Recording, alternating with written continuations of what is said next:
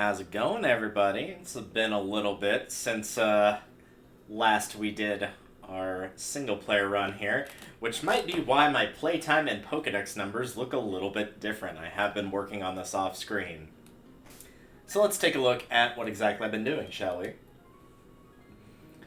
First and foremost, let's go down to, well, I was going to say the main members of our team here, but I need to go grab one of them from the PC, as I temporarily stashed him away while primarily working on the Pokedex, which we'll see whenever I get to move Pokemon. You can see that I've picked up a fair few, evolved a fair few. There's not a lot, but some that I have worked on. This doesn't look like a lot, but by comparison to what I had prior, we're actually quite a good distance along with this. But I am going to go ahead and put the 3 back that I was working on.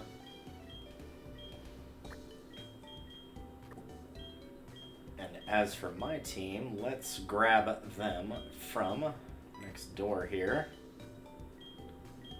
Well, that's one of them.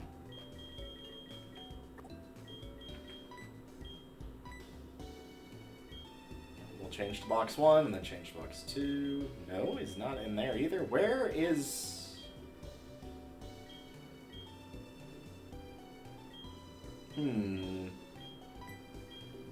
Aha, there you are. I was about to say, I know I didn't, just give up any of my, strong team members here for no reason.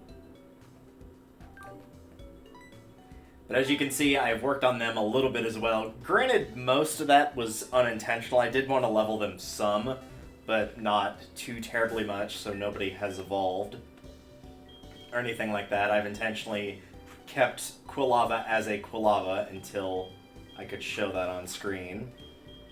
Let's move around a few members here. So this is what we are currently looking like with our team. I've got Quilava, Crobat, and Umbreon all at level 35. As you can see right here, they're all pretty close to leveling up. Not quite there, but decently close. Here's what our moveset's looking like right now. I'm going to switch the order around for some of these. I did get Lava Plume. I replaced Ember with that, but otherwise our moveset is looking the same. With Crobat, I believe this all looks identical to how it did before, so nothing has changed in particular here. With Umbreon, again, this looks the same. I don't see any changes here. And then, of course, with our HM users, these are looking predominantly the same. You might notice that Krabby has gained a few levels and that Sand Shrew is now a Sand Slash, but it is still here for cut, so that part has not changed either. Evolving it was primarily just for getting the Pokedex taken care of, and I'll show that very quickly as well before we continue on with the story. Because we had not obtained too terribly many, so I worked on what I could here. I'm not going to go through all of them. I'll let you know about where I stopped, but quite a few of these can't be obtained right now. They can only be obtained in the opposite version. In the case of ones like this, they need to be traded. You need a Leaf Stone or some other ability. They took too long to level, and therefore I decided to pass on them, like in the case of Pidgeot. But Paris was about where I stopped, so as you can see, the remaining ones here, there's not nearly as many as there were a second ago. There's still some, but not too terribly many. So that gives you an idea of where I have currently been. Now, as for where we're currently going, the area I was leveling was just to the west of Sandwood City, and I was doing that for 2 reasons. Of one, I wanted to have decently high-level stuff that I could beat relatively easy, and with the exception of the Golbats, whenever I was trying to level up some of my lower-level team, because they kept confusing me and making me flinch. With the exception that it wasn't too bad. I did fight this guy, but this is the only trainer I believe on this route that I have fought. Everybody else is still a blank canvas. Yep, like so. But I also wanted to remember to go this way in order to get the Safari Zone project started on, as in order to get that, there are several steps you have to do, but between those steps you have to wait a certain amount of real-time hours. So if I get them started now, I can go through the main story, and then of course at some point I'll get a call that will say, hey, you can continue this part of it, which is good because, at the very least, for my actual file on the verses, I was not quite aware of that, and as a result paid the price of kept trying to go back to unlock something that the game just straight up did not want me to do yet. And since it didn't, it was ultimately, I wouldn't say a waste of time, but I could have been more efficient with my time for sure. So that's what I'm going to do here. Plus, these trainers are not too terribly difficult, and they would only get easier the farther along that I got, so might as well take care of them now.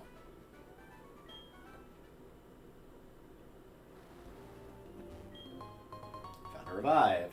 There are some new Pokemon on this route, but unfortunately you need Waterfall in order to get to where the grass is. And as a result, that means because we don't have Waterfall yet, there's not really anything I can do about that. Or even if we do have Waterfall, we don't have the ability to climb waterfalls because we don't have the badge necessary. Either way, I'm not going to worry about it too much right now. I've got the team that I want for my current one. I'm thinking what I'll probably end up doing is sort of put... Already fought you? Nope. Okay, we did already fight you, rather. Is there something right here? No, that's just a texture. Okay. We'll keep on keeping on here. Nothing there. You! We have not fought the two of you. Okay. I am probably thinking that as we get further along into the game, I might figure out some other way to have the rest of my team on the bottom of my screen for ones that I will use in combat, but they will not be used for my final team. Or I might just go ahead and add them there, and it'll be understood that, like, while I'm using those aren't necessarily going to be ones on my final team. There's definitely one that, fittingly enough, is in the Safari Zone that I would love to get, but unfortunately... Yeah, I'm just going to bite the bullet and do Lava Plume, I think. But unfortunately, I would not even be allowed to use it in the Versus file, as it is not a Gen 2 Pokemon, so that would give me the opportunity to use it, but also then... even though I can't use it on my final team, it would still give me a fourth Pokemon with which to work, which would be very helpful for sure.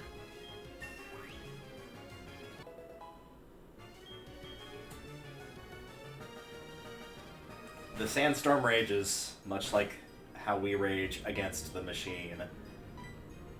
And boy, was I doing some raging against the machine this past week. Not actual, like, anger rage, more just like... It's somebody else's turn to have the bad luck. Somebody else can have that now.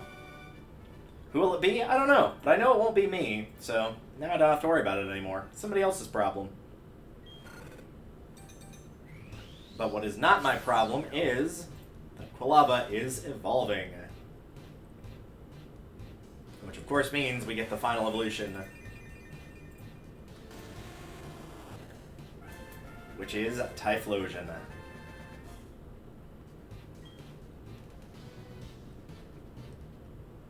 With that, we have fully evolved our main team that I've officially confirmed that I will be using for my Versus team. Quilava, or rather Typhlosion, Crobat, Umbreon are the three that I'm going to be having represent the first half of my team going into Gen 2, along with my Gen 1 team with the first half of the representation there being Charizard, Jolteon, and who was the third one? Gengar that I called. Have to make sure to not accidentally reveal any of the info on what my hidden ones are. I hope that will end up being the right call, just so it won't be too predictable of people just trying to counterpick between myself and Icarus. I don't think that would happen, but it also allows the viewers to kind of, you know, have a little bit of surprise going in, too, as you're not going to be entirely sure what I'm choosing.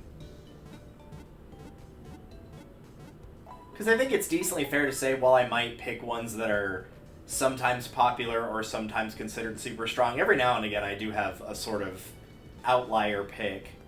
I think Crobat probably falls into that category. It's a bit of an outlier.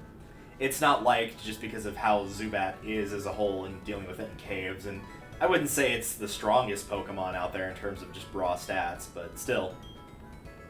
Would you like to take the owner aptitude test? Yeah, I would like the ability to be able to go in here. All I have to do is catch one Geodude Safari and show it to me. They're in the grass close to the entrance. It shouldn't take long before you catch one. Good luck.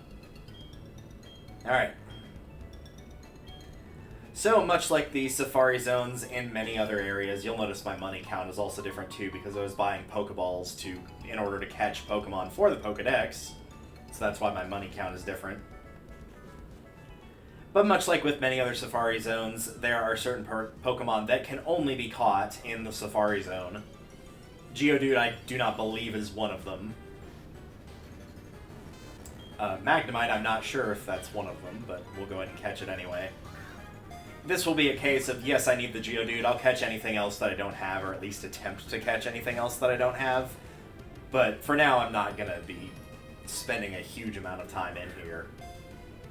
Because once we catch this Geodude, he's going to tell us to come back later, and they'll give you a phone call whenever you do get that ability. It's one that you can't miss by accident either.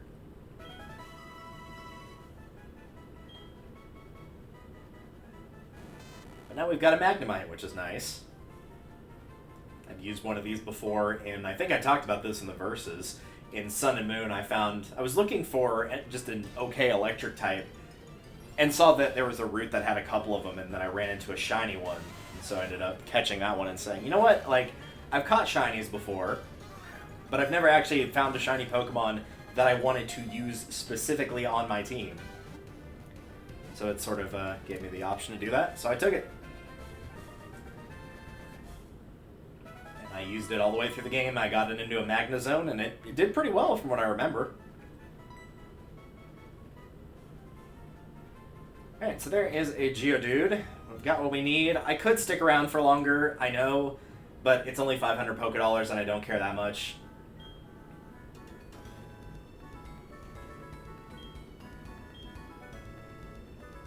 Did you have fun? Oh yes, I love the whole let's try to catch Pokemon at full health. If you're wondering how strong the Safari Balls are, they have the power of a Great Ball for their catch rate. These are things that most people probably already know. You can throw bait to a Pokemon, or you can try to get closer to it. If you get closer to it, you've got a higher chance to catch it, but a higher chance that it will run away as well.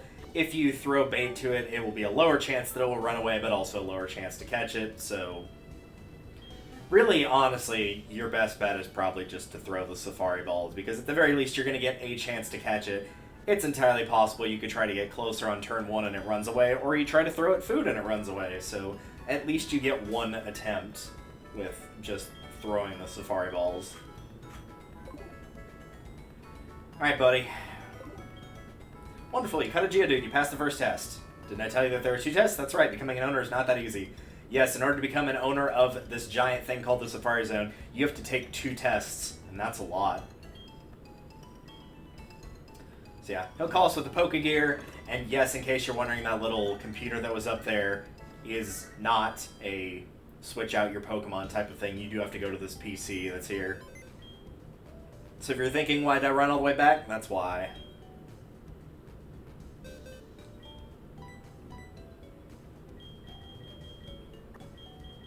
I'm aware I could just teach it the same moves and have a slightly stronger Geodude, but I'm not going to worry about it for now. I would like to just go in order with the boxes here, so we'll move these to this.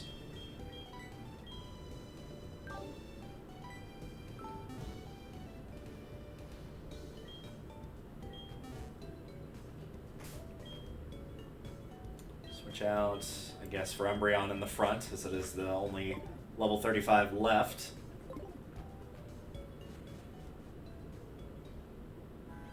And now we'll move onward. There are a couple things that I do want to do, a couple of daily things, but I'm not going to go around getting every single Apricorn this time. I have been doing that a little bit, and I'll show that in the bag pocket of my, or the ball pocket of my bag, rather. So that we'll be able to see that. The first thing I want to do is the lottery up here, just see what we get.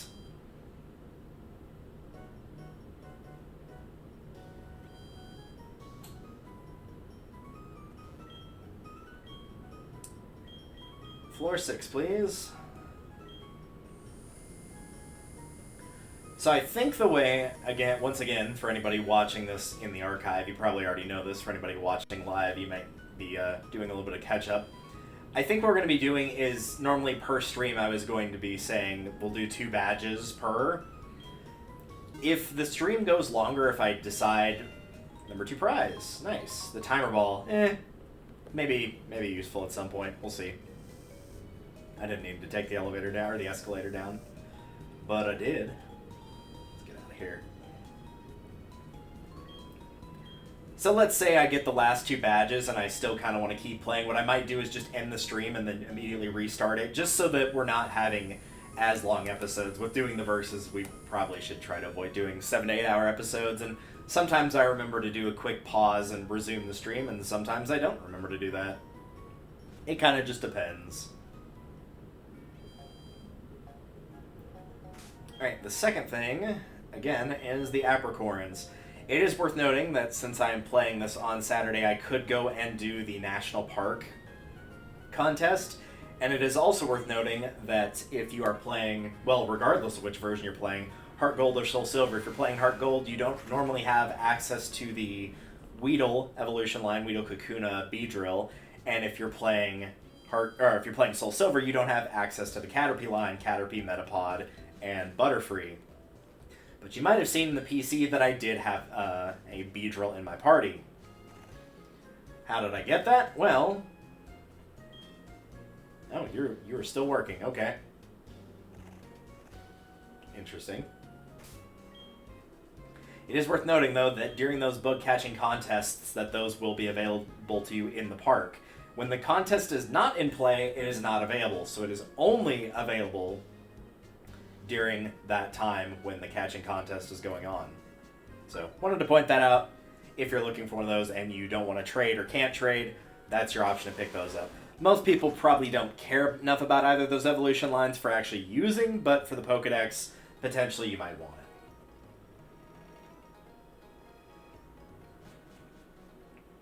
Alright, so we had just picked up badge number 6, which was the Steel Gem. Right when we finished last episode, aside from getting my Umbreon to an Umbreon. I did accidentally run out into this route and smash into a guy, or a guy ran into me, and in order for him to apologize, apparently he had to give me an item, which in this case was this right here, HM4 Strength. I have not taught this to anybody, but I did want to make mention of it, that you get it right here after this gym, and of course I'll be teaching that to Geodude. So now, no Strength. I could also teach that to Sandslash later on if necessary. This is currently what my Pokeball setup looks like, so I've grabbed some Fast Balls, Friend Balls, Heavy Balls, Lure Balls, Love Balls, and Level Balls. So I have been working on those. We've got different options there. Nothing too terribly important. I'm not going to buy any additional ones right now of like the Great Balls, Ultra Balls, whatever, until I get through maybe like one more route, just so that I've got a bit more money on hand to be able to do that. There is no need for me to go through that cave, as it is not required for the story, so for the time being I'm going to ignore it, and we're going to continue onward. And I think that has got us mostly caught up. I'm not going to catch a Sea King, so I'd rather catch the Goldeen and evolve it. But I am definitely going to continue to try to level up my team. After the very, very close battle with the champion that I had in our verses, that was cutting it a little too close. If you haven't seen it... Oh, there's Feint Attack. Yes, I will gladly take that. I'll get rid of Tackle. I always do like this move doesn't miss ones, so that double team spammers can't just double team spam their way to victory. But yeah, if you've not seen that, the first 2 Elite Four weren't that bad. The second ones were like a little bit harder, but I wouldn't say they were anything I couldn't overcome. The champion should have beaten me. Like, he really should have won that fight. Which is part of the reason I didn't feel too bad about leveling up my team, because now I have a better idea of what I'm going to be up against. And I would like to be a little bit more sufficiently leveled for that. I'm sure part of the issue, too, is just because I'm only using really a team of 3 that are at the level that they needed to be, and even then they were probably under-leveled in that file.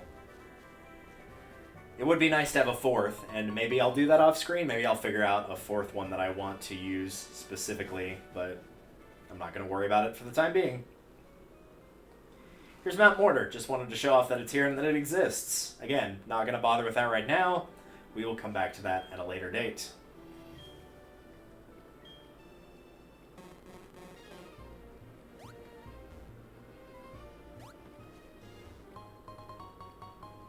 Again, I'm still a bit on the fence of how much I'm going to show for, like, all of the... I wouldn't say so much extra content, but doing stuff like the breeding for the optimal Umbreon, optimal Typhlosion, optimal Crobat, all that stuff. I don't know. It'll kind of depend, ultimately. It would be interesting to show it off. That would probably be where I would get a bunch of notes and make sure my research was done ahead of time so I knew exactly what I was doing, so that going in, we wouldn't have to sit there with me just punching a bunch of things into Bulbapedia or, you know, any website that would be helpful for that. I could just have that info right there. We'll see. That's not right. Yeah, that you tried to tackle me with a level 19 Quillfish and that was it?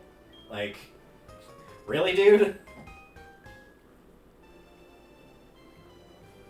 I know these aren't gym leaders or anything, but you could have had a little bit stronger of a team. More Mount Mortar. Hello. It's my secret place. Ah, yes, your secret place with one person that's on the screen at the same time as you and in the middle of a route. Yep, that's definitely a secret place.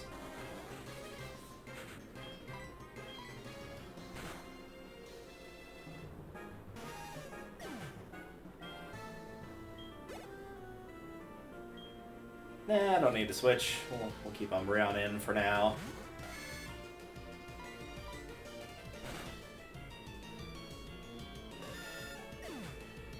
While these are giving some experience, these are not exactly anything to write home about. I think we'll be okay. Could have used my Moonstone, or should have used. Yeah, I mean, you could have. It's up to you. I don't know why, but it feels like most Pokemon that I've seen that use a stone to evolve, barring the evolutions, for some reason just don't usually do it for me, but I'm not sure why that is in particular. Maybe just because it's out of the norm, I guess. But I mean, like, I have a Gengar on my team, and that evolving that is out of the norm. You have to trade for it, so...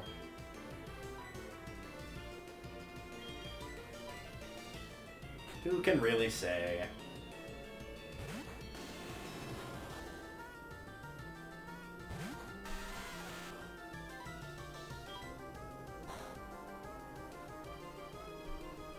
Oh, that actually didn't kill him. Wow. Well, we'll hit him with a good old quick attack then. Just a little tap on the head, and away it goes.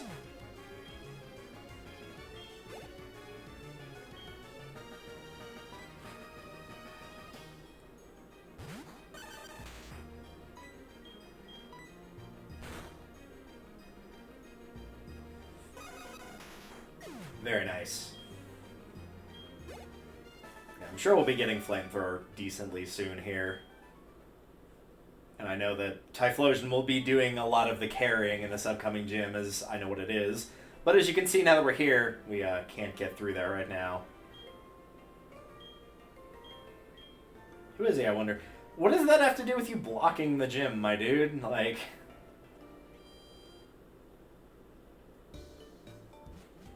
I don't even need to go and heal. I'm just going to tag that as a spot I can fly back to, and then we're going to move right on. Just a souvenir shop. Nothing suspicious about it. No need to be alarmed. Okay, I won't then. I will not be alarmed. Not even a little.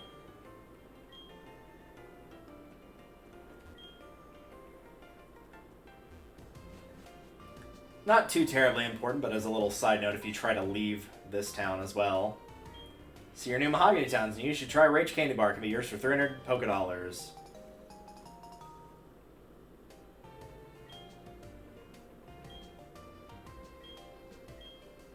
It's a key item, but it's something that you can't get if you progress onward through the story. But speaking of flying, though, as now we are at a point where... I don't remember if the place before this sells them, so I'm not going to run that risk. As we are about to run into that shiny Gyarados that is a given, provided you're able to catch it.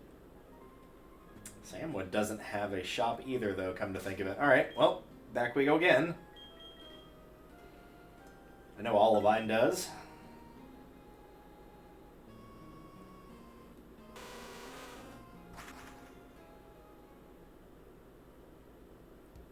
Thankfully, we'll be getting the amulet coin decently soon here, and I'll be able to start really making some actual money here.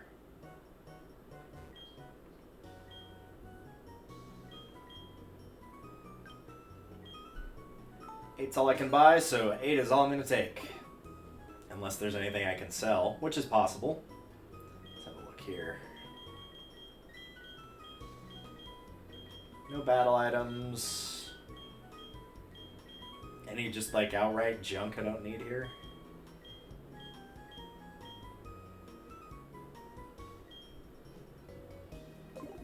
Yeah, I'll keep one of the shed shells, yeah, I guess.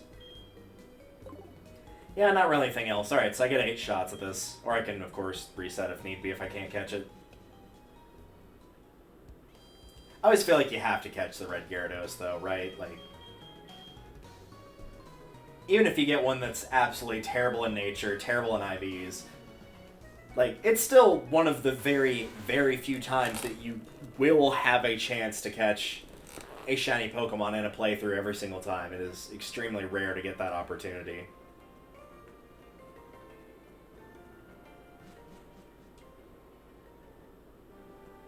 So we should, of course, make good use of that.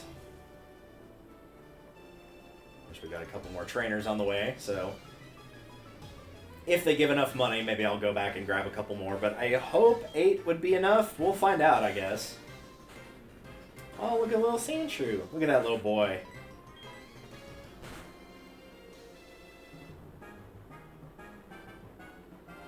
Oh, you can go ahead and drop my accuracy, little guy. That's what Feint Attack is for.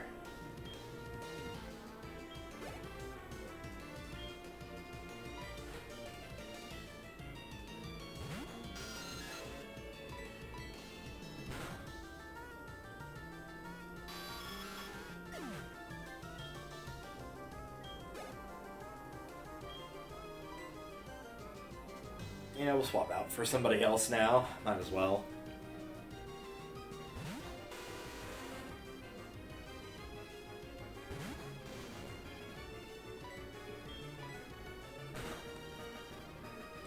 It would be nice to find something that I really liked for having, like, either a water or grass, something to deal with ground a little bit more effectively. Crobat can dodge the ground attacks just fine as it's flying, so it won't get hit by them. Umbreon's not much of a damage dealer in terms of dealing with a lot of bulk, since it's more of the bulky defensive type itself. And Typhlosion's not really built for taking on ground types, so it would be nice to have something that could deal with those a bit more effectively. I'm sure at some point I'll find something that I, in particular, want for either grass or water, but for the time being, and I do think I have a pretty good idea of which Pokemon it would be, but it will not be something available until pretty decent ways down the line. Let's talk about Clefairy. Alright, well, we were talking about Pokemon that evolve with with stones earlier, and Clefairy is one of those since it evolves with Moonstone. Do you have any rare Pokemon? Well, it depends on what you mean by rare. Because technically the starters are rare, in a way. I don't know if I'd call a Nidorina rare, but this guy's probably going to be like the last guy that we fought that had a Nidorina. It's probably going to have a Nidorino after this.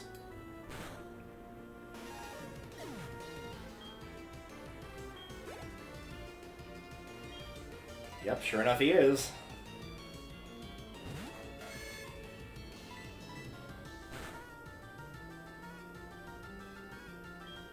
I knew it was going to happen eventually. I wasn't going to get that lucky of avoiding Poison Point for 4 times in a row.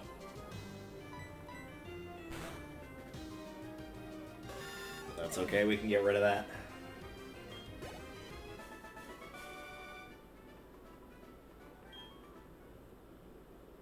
My poor Pokemon, you're the one that poisoned them. You know Bill, he's incredible. I revere him. I'll teach you all I know about Bill, so leave me your phone number. I mean, you could do that now and not leave me your phone number, but... Alright.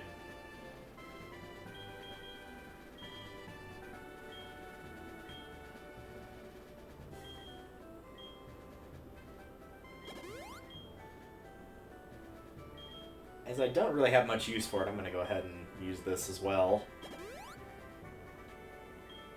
We're kind of past the point of potions really being that effective. Just the normal ones, anyway. Alright, we'll switch it up here. It is worth noting, don't take the path to go through that little... whatever you want to call it. Hut, I guess. Because they'll charge you money in order for you to go through there, so... just take the long way. I think they actually force you to pay for it, too. I don't know what happens if you don't have enough. Maybe they battle you, potentially? But that's just a guess, I'm not sure. Let's see how much this does to something half my level. Oh, critical hit. Alright, that works too.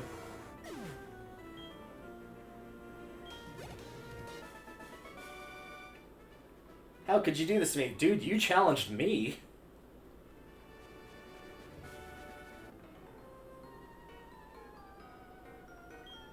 Some red-haired kid made fun of my precious Pokemon. My Pokemon's great. Alright, let's see the Zubat. It's gonna be like a Zubat, a Magikarp.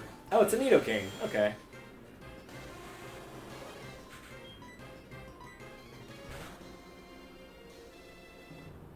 It's a good old Poison Ground. Doesn't look like it's part ground, but it is when it fully evolves. My Nidoking was outstanding. Alright, let's not get carried away here, sir. And here we are, the Lake of Rage.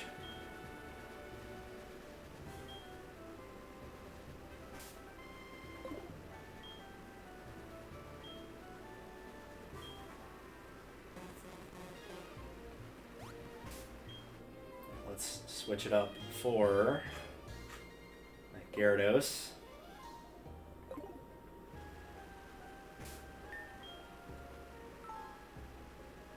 Save and we'll see how it goes.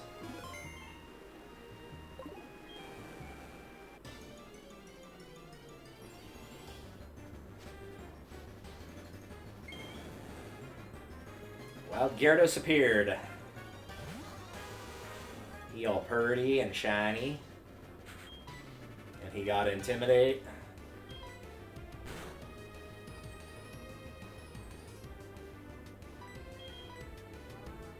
Keep confused around him for too long here, but it would be nice to help keep Crobat in the game between flinch and confusion chance here.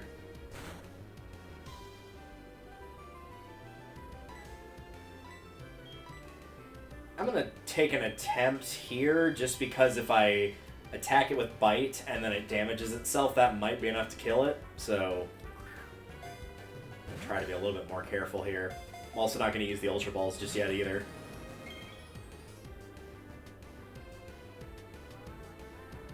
Once it's out of confusion, I will feel a little bit more comfortable with hitting it one more time here. There we go.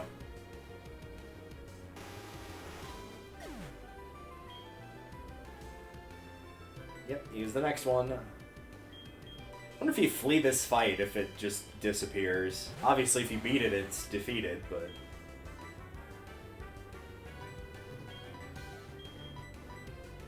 let's try an Ultra Ball here.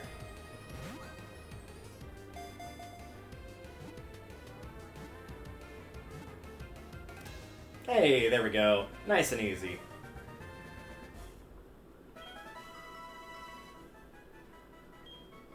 Sometimes that Gyarados can be a bit uncooperative. 518.1 pounds. Yeah, using a heavy ball was probably a... I mean, it was at yellow, but it probably wasn't a terrible choice. I don't know what the weight limit for that is.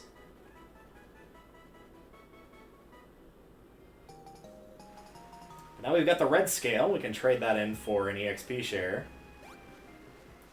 And also, we've progressed the story. Hi.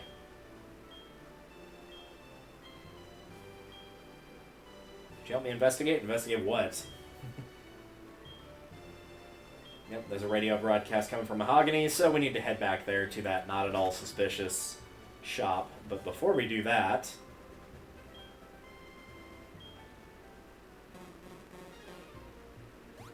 we do have a couple things we need to pick up here. I was about to use a repel the minute I, like, jumped on, and then immediately I got interrupted by Magikarp.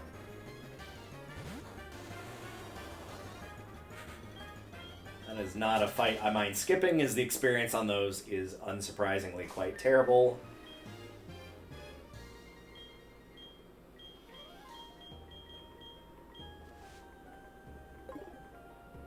But it is worth noting that you can fly back to the Lake of Rage if need be, so if you don't want to do this section of picking up the items now, then you can totally just skip it for the time being.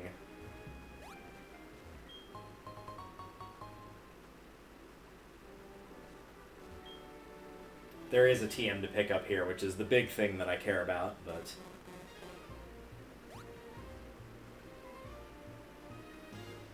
even so, we'll find out if I can get all the way over there before both my repels run out.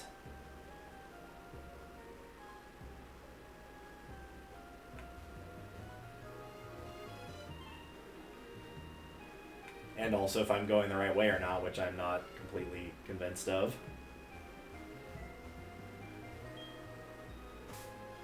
It looks like I did not go the right way.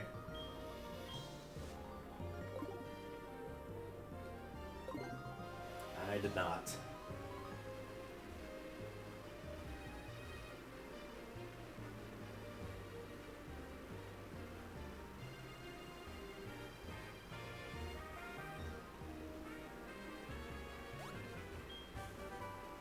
Oh, I guess there's two TMs. There's also Secret Power. That's not what I was referring to. But this might be a guy that just teaches you the move rather than the TM itself. We'll see.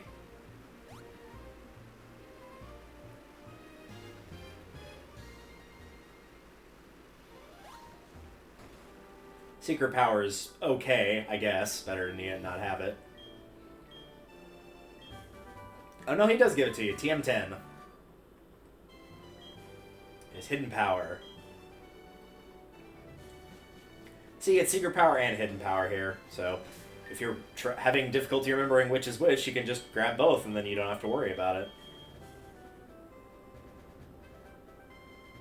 Alright, since we just got that, I do want to grab the XP share. I don't really need it, per se, but I do want to go ahead and pick it up while I'm thinking about it.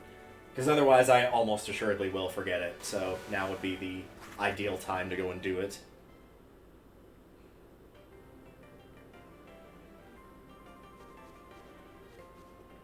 I should probably also...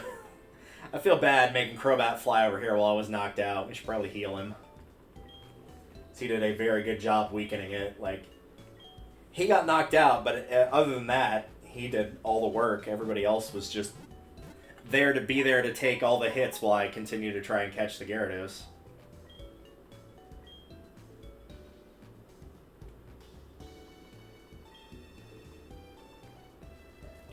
I will say, as much as it is obviously not good to have your Pokemon faint, I am glad that the happiness evolutions are taken care of as of last episode, and therefore that's one less thing that I have to worry about.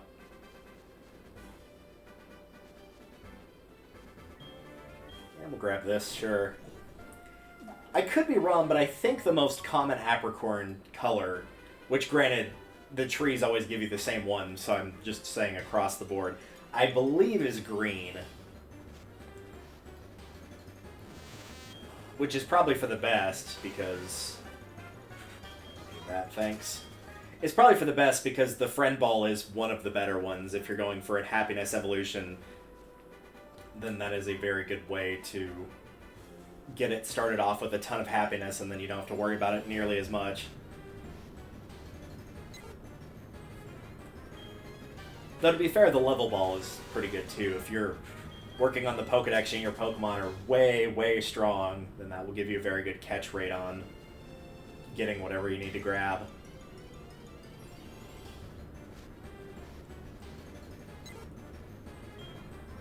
I don't think I need anything in this route. I'm pretty sure I've caught it all already. But as a side note for those who have not played or don't know or have not remembered, the little Pokeball icon, whenever you do see a wild Pokemon, if there's a Pokeball icon next to them, that means that you've already caught it or evolved a pre-evolution into it. At some point it has come across your possession, and therefore you've got it in your Pokedex completely. The red scale, red Gyarados, that's rare, I want it. Would you care to trade it? I can offer this EXP share I got from Oak. Sure. It would be nice to have that while working on my Pokedex, for sure. Alright, let's get back to Mahogany.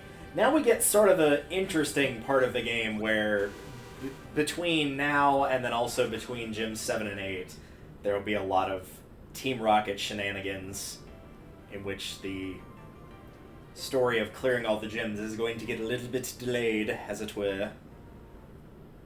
Also, this guy's dead now, so that's cool. What took you so long? I went to go trade an item, I went to go heal. Really, that's about it. He always says that regardless, though. Yep, let's split up and look for clues. So since this guy's dead, yeah, he's dead. He's like mega dead. Alright. Team Rocket's hideout. There are a lot of these statues, as you're seeing right now, that will summon guards to come attack you. There is a laptop you can hit to turn all of those off, but consider also experience. And honestly, like, if you could beat the Fighting Gym and the Steel Gym, these guys are going to be a cakewalk. The worst that they'll make you do is go back to heal because you ran out of power points. But in terms of levels, yeah, as you can see, these guys are not too terribly strong. From what I remember, even the bosses in here aren't too terribly strong, so you should be able to handle these, no problem. They definitely went for quantity over quality. And overall, that means that it's probably easier as a result. Yep, send in the next one. I like to think, because I think they give you the same teams each time you trigger one of these traps, I like to think it's literally just the same two guys over and over.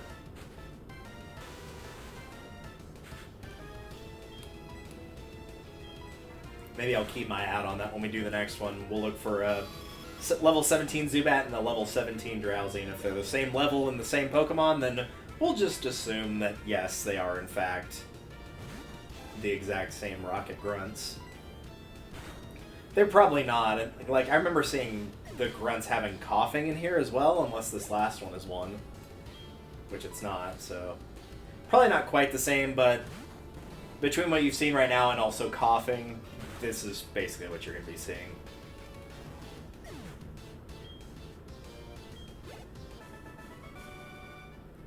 If it is a poison type or otherwise purple, then probably it will be something that the Rocket Grunts have. Other than Nidoran, I guess.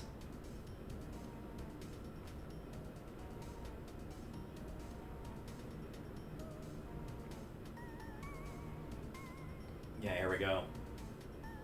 This laptop right here, you can hit this and shut those switches off. I'm not going to do that, but it also means that you only have to do that one intentionally walking in front of the scanner to activate the battles.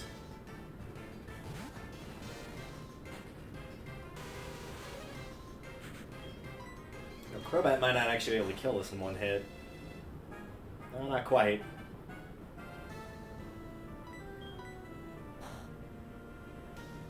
Wow, that was very sad. He cut its speed in half with paralysis and it was still faster. I know it's a Crobat, but still.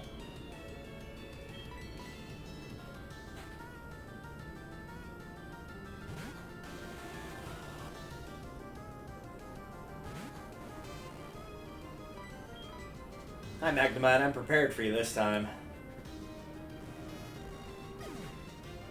And as one would expect, this is about what to see with the researchers. It's going to be the Magnemite line and the Voltorb line, and that's going to be basically it. Nothing too terribly impressive. But we appreciate their contributions to helping level up my team for the actual difficult fights that will be on ahead. And also the money. You know, money's a nice little bonus too.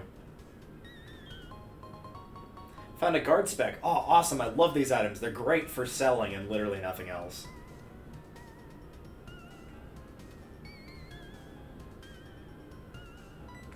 I'm sure there's probably some people that actually do know how to use those items effectively, but eh. And based on the fact that we're doing battles in Battle Revolution for, like, the actual final battle, hold items are totally fine. Like, those are completely and totally allowed. But, like, using items like that, even if we wanted to, I don't think you can transfer stuff like that over, so it wouldn't matter anyway.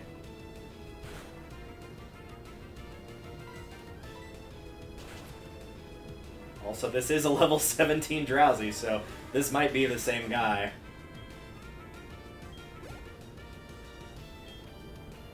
That's a Zubat. Is it also 17?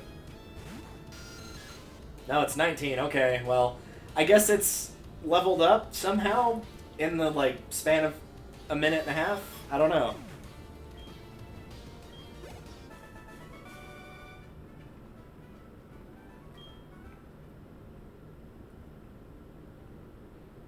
Each time I get a level on whichever Pokemon I've got out in front, I will probably switch it out, since at the beginning of these fights, it's going to have you send out whoever's in first, since they're back-to-back, so I don't want to have Crobat in the front for forever here.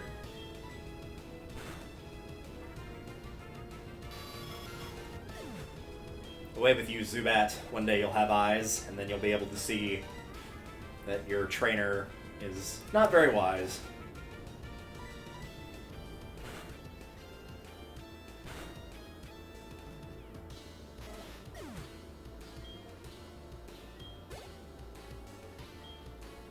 You can see what I mean about draining your power points, though. That's, like, really the only actual threat these guys have. But, of course, you can leave the hideout, go heal, and return at any time, so it's not too big a deal either. 37, very nice. Nice +4 on that speed.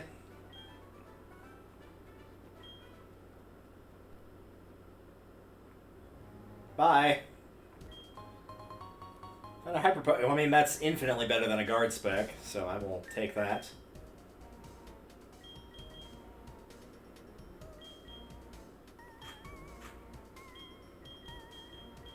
Switch here so it'll be easier for me to remember. The one thing I will admit that I'm not too keen on about, like, having your Pokemon have the status effects outside of battle, that's fine. That's not the problem. The problem is, instead of it showing you the level, it just shows you paralyzed, so you actually have to go in and see it. It's like, sometimes I just want to, like, check my team, see what level they are, and then back out. I don't need to see that it's paralyzed and have it block the level. There's got to be a different way to do that.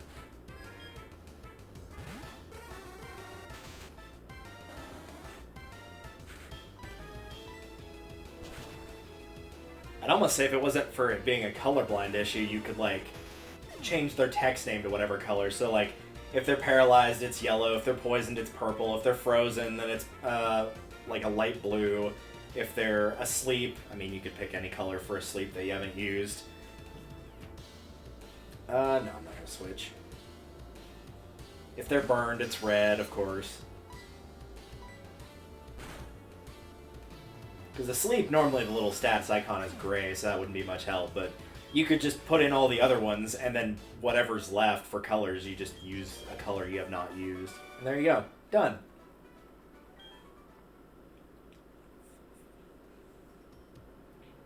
I do like that Rocket Grunt's pose. Let's see if we see it again here. Where he's all kind of hunched over, yeah. He's like me after I've been like sitting in a chair for too long.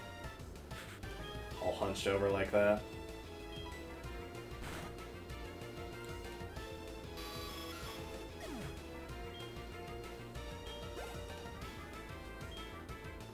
Yeah, we'll go ahead and switch back to Typhlosion here.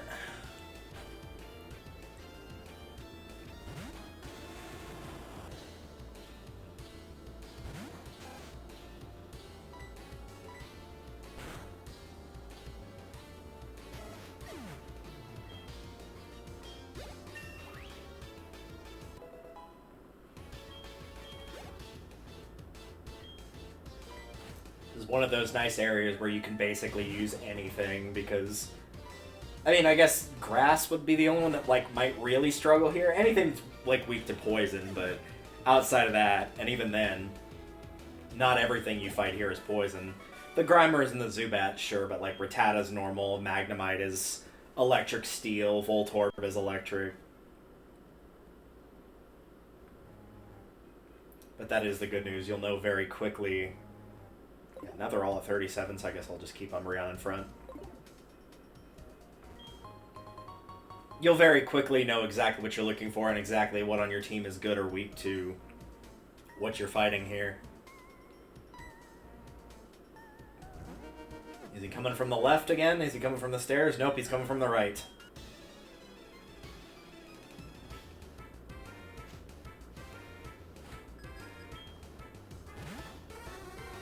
Oh, and Drowsy. I guess you see a lot of Drowsies, which is Psychic. But even regardless of all that, they're so low level that it probably ultimately doesn't matter. The only way they're likely to survive a single hit at this point is if you picked a not very effective and also just not very good base power move.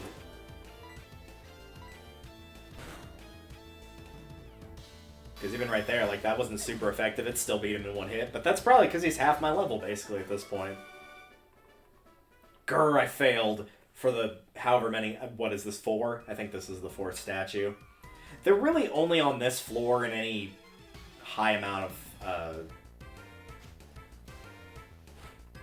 context, I guess? I don't know what word I'm looking for there. There's not as many statues on any subsequent floor is the important thing. The volume, I suppose. The volume of statues.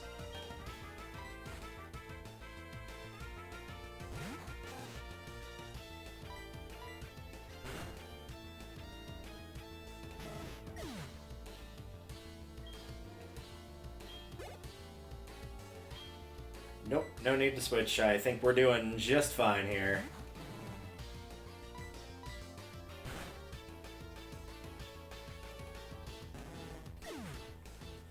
Yeah, this area. It was funny to watch that this area go on during the verses, because I got here first. And Icarus was in an area that, like, admittedly is quite difficult, because it's the back-to-back gym leaders, and so they're actually pretty tough. But by comparison, the trainers here are so easy, so it's just like, I'm not moving as fast around, like, the world, but I'm just completely wiping the floor with everybody that comes into contact with me. And she's thinking, like, oh, you must just be, like, over-leveled or something. And then you fast forward to whenever she's started to be in this area, because she's actually done all the badges now, I believe. She's just needing to do the Elite Four. But fast forward to her in this area, and she's like, oh, you weren't over-leveled, they're just really low-leveled. Like, there's a reason when I came through here, I thought, am I supposed to be here later on? Because this feels like I'm very over-leveled. But no, this is the time you're supposed to be here. But I still say it's fitting story-wise, which is why I would not be shocked if it were the case that they did that on purpose. It'd be very fitting story-wise for all the Rocket Grunts to just not be strong at all. Like, even other trainers, like, you could put one of these guys on a route that you've just been on with an average trainer, and that average trainer that's not a Rocket Grunt is probably going to have a stronger team, or at the very least on par with what you're fighting here. It also probably helps that since you have to fight these guys like 16 million times, that you're going to know exactly what you can use to take them out.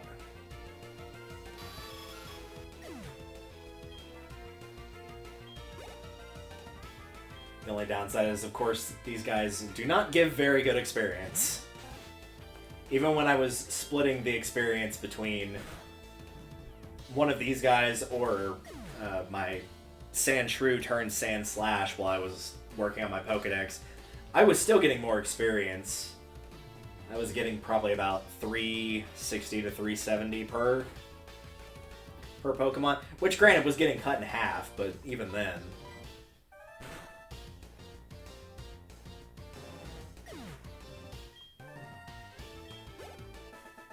Alright, that's another one down. Oh, and in case you're wondering, if you do leave the area and come back, the little sirens or statue alarms or whatever, those don't reset, so you're good on that front. Hello. Feeling lucky. Go ahead, take another step. We've got explosives set in the floor. Alright, that's cool, I guess. You do you.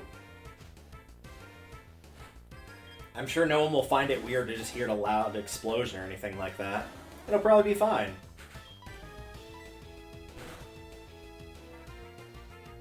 I might try Quick Attack on the next thing this guy sends out if it's not a Grimer. Just to see if that will do enough damage to beat them in one hit. Since it's a little bit lower in power and doesn't have the stat bonus, it might not, but we'll see. Nope, that's still enough. Alright, cool. Is this just a team of 4 Rattata? Is that what we're about to see here?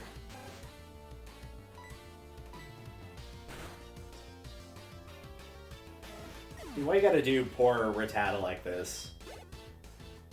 Like, I get it. It's not what I would call a strong Pokemon. It's not the be-all. It's definitely not the weakest Pokemon out there. I think there are definitely weaker Pokemon than this. Both as an evolution line and as an individual Pokemon. But still, man. Probably because it's one of the few things that they can reliably catch. Because they can just go find them at really low levels.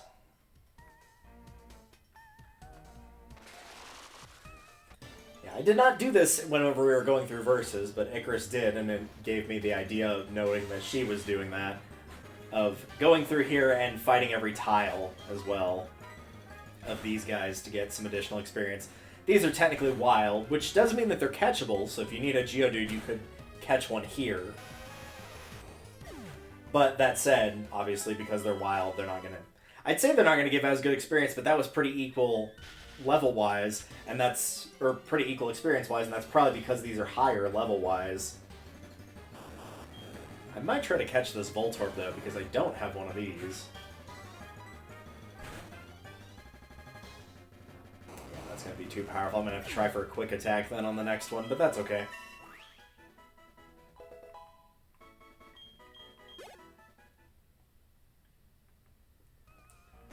Umbreon's at 38. Let's tag out.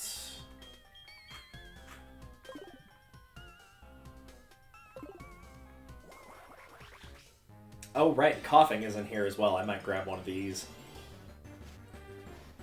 I don't think I have a Coughing yet. I do not.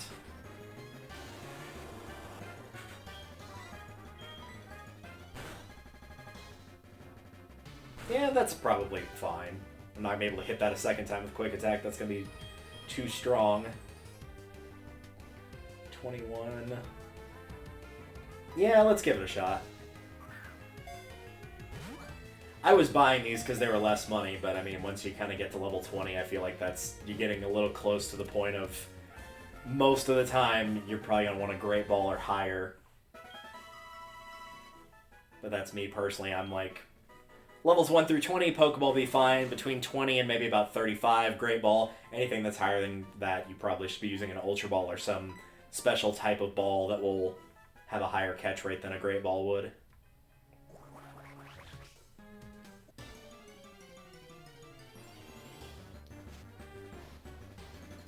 That is interesting, though. I don't know if Icarus actually caught any of these, but I never even considered that this would be an option for catching Coughing, Voltorb, and Geodude if you needed to.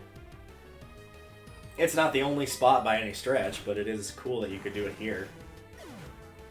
I know you can also get the Electrode at the end of the area, too, but if you get the Voltorb, then you can just evolve the Voltorb, so if you make a mistake there, it's not too big a deal.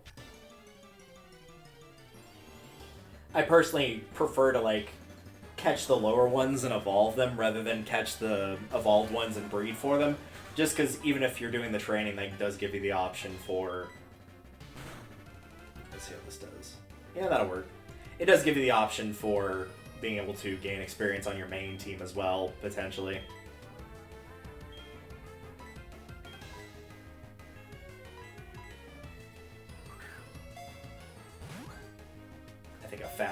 work pretty well on Voltorb too. If for whatever reason this Ultra Ball doesn't work. But no, we're in the clear. I believe those are the only 3 you can find on these panels, so I will not need to catch any more. Roll smooth. The ground is uneven. A sudden jolt from hitting a bump can cause it to explode. That's not what causes it to explode. I think it just likes to explode. Some Pokemon are just built that way. Looking at you, Pineco.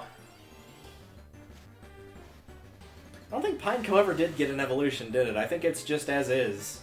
I think it's just a Pinecone that likes to use explosion / self-destruct. I'm gonna check that, but I'm pretty sure it never got an evolution. At least not yet. Oh, it evolves into Fortress. I thought those were a different one. What was I thinking of then? But yeah, I guess it does evolve. It's less likely to use Explosion at that point because it becomes more of a wall-type Pokemon. But as somebody who uses a fair few fire types, I don't usually have to worry about that.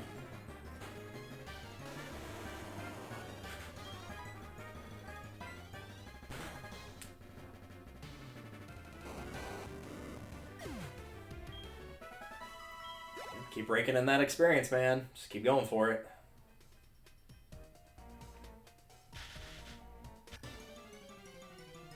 So it looks like they put them every 3 steps, so you have to fight through 2 at minimum if you didn't want to go past this, but again, as you've already seen, you could go around and either fight the sensors or disable the sensors, or you could do what I'm doing and just get all the experience and do both.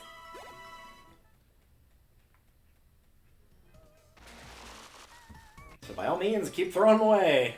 Send them on all out. I am here for it.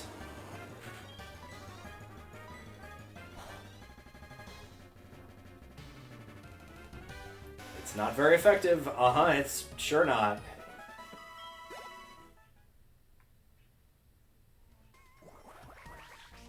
It's weird to see Wild not be a Quilava anymore, since canonically that character of mine is one. It's weird seeing it be a Typhlosion.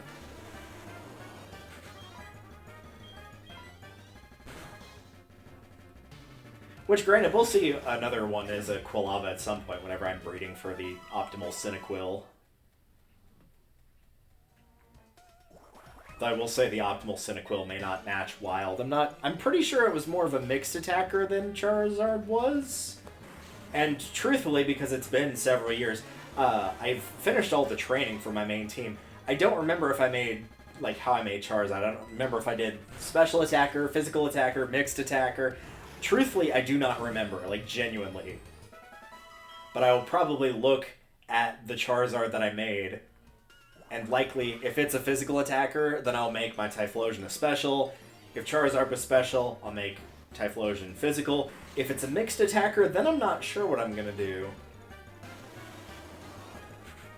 I'll probably, like, try to keep the natures that best work for physical and best work for special, and then look at the IVs, and whichever one I've got between those two is better. That's just what I'll end up doing. But that's still quite a ways away from now, so we'll see then, I suppose.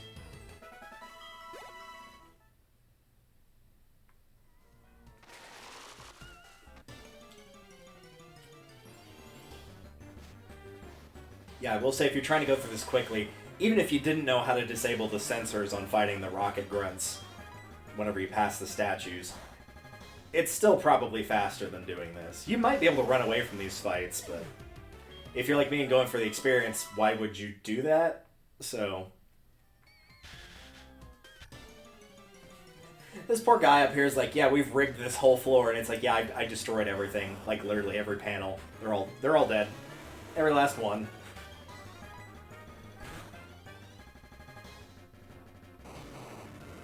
Yeah, even though these do give okay experience, bear in mind that, like, I'm not getting insanely over-leveled from this. I did level up some off-screen, but I've only gotten a couple levels total since I think I've gotten 1 level for Crobat, 1 for Typhlosion, and 2 for Umbreon. But that said, we still have quite a ways to go here.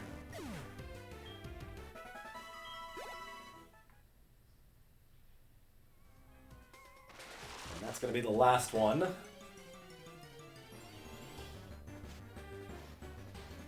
then we can move on and make a progress. I feel like we spent half the episode just going through all the battles here.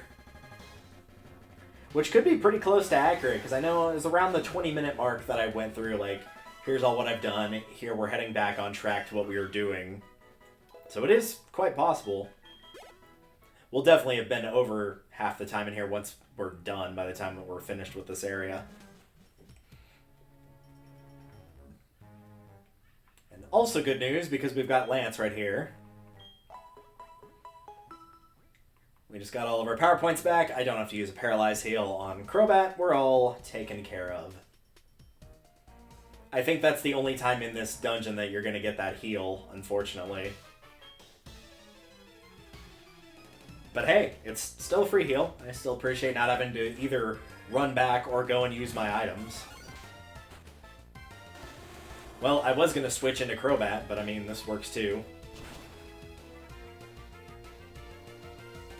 I'll give you that. At least it was a new, well, not new Pokemon, but one we hadn't seen in here yet.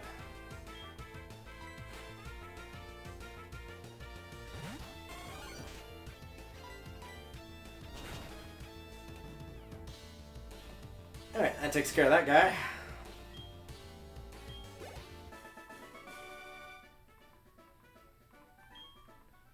He is a very mad boy.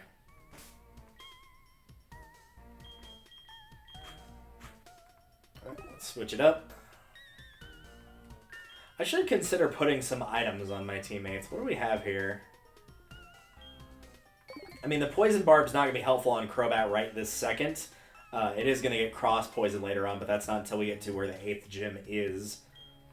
So let's give it instead the Shell Bell to recover some of that health. What else do we have?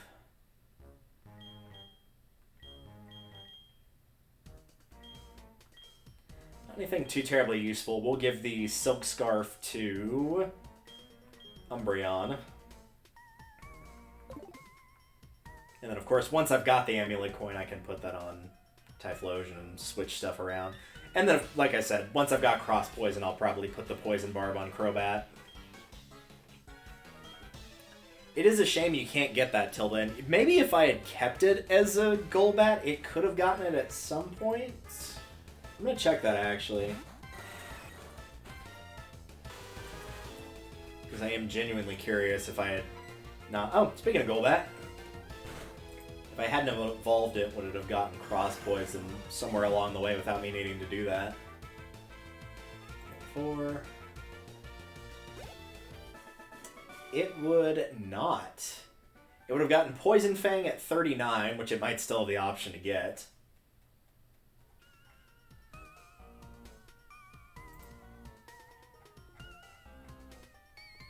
Kind of trying to do two things at once here, so if I'm not paying full attention to where I'm moving, bear that in mind.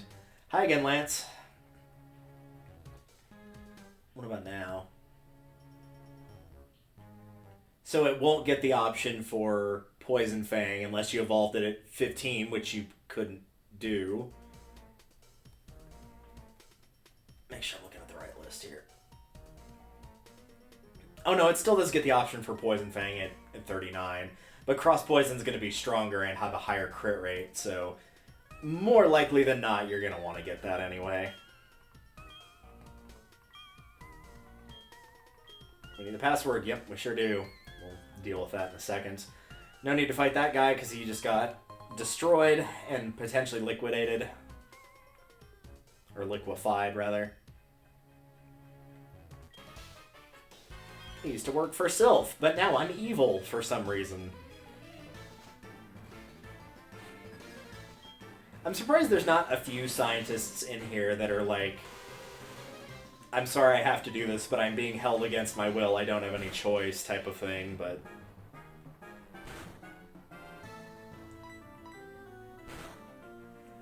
Because, I mean, they do that in Pokemon XD, they kidnap Crane, right? So, he doesn't actually do anything to help them, but that's what they're trying to get him to do, is to basically be there and help them. Half brainwashing him to try to convince him to help. but also like trying to force him to help against his will. Either way, he doesn't do it. He's just like not there for a third of the game, and then you save him.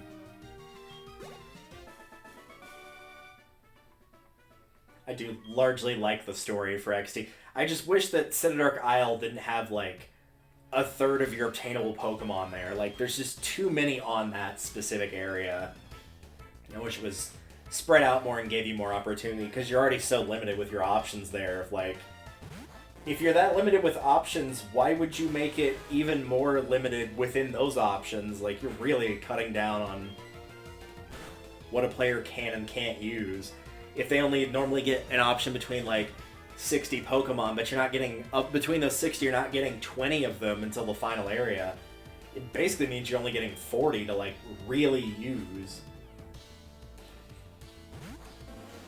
Because by the time you get it, of course, if you're going through the area to lower the shadow gauge, you're going to get farther through that area, and by the time you actually completely purify it, I mean, of course you have to go back, purify it, and then go back forward, but you're probably halfway through the final area at that point, maybe farther. Which means you don't really get to use it that much, which is kind of a shame.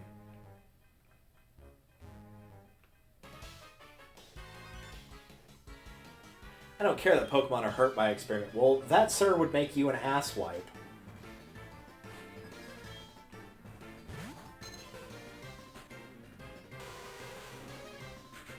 Hello there, Ditto.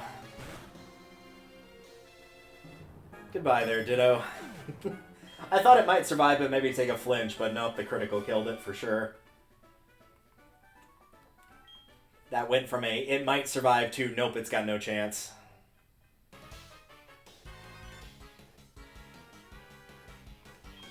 You're challenging me to a battle, you're nuts, but you have guts. I think you meant you're guts, but you have nuts. You got it backwards, sir. Oh, you actually evolved it. I don't think it evolves at 19, but you did evolve it, so congrats.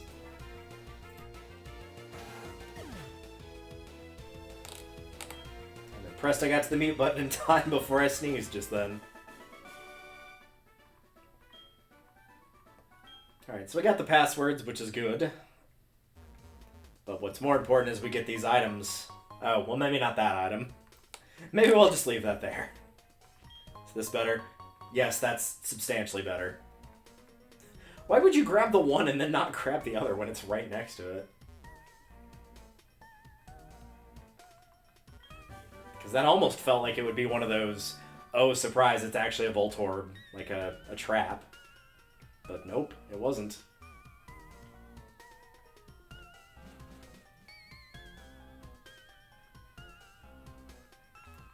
Should I grab this right here, so you can sell it later. It's one of the few times where an item's actually, like, hidden in something.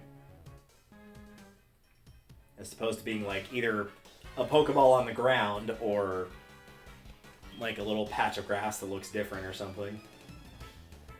Even the hidden ones, they're just, like, in an area that you have to use, like, an item finder for, but that one was actually inside something.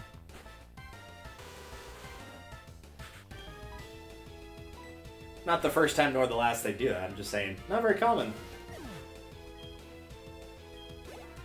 It is less common than a Rattata.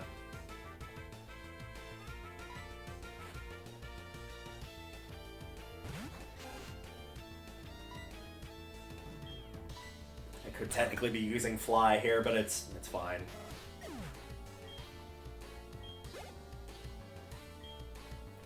As you've clearly seen with me pretty much never using it in battle. Fly's not really one I use in battle. It's not terrible. There are definitely worse HMs to use in battle, like, for sure. But it's not typically one I use in battle. It would be less about doing the damage and more about getting it away from the fight in a double battle for a turn. Where if I know it's going to get attacked, then I can just make it leave the fight, essentially, for a round. So maybe it can avoid getting attacked by whatever's trying to get it. There's Thief. I thought we already had Thief, but I guess not. Maybe I'm thinking of Gen 3, where you get it pretty quickly after you go into the museum to look for Captain Stern. Oh, hi, Silver. I forgot that I didn't capitalize his name in this version. In the verses, I just did full caps, because usually character names are. But either way. He's just gonna be a dick and then leave. I'll take that. Now let's go fight that boss. Hi!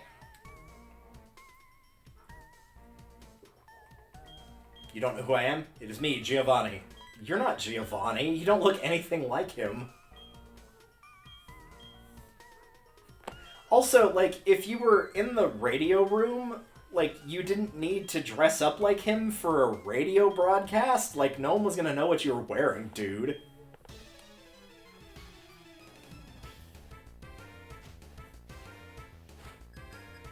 What is that pose? That looks like a Waluigi pose right there. Man, get out of here with that zoo. That's barely stronger than the grunts. They're around like 17 to 19.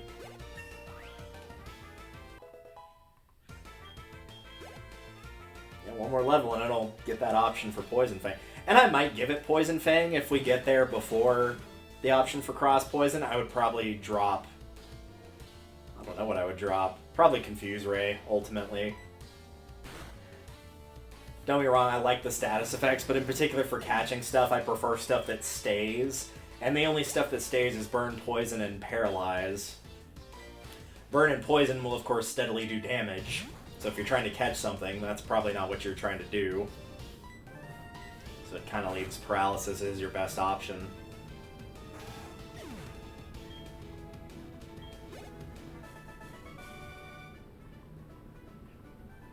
Giovanni, please forgive me for sucking.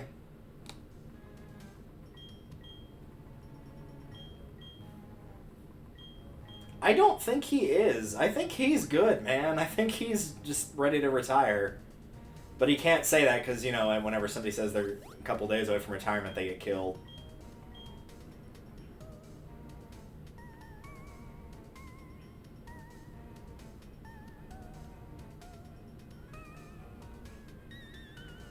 Alright, let's get up to that door.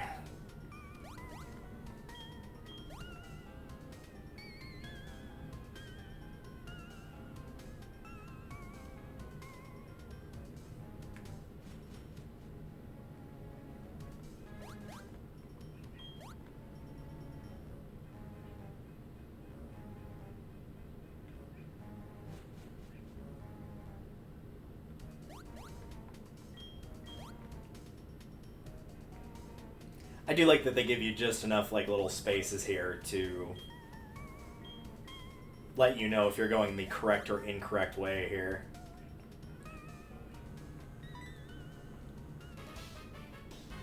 Hello.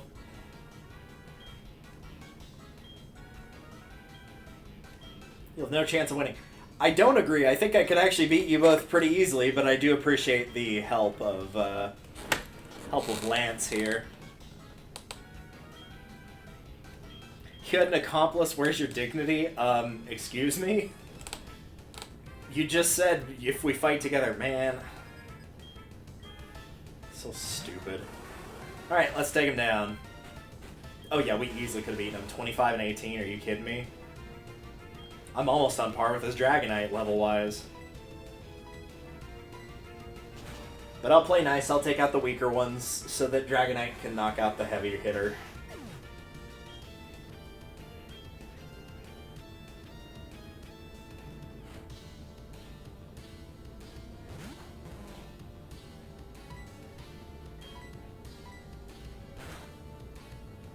I'm curious if the grunt or the actual admin here has got the 3. I would assume the admin's got the 3, but we'll find out. Yeah, she's the only one. Unless he can send it out. I don't think he can. Nope.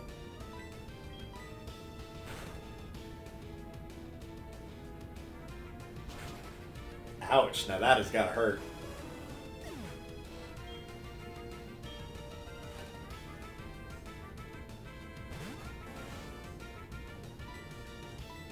Man, not only was that a tag team, like, substantially weaker than us, even type-wise, they were kind of screwed on that one. There really wasn't much they could have done there.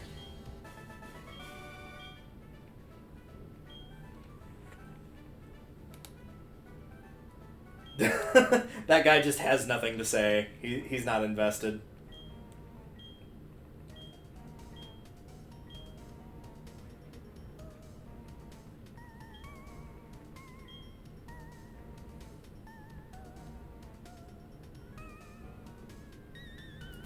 Do you have any idea what this junk is? Alright, we'll do that. I mean, couldn't we destroy the actual machine? We don't have to make the electrode faint or anything.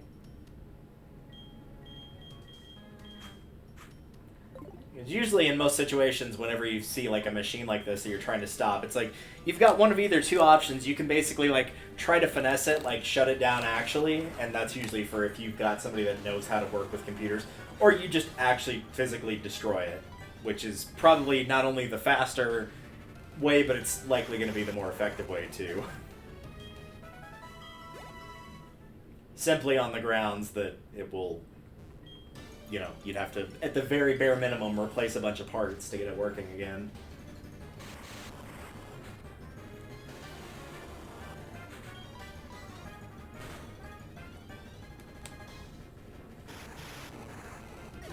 And I could catch one of these, sure, and not have to evolve Voltorb, but, like, what level does it evolve anyway? Let's see. I don't think it's that high of a level. 30? Yeah, that's not too bad. Tell you what, I'll make a quick attack attempt at this. We'll see how much damage it does, and if it's where I think I can catch it, then I'll go for it. And if not, no big deal.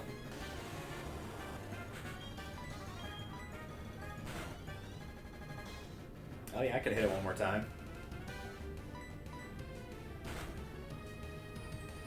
Or it could get critical then die anyway. That works too. It's fine. Like I said, ultimately not that big a deal.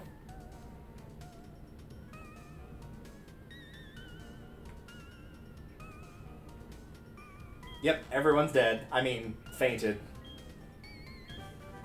Take me HMO 5, which we will be needing.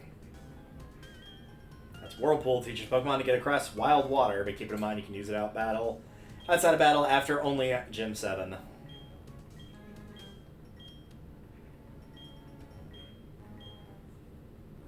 See you later, bud.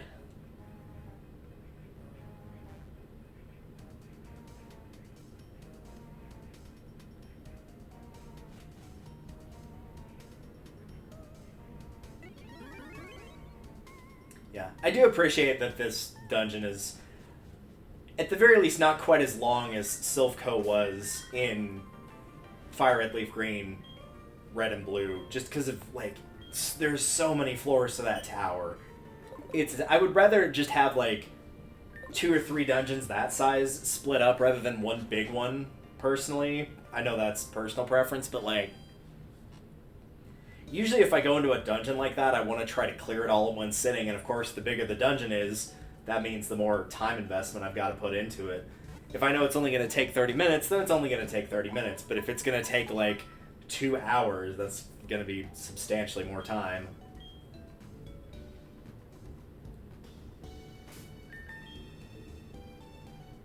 Oops, that's not what I wanted to do. I wanted to go here. Oh, we're already where we need to be. Okay. Was it Whirlpool? I think it might have been Whirlpool that Krabby could not learn.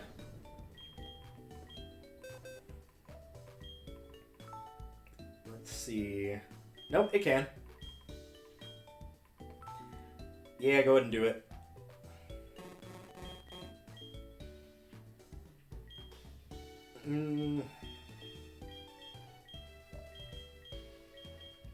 Technically, the smart thing to do would probably be get rid of one of these two. I'm not using this for battle, but there's not much use for Bubble Beam when you've got Surf, and, like, ultimately he's probably only going to get used for HM, like, straight up anyway. So it's not too big a deal. Once we get to post-game, there is a way, thankfully, where you can get just 2 Pokemon with all 8 HMs, And that will mean that at bare minimum I can have a battle team of 4 and not have to worry about constantly having those, which would be very, very nice. Speaking of ice, here's the ice gym, as you probably already realized. So this is where Typhlosion is going to get its chance to shine for the day.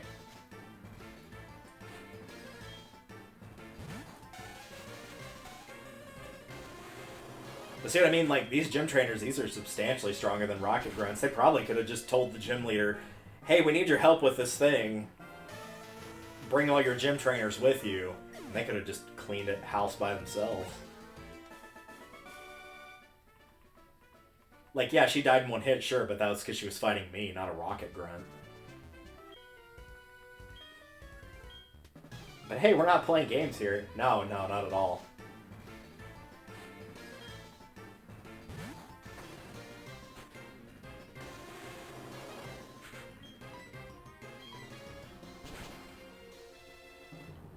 Just keep on keeping on.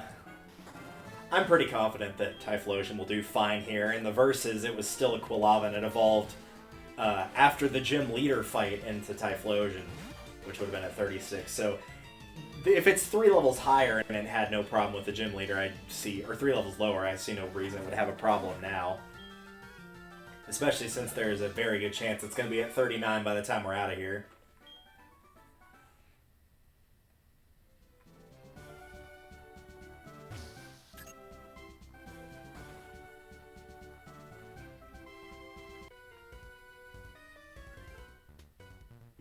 I like how he actually, like, I guess snowboarded? That looks like a snowboard. Is it a snowboard? Yeah. I like how he snowboarded on just, like... Granted, it was slippery ground, but it was ground nonetheless. It was definitely not snow. I don't think this is going to be very effective, yeah, because that's not technically an ice type. That's still water at this point. It'll be water-ice once it evolves. You just keep staying asleep there, bud.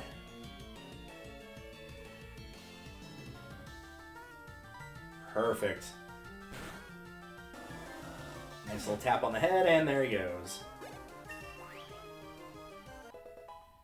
Any chance this is Flamethrower? Nope. I didn't think so. I think it's in the 40s. Well, I know it's in the 40s somewhere. I'm gonna double check about that amulet coin.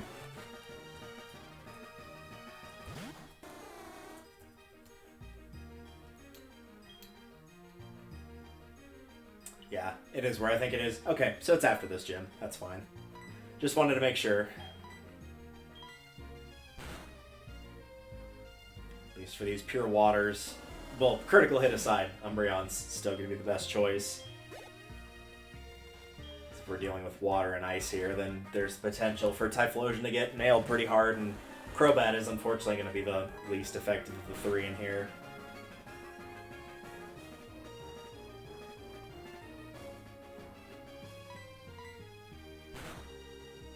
Jackass. That's gonna be just enough to keep him alive, too. Ah, boo. Why did... Stall tactics. I said this in the verses, and I'll say it again, even though I've never played it myself. I've seen enough and heard enough from other friends to know that it's like dealing with a blue deck in Magic. This is what they do. It's just annoying, stalling stuff like this. Well, at least you didn't wake up and immediately use rest again, so I'll give you that. I'll give you points for that.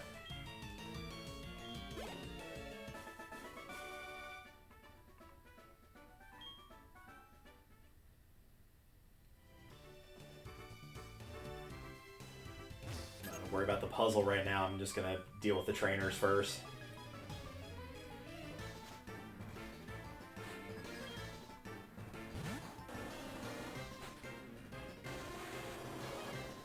Alright, let's see how this goes. I can at least hit you with full force here and do normal damage. Oh, and it did burn it, so that's worth something. I guess this is a... No, that did about the same.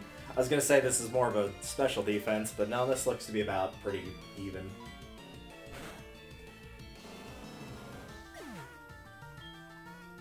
But hey, either way.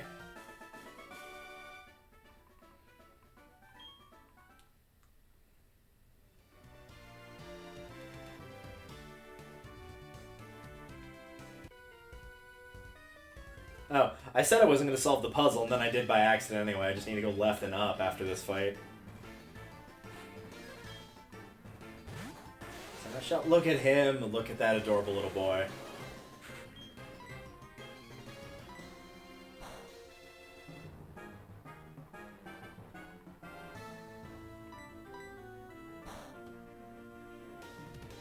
I'm sorry I have to kill you, Shelder. You're adorable, but unfortunately I will have to do so.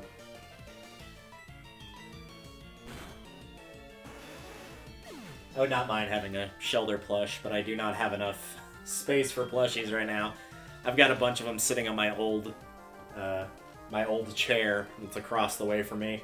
It's between where you, the microphone, i.e. the audience, are, and also myself. And then a little bit further away is that. They were up on a desk, and I could probably put them back on that desk, because initially I moved them over there because that was where my router used to be before that plug stopped working. But now that the router's in a room altogether, I could put them back up there, so I might do that.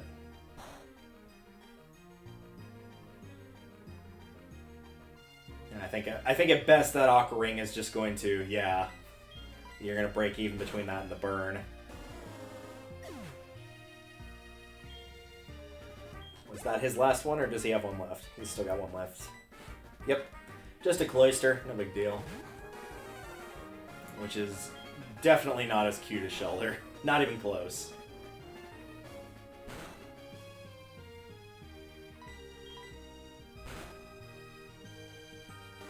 There we go. No more of him. He gone.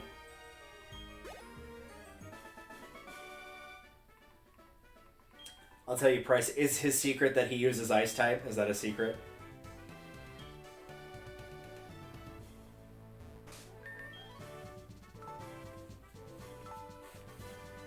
I guess I don't really need to do this anymore because our happiness evolution thing is taken care of, but just in case.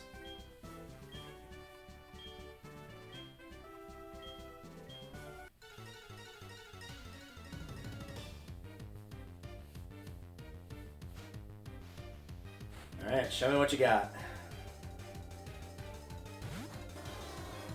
Probably not much different from what we've seen, but that's really not his fault. It's just a case of there's not a lot of ice types out there at this point in the series. The game is Gen 4, but bearing in mind this is a gym leader that's technically from Gen 2, so his options are pretty limited in what he would have.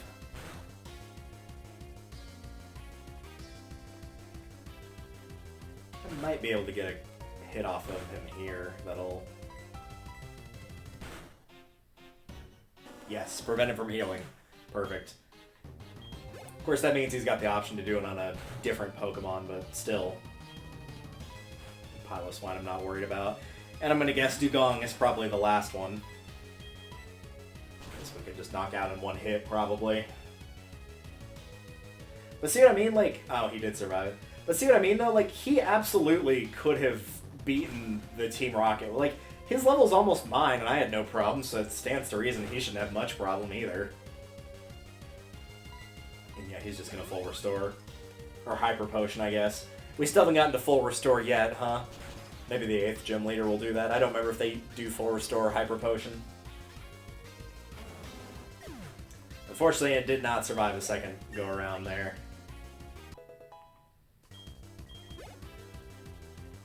The hail stopped. Good. It was a pain. It was a pain and I didn't like it. I'm not going to sacrifice Umbreon just to heal. I think we can get through this guy with no problem. He's still got a Hyper Potion left, but he's down to his last Pokemon, so I'm not worried. Let's say if we're lucky here, we can just flinch him and not let him really do anything.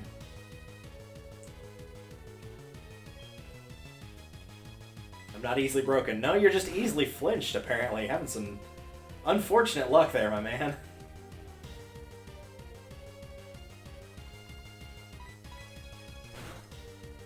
Where's a Chesto Berry when you need one, right? Oh, and the critical hit just undid all that damage that he tried to go for. Yeah, even though you can only do it once, that Rest Chesto Berry combination is... Ugh, it's awful. It's basically just like, you get a full heal, just at any time. Ah, there's the full restore, okay.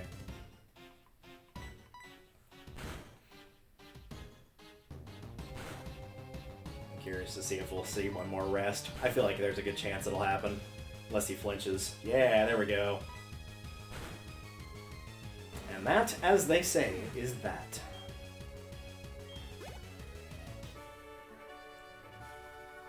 Seems as if my luck has run out. Honestly, I mean, I don't think you could have won, but yeah, you did get some pretty bad luck with all the flinches. I think it only broke through like 2 times out of 5 or something like that.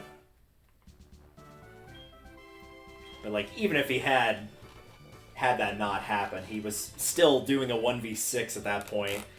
And if you want to be nice, you could say a 1v3, but either way, he was in big trouble. The Team 07, is that Rust? That's Hail. Okay. I don't think I'll ever use Hail. I'm not big. I've never made a weather team, but I don't know. Weather team's not really my style. Doesn't matter if it's sunny day, blizzard, or not blizzard, hail, sandstorm. It's not my thing. That is entirely a personal preference, I'm aware. Cool, because something weird's happening with the radio. They're talking about Team Rocket. Do you know anything about it? Maybe Team Rocket has returned. Sorry to bug you. No, it's fine. You were telling me where to go.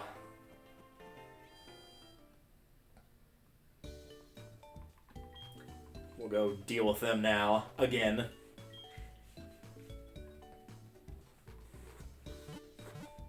Though once again, they won't be too terribly bad here.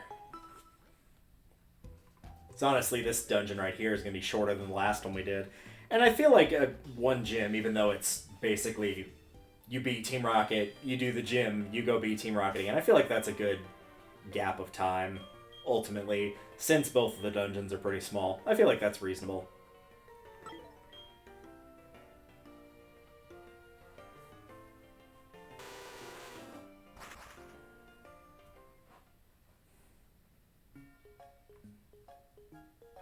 And back we are. Oh, right. They're not going to let us in because we obviously don't look like Team Rockets. We've got to go get that uniform on first. So let's do that. We might as well. Hello. You're a newcomer. We had to recruit new members for the radio tower mission, and we ran out of uniforms. The studio had some, decided to borrow one. Cool. Makes sense to me.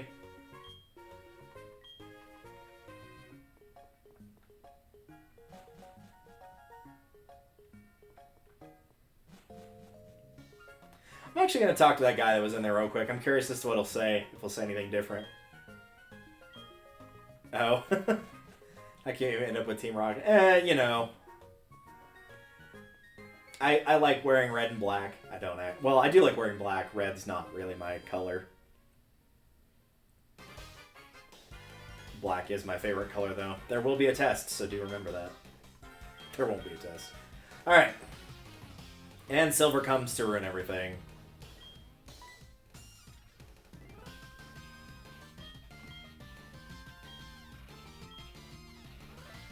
And he undressed me for some reason. That's kind of creepy.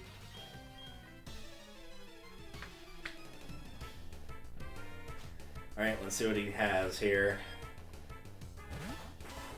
Well, you know what? That's higher level and it's evolved. I'll give you that. I'll give you that.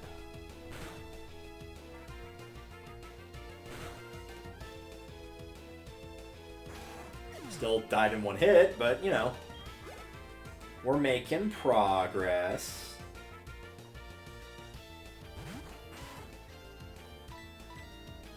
Probably should switch out Typhlosion after this fight, though, since it's at 40. And it just basically soloed that gym. Give Crobat and Umbreon a little bit more time to get some levels here. Yeah, go ahead. Go right on ahead. Typical idea of the Meek. Dude, the game literally did not leave me with any choice. If I could have just fought him, like if it was either fight him or sneak past him, I would have fought him. But that was not an option, so I had to try to sneak past him and then fail.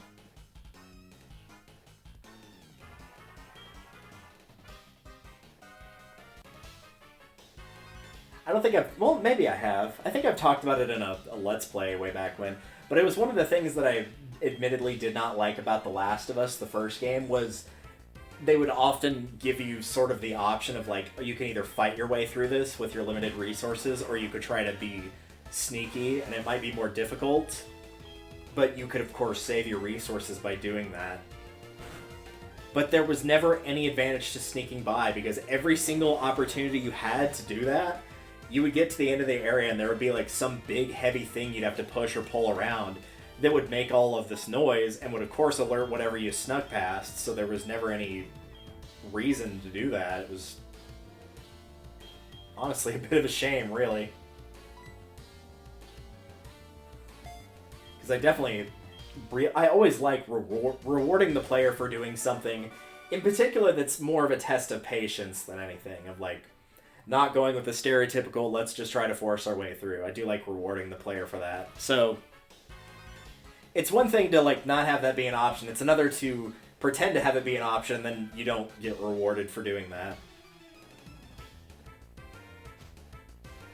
Because your reward in that case would be you saved resources, you saved bullets, you saved your health, potentially. Like, the reward's pretty clear. Yeah, we'll use Poison Fang, why not? Should do plenty of damage. It's got the same type attack bonus, so even if it's only 50, that should be just fine. So, like, even barring the not getting an actual reward for sneaking through, like getting a new item or whatever, you're at least conserving other resources. I don't know, it just feels like they could have done that a better way. It's one of the few complaints I had with the original game. The other one being, like, just unfortunately really no replayability. Like, don't get me wrong, the story's good, the graphics are good. The gameplay, to an extent, is pretty good. But there's no reason to really ever play it a second time. The closest you could get would be, like, upgrading specific weapons a second time around, but, like, there's not that many. And largely you can upgrade all your weapons all the way, so it's not really too big of a different... I don't know, it's not different enough to warrant playing it a second time for diversity. If you want to play it again because you like playing it, then that's fine, but in terms of diversity, it's too similar. That's not enough to make it a different play style or a different play session, really.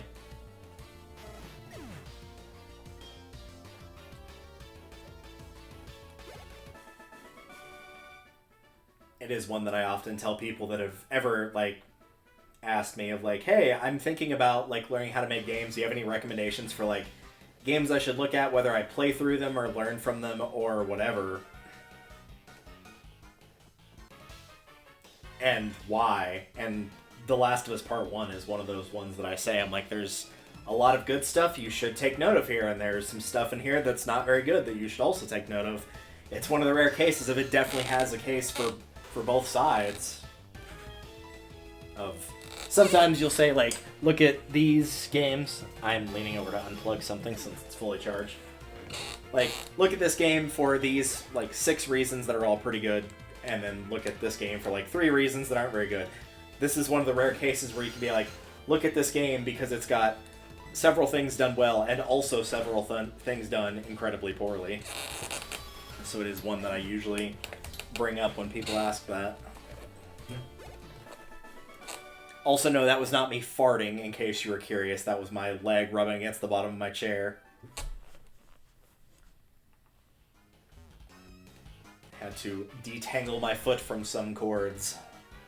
So I've got the one that you're seeing for the actual DS capture is one cable, and then another cable is the 3.5mm or whatever it is, so you can hear the sound as well. We're making a comeback here. You are not, in fact, making a comeback here. You did not in the previous town. You are not right now. In fact, I don't think a single point of damage has been clocked on me thus far while going through this tower. I think in the last one, the little, like, explosive trap setup things you did, those wild Pokemon did more damage than you did. And that was probably only because I was trying to catch some of them. Because these are higher level, but not by much, and really, even the slight increase in level they've got, by that point, you've probably gotten just as many levels, if not more. That Muck might survive just on its defense. Yeah, there we go.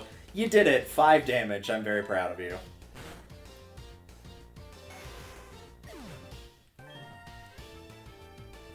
Show me your Gen 2 Poison Flying Spear, and just like raw speed. Don't forget the raw speed. There's nothing that's going to be in here that's going to outspeed it. No, not a chance. It got paralyzed in the previous Rocket Hideout and was still outspeeding everyone. It was very funny, and also a little sad. Thanks, Mom. Kinda busy here. I'll go pick up the item that she got for me later, whatever that might be.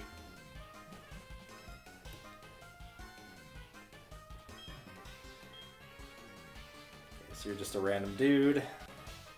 I did see that guy up there. I'll go back and get him in a second. Raw speed Crobat. Yeah, you know it. I don't even think I actually have a good nature for speed either, but it's still going to be just fine. Let's take a look. It is... I may not be able to check it on this page.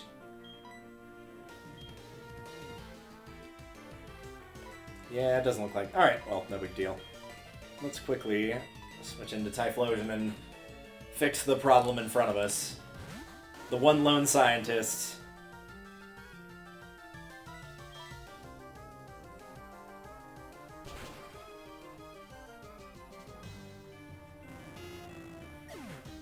I like to think that because of having to fight the Rocket Grunts, the paralysis just doesn't work. Like, your team is so done with Team Rocket that they're just going to straight up break through any status ailment.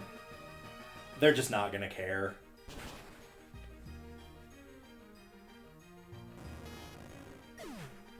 Plus, I deserve to break through paralysis after that shenanigan with it stopping me 21 times in a row in Pokemon XD and causing me to lose that final Mount Battle challenge as a result. And no, that is not an exaggeration. I went back after the stream and counted. It was 21. All I needed was that one to break through. That was all I needed. But unfortunately, I could not manage to pull that off.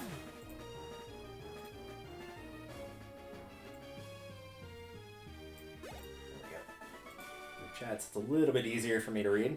Perfect. Oh, this guy's also dead. I was just busy mashing the A button through that, so I wasn't paying attention. Alright, let's take a look here. I think it's Sassy, if I remember correctly. Yeah, it's Sassy, which means that it does not... Or, no, it has a low stat in speed and high in special defense. I mean, having good special defense isn't bad. It could have given me a worse high stat to get. Umbreon is Docile, which doesn't have any ups or downs. Typhlosion's got Lonely, so up attack minus defense. And then the other three don't really matter all that much because they're just HMs. Yeah, you could do way worse than having a good special defense. That's never going to be a bad thing to have good defense. Almost every single time that you're trying to get the optimal nature, you're going to either want the bad one to be either attack or special attack if you're having a special attacker or physical attacker, respectively.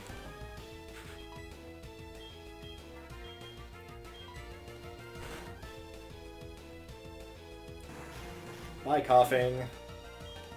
I think there might be, like, the only immediate exception I can think of, like, special defense or physical defense doesn't matter that much would be, like, Shedinja, because it's got 1 health.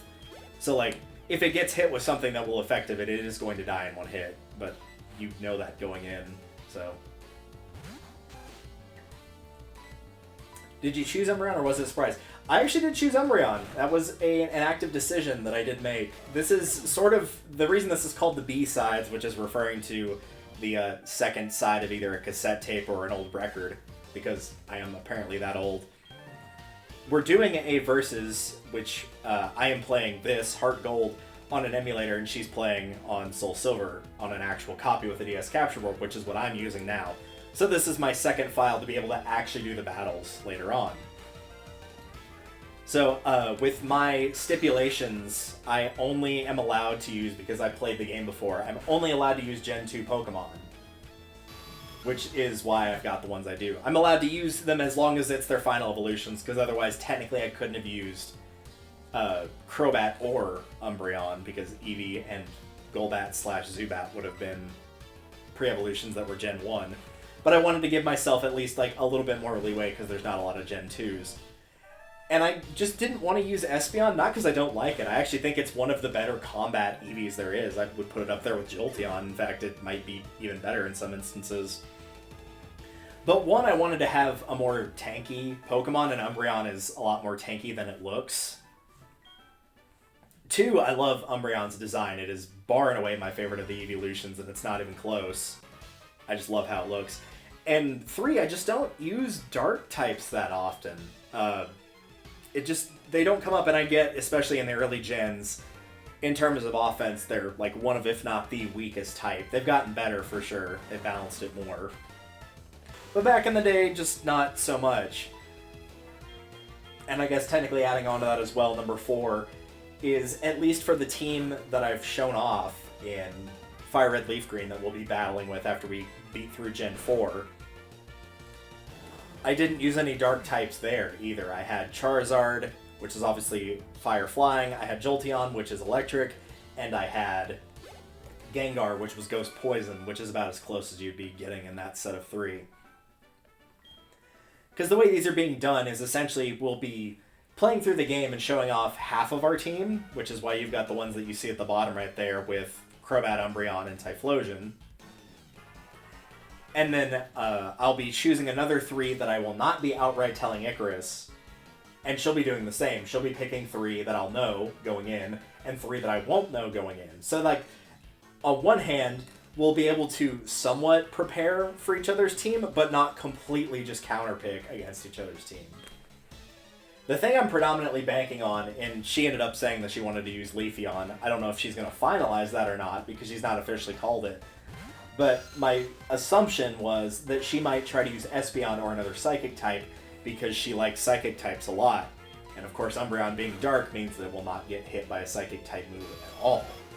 It's actually a very similar strategy to one of the hidden ones that I put on my team from Gen 1, of her trying to attack it with a specific type that I think she might not... I think she'll try to hit it with a certain move on one of her team that I know she has, and based on the type of that Pokemon that's a dual type that doesn't look like it's a dual type, I think she'll make a mistake and she will attack it with something it's completely immune to, is my guess. That's about as best I can say without spoiling it. It's hard to explain, but yeah. It would be the equivalent of like saying, kind of like with here, if I had a hidden Umbreon that I was using, is I would expect her to attack it with a Psychic type and make that mistake. It's kind of the same thing there. Umbreon carried. Yeah, Umbreon definitely needs more love in terms of actual combat. I know, like, it's probably considered the coolest looking one for sure. But so many times I've watched people play Colosseum for GameCube, the first Shadow Pokemon game, and they get Umbreon and Espeon, and I get part of that's just the double battle, which is funny because Umbreon probably excels more in double battles, and if it's raised correctly, than single. Or if you're raising it for double battles. But Espeon just hits so freaking hard with its special attack, and Umbreon, by comparison, doesn't hit as hard because it's not designed to do that. It's designed to be more of a defensive Pokemon. That people just don't give it credit. They're like, oh, this must just be a bad Umbreon, because it's not doing nearly the same amount of damage that Espeon's doing, and eventually it just gets scrapped. Some people do keep their starters all the way, but unfortunately, a lot of times in XD in particular, they're like, well, I've got 2 starters. One of them, quote-unquote, I'm paraphrasing here because I don't believe this, is clearly better than the other, so they keep Espeon and they toss Umbreon once they've got a team they're satisfied with. I will say, out of curiosity, because I don't think I've ever seen anybody that do this, which is understandable why, I've never seen the opposite of that happen. I've never seen somebody toss Espeon and keep Umbreon in a playthrough of Colosseum. I've never seen that happen. Not once. I've never done it. Would be a very interesting playthrough. Because I will admit, Espeon absolutely does a lot of the heavy lifting early on when you're still like working on your team, or your team still has a bunch of shadow Pokemon that you're trying to purify. It does do a lot of heavy lifting. It absolutely does. Because I think other than that, at that point, the only... I think Plusle is the only other one you can get, right? That's not a shadow before Purifying, and it's a plusle by itself. You can't get Minun because they planned to have a Shadow Minun and then they didn't. So you don't get the bonus with Minun. It's level 13, and by that point your team's in like the 30s, like mid to high 30s. So it would have a lot of catching up to do, and it's unfortunately Plusle kind of gets shafted there. I don't personally think it's the best choice for your electric type in Colosseum anyway, but like it coming in that late and that low leveled is definitely more of a disadvantage than anything. It's unfortunate, but what are you gonna do? Oh, you actually did keep Umbreon and bench Espeon. Nice. I feel like that would be a fun challenge. I feel like one of these days, maybe I'll play through Colosseum. I will intentionally do that, and then maybe like let RNG decide what I use for the remainder of my team. Could be an interesting way to do that. I've thought about like going through the verses here, because this is obviously our Gen 2 run. We did Fire Red, Leaf Green. We're doing HeartGold, Soul Silver now, which of course means that Ruby Sapphire would be the next ones. But I've been thinking about doing an alternate one for that, where like I play Ruby, she plays Sapphire, or vice versa, and then maybe we do a randomizer for Emerald, like a low level one where like everything's still basically the same level, but the encounters are different, so you would get to use Pokemon that are typically later game. Just like the opportunity where it's not like a crazy difficult randomizer, it's not a Nuzlocke or anything, but just being able to see the differences between Ruby and Sapphire together and Emerald, and then also getting to play a different game as opposed to largely playing the same game, but by having the random effect in there, you get a different starter, you get a different team setup, that type of thing. And because that one wouldn't be used in an official versus against us, we could basically use anything that we wanted to. Helping Hand, Razor Leaf. Yeah, that makes sense. Yeah, I went with Quilava, but like also the first video game I played, period, was original Pokemon Silver, and Cyndaquil was the first Pokemon I ever had, and I still have the exact same Cyndaquil on Battle Revolution, because I traded it up through this game, through HeartGold, Soul Silver, and then traded it to Battle Revolution. I still have that file, so I still have the first Cyndaquil that I ever got, period. So yeah, Cyndaquil will always be my choice for that exact reason.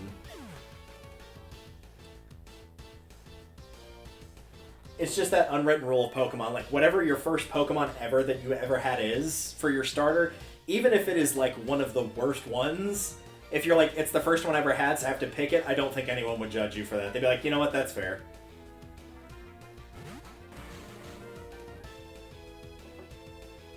Yeah, technically Crocodile is the correct one for that. It's usually like finding or knowing ahead of time of like, yeah, this gen doesn't have a lot of good fire types, it doesn't have a lot of good water types, it doesn't have a lot of good grass types. It's one of the reasons I think that Torchic is probably... I don't think it would necessarily, I would classify it as the best, but it absolutely does have the advantage going in of like, there's not a lot of fire types in Gen 3 that are like specifically Gen 3 Pokemon. You have like the Slugma line, which is Slugma Magcargo, which isn't great. It's not technically a Gen 3. You can get Ponyta Rapidash, which is a little better. But like, there's just not a lot of fire types in Gen 3. You can find plenty of water types. I mean, there's like the Carvana Sharpedo line, there's the Magikarp line, there's the Tentacool line, there's the Wailmer line. There's plenty of those. And unsurprisingly, there's plenty of grass types, as there typically are. So as a result, if you're planning on using all three types, then you're probably going to take fire, because I think most people would consider the Torchic line of all the Gen 3 fire lines to be the best one.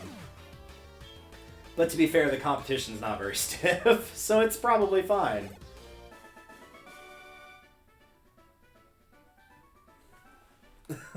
Oh no, one of my friends just sent me a message. Your stash the real director in the underground warehouse in the far end of Goldenrod Tunnel. I agree with key. Alright, cool. Choose grass almost every time except 3. Yeah, it's been weird going through the both the verses and like my normal playthroughs because there's been 9 gens of Pokemon. I'm not gonna count the spin-offs like Coliseum and stuff. And by complete and pure coincidence, I've actually gone 3-3-3. When I first played, let's see, Red Blue, I went with Charmander, so I went with Fire. Or sorry, I went with Squirtle. I was thinking of the verses. Original game, I went with Squirtle side Water. Gen 2, I had Cyndaquil, so that's Fire. Gen 3, I had Trico, so that's Grass, so that's one of each.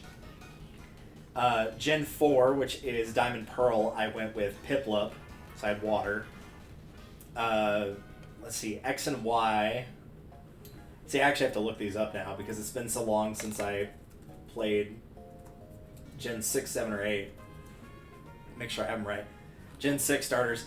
I made the horrible mistake of choosing Chespin, and it did not work out for me. I don't know if I got a bad one, but, like, it was losing to stuff that was half its level, and it had the type advantage. It just couldn't do any damage, couldn't survive any hits. It was really weird, but I did choose Chespin, so that was Grass.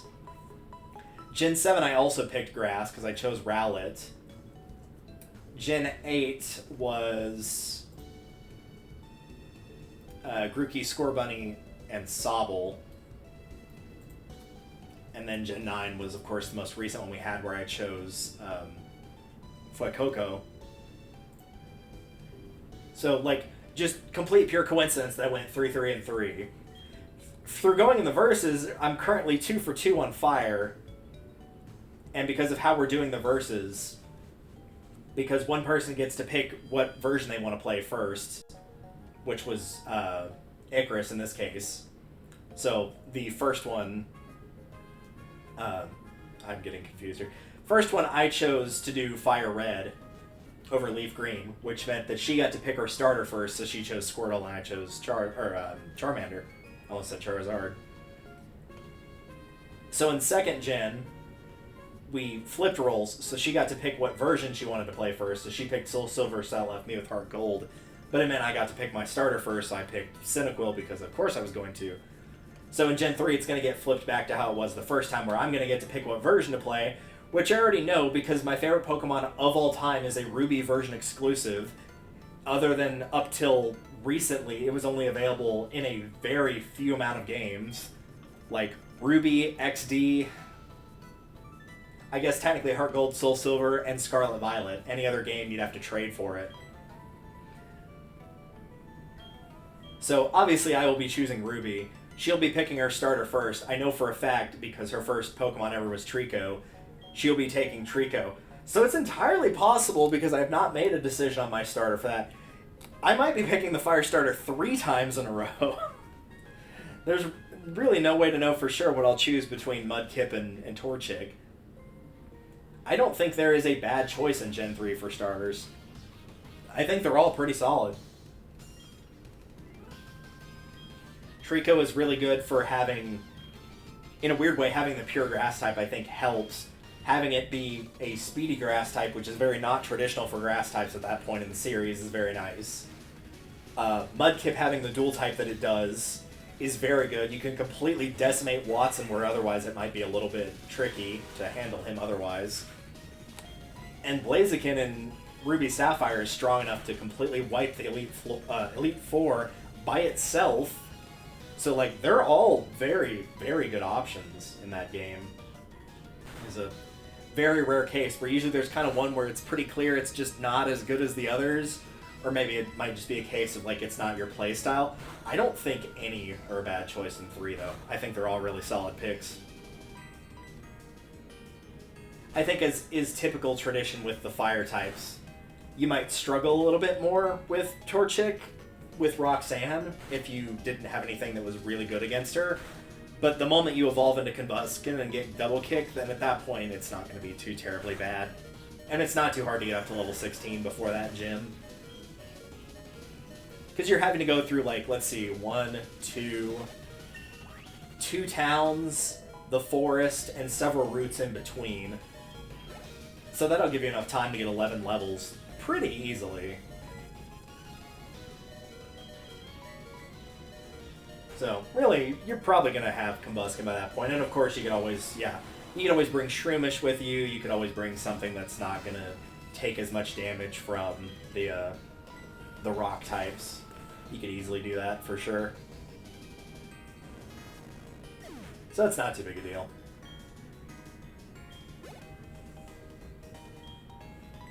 Yeah, I'll switch out to Umbreon.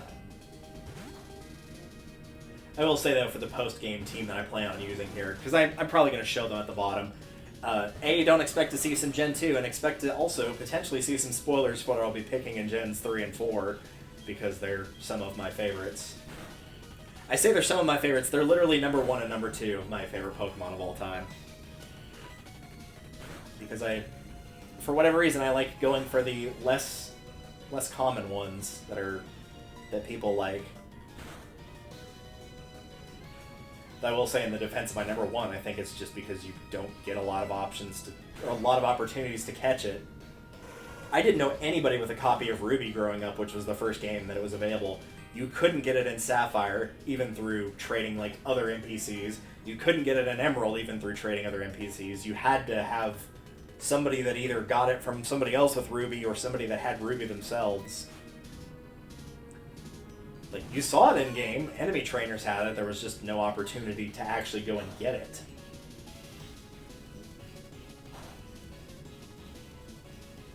Which is a real shame, honestly. Too worried about Sneasel here. I could switch, I know it's a dark and ice, but even though it's decently fast, it's still... A, it's not going to be able to out-prioritize quick attack, and B, it's defensively not very strong.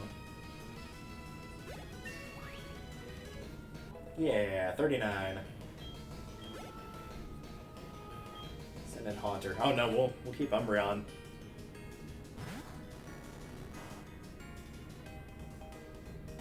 I find it interesting that Silver's got, like, all these Pokemon that evolve in non-traditional ways and not counting as starter, like Haunter you have to trade, Sneasel you need the like Claw for, Golbat you obviously need Happiness Evolution.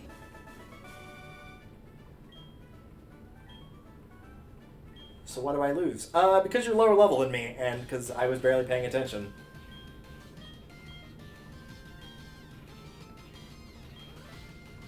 You do that, bud. Now get back up those stairs and let me go destroy Team Rocket. Alright. Didn't realize Crobat had gained that many levels. I definitely need to switch in Umbreon here. I'll go ahead and heal while I'm thinking about it. Had all the games. Nice. That's been one of the things that I like have appreciated, and it's also, you know, it's like the meme says of being an adult, and even though you don't have a lot of money, you can buy those things that make the child in you happy. Of like, I do have all the, I kept original copies of everything, and I will go ahead and hydrate with my little can of water here. That's basically empty. I do need to refill that. I'll do that after I heal here. In fact, I'll probably just grab one of the bottles, actually. But, like, I never sell any of my copies. I never give them away or anything like that. If I give a copy of a game away, it's an extra copy that I have. Like, I did that on stream with Scarlet and Violet, is you could put in, like, donation rewards or bit rewards. And so, like, that wasn't a copy of the game that I gave my own copy away. I just gave an extra copy. But I never sold anything. They're all sitting on the wall back there.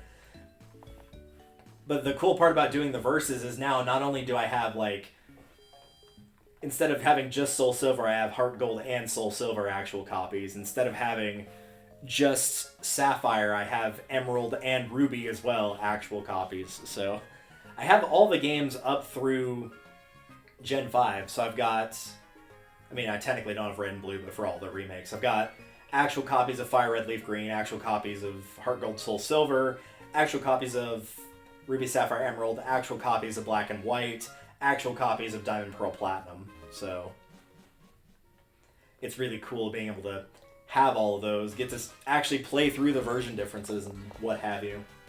But since I've been told to drink my water, I will very quickly go and grab a bottle to refill mine.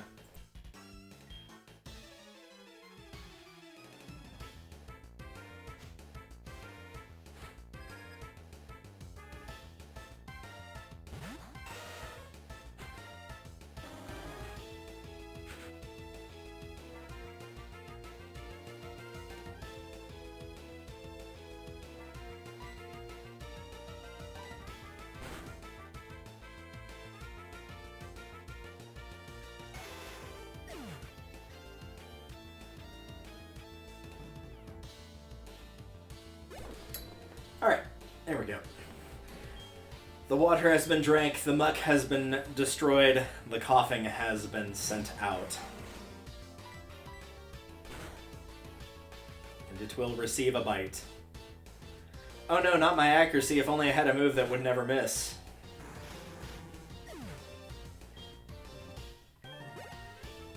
Always keep one of those on hand, specifically for the double team weenies. Don't be that guy. Just don't. Just don't do it. Have more self-respect than that. I'm mostly saying that to all the trainers and... Like, one of the gym leaders tried to pull that stunt on me. The fighting gym leader tried to pull the double team stunt on me. And it's like, alright, cool. Guy that's like, I do all this meditation and training, I fight with honor, and then just double team spam. Like, alright, double team, why not just, like, go ahead and, add protect, detect, and smoke screen in there, too. Just, like, literally prevent me from doing anything.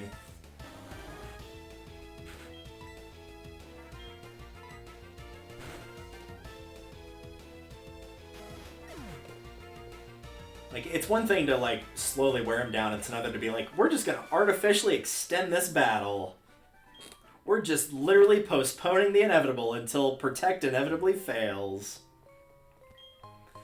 That's why even though, like, in Colosseum, even though the strategy was annoying as all get out, I do think that, like, the guy that comboed the Earthquake Protect, that is genuinely a really good strategy, by an AI especially.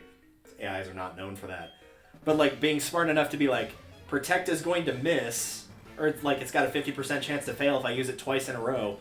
So in a double battle, I will alternate which one uses Protect, and the other one will use a really powerful move that hits everybody, but because that Protect is guaranteed to work, then it's only going to hit my opponents. Like,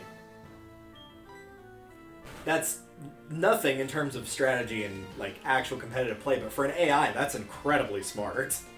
Normally, they're not near that wise. This is the same AI in games where I've seen them literally throw the game by doing things like a ghost type using Curse when it was under half health, and just knocked itself completely out of the fight. And that was their last Pokemon, and had they just attacked, they would have won. Like, even the champion himself in this game on the Versus was not above making the really boneheaded mistake of, after using up all his heals, of me throwing out a Nidorina specifically just to stall, because it was just an HM user.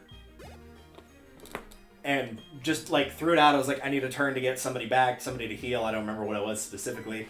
And then the dumbass, having multiple special attacks, attacked it with a physical move and poisoned himself. And it's like, this guy, like, in canon, is supposed to be the best in the region. Like, he's supposed to be #1.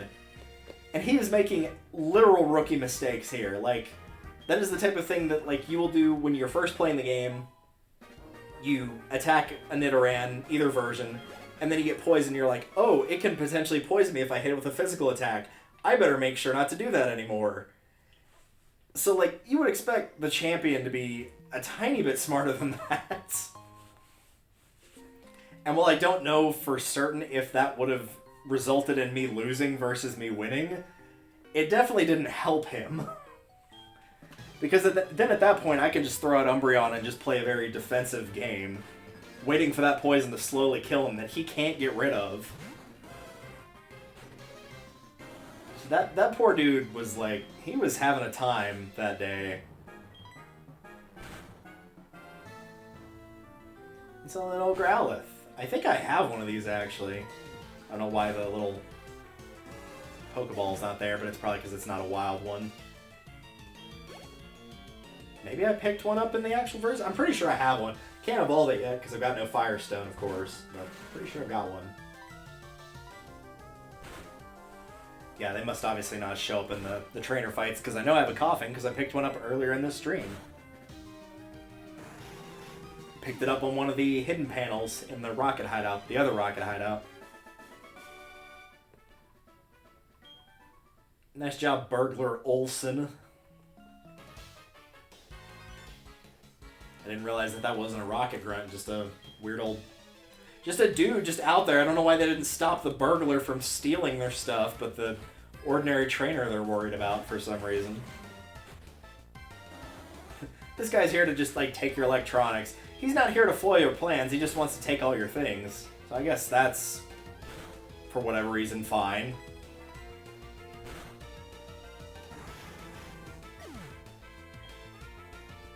Alright, what do you got?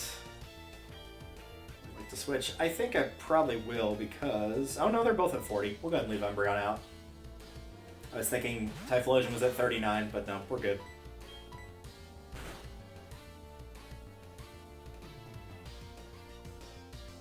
Yep, go ahead and raise that evasiveness, and we will completely mitigate your turn here.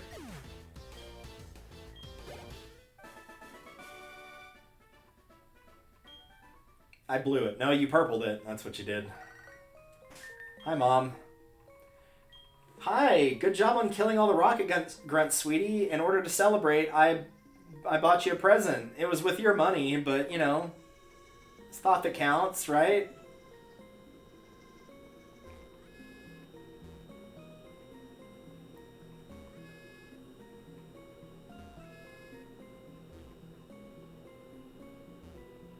I actually did not know what the answer to that was. I'm impressed I got through that door puzzle that quickly. It's not, like, super hard or anything. I mean, there's only 3 buttons. It can't be that hard, but I figured I was going to mess that up more than I did.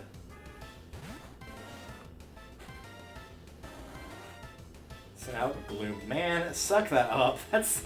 Go wipe your face, man. That's nasty.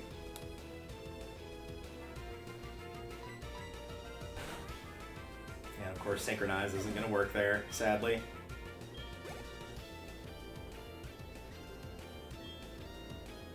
Nah, we're fine to keep fighting through poison.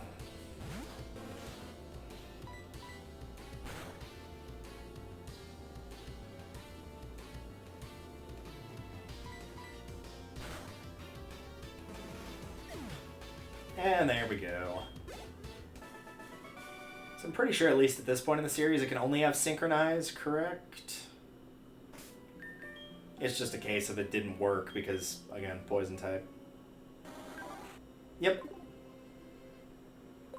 Cool ability, but unfortunately a lot of the time, at least on AIs, of like, it won't work because like, oh yeah, it can't pass the burn to a fire type, it can't pass the poison to a poison type, that type of thing.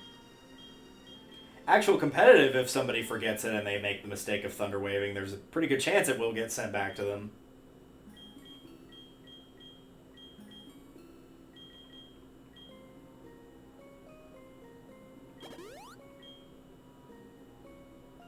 I have just a super... Yeah, I'm just going to use the super one. I don't need to heal it all the way up. It'll do fine right there.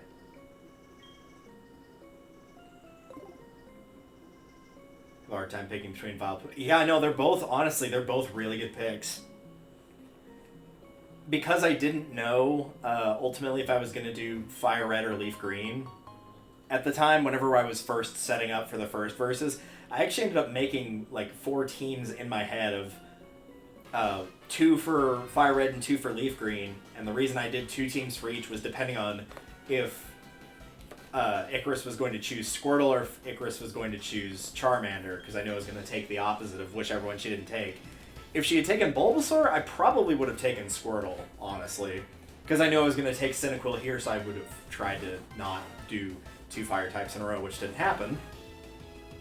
But regardless of that, Vileplume was absolutely one that I considered having on some of my teams. It was a version exclusive, and we are allowed to trade version exclusives and trade to evolve as well, hence how I got the Gengar. So, like, that part is still allowed, but obviously if I was going to, like, train up one and call it and have it be on my team, I would want to be able to use it in the main game for sure. But yeah, absolutely did consider using Vileplume. It was one that I considered more so on my teams where Icarus was not going to take Charmander, so that would limit her options on fire types because she wouldn't have that starter. Of course, one of the little tricks that I plan on using somewhere down the line is just because you pick your starter does not mean that you have to use it for the final fight. So maybe we'll get to a gen where I just don't use my starter. But that won't be this gen or the previous one. Might come up at a later point, might not. But I think that would be a nice little twist of being like, by the way, I have no intention of using my starter.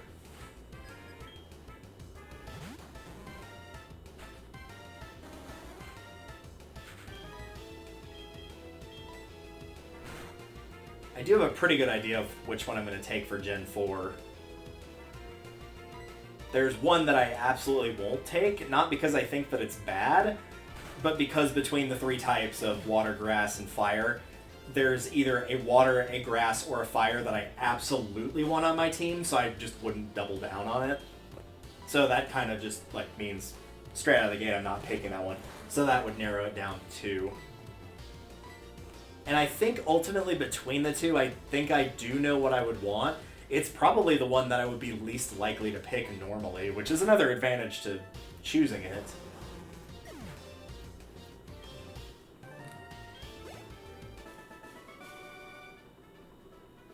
So that's how, yep, that's how I beat you at the previous hideout. I did this thing where when we were fighting, I knocked your health down to 0. Yeah.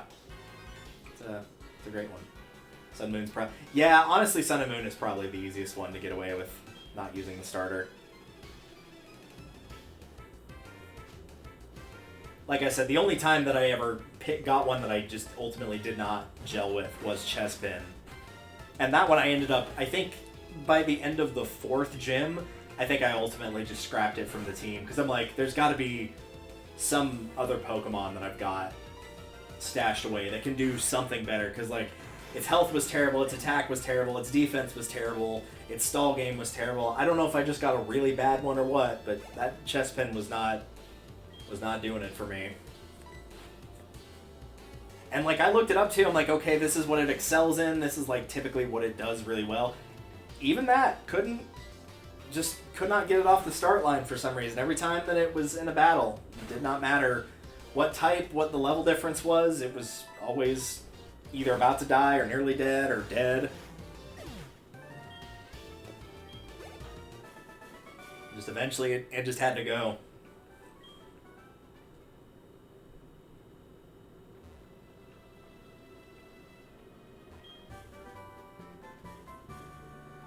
Found Sleep Talk. I will probably never use that, but thanks. Alright, we got the card key. We can get into the radio tower now. I'm begging you to help. There's no tower. Yep.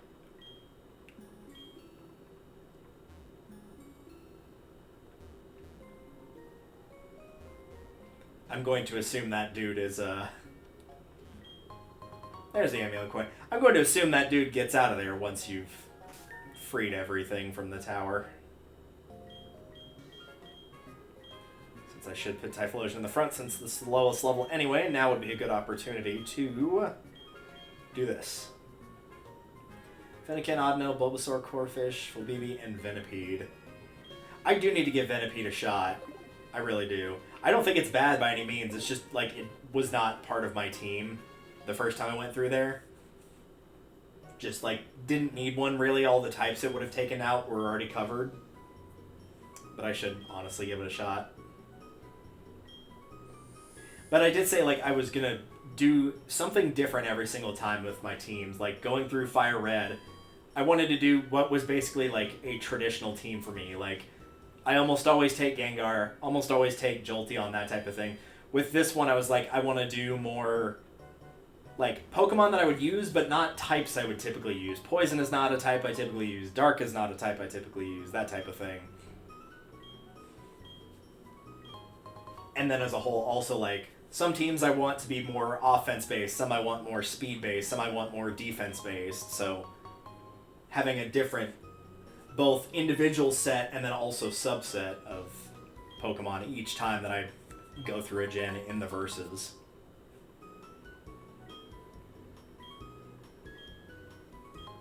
So many berries. The Gen 4 one is one I'm gonna, like, really look forward to doing, because, like, I've got a decent idea in my head of what I would do for 3, and for 4, I know about half the team really well. I know exactly what I would pick. The other half, I've got no clue. I really don't.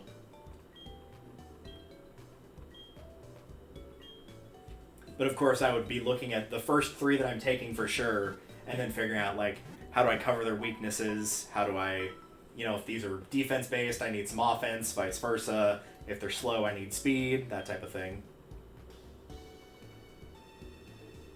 I will genuinely be curious to see what I ultimately choose for that. But that's going to be a long ways away from now.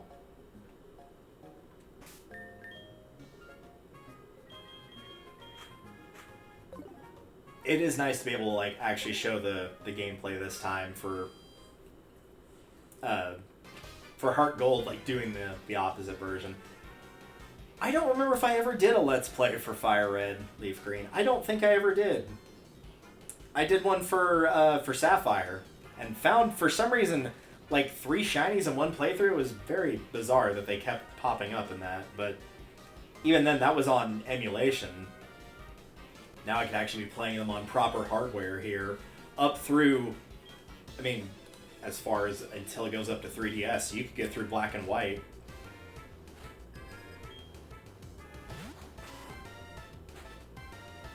And somewhere down the line, because somebody did ask about it, like, would you do verses for Black 2 and White 2?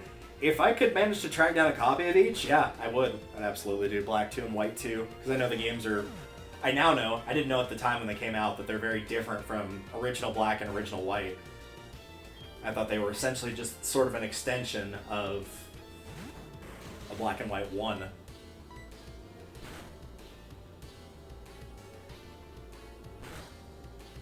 But I mean, that's the things with, like, I wouldn't even say spiritual successors, but like sometimes whenever stuff is too similar in title or looks or something, you're like, oh, this might be too similar to the previous game.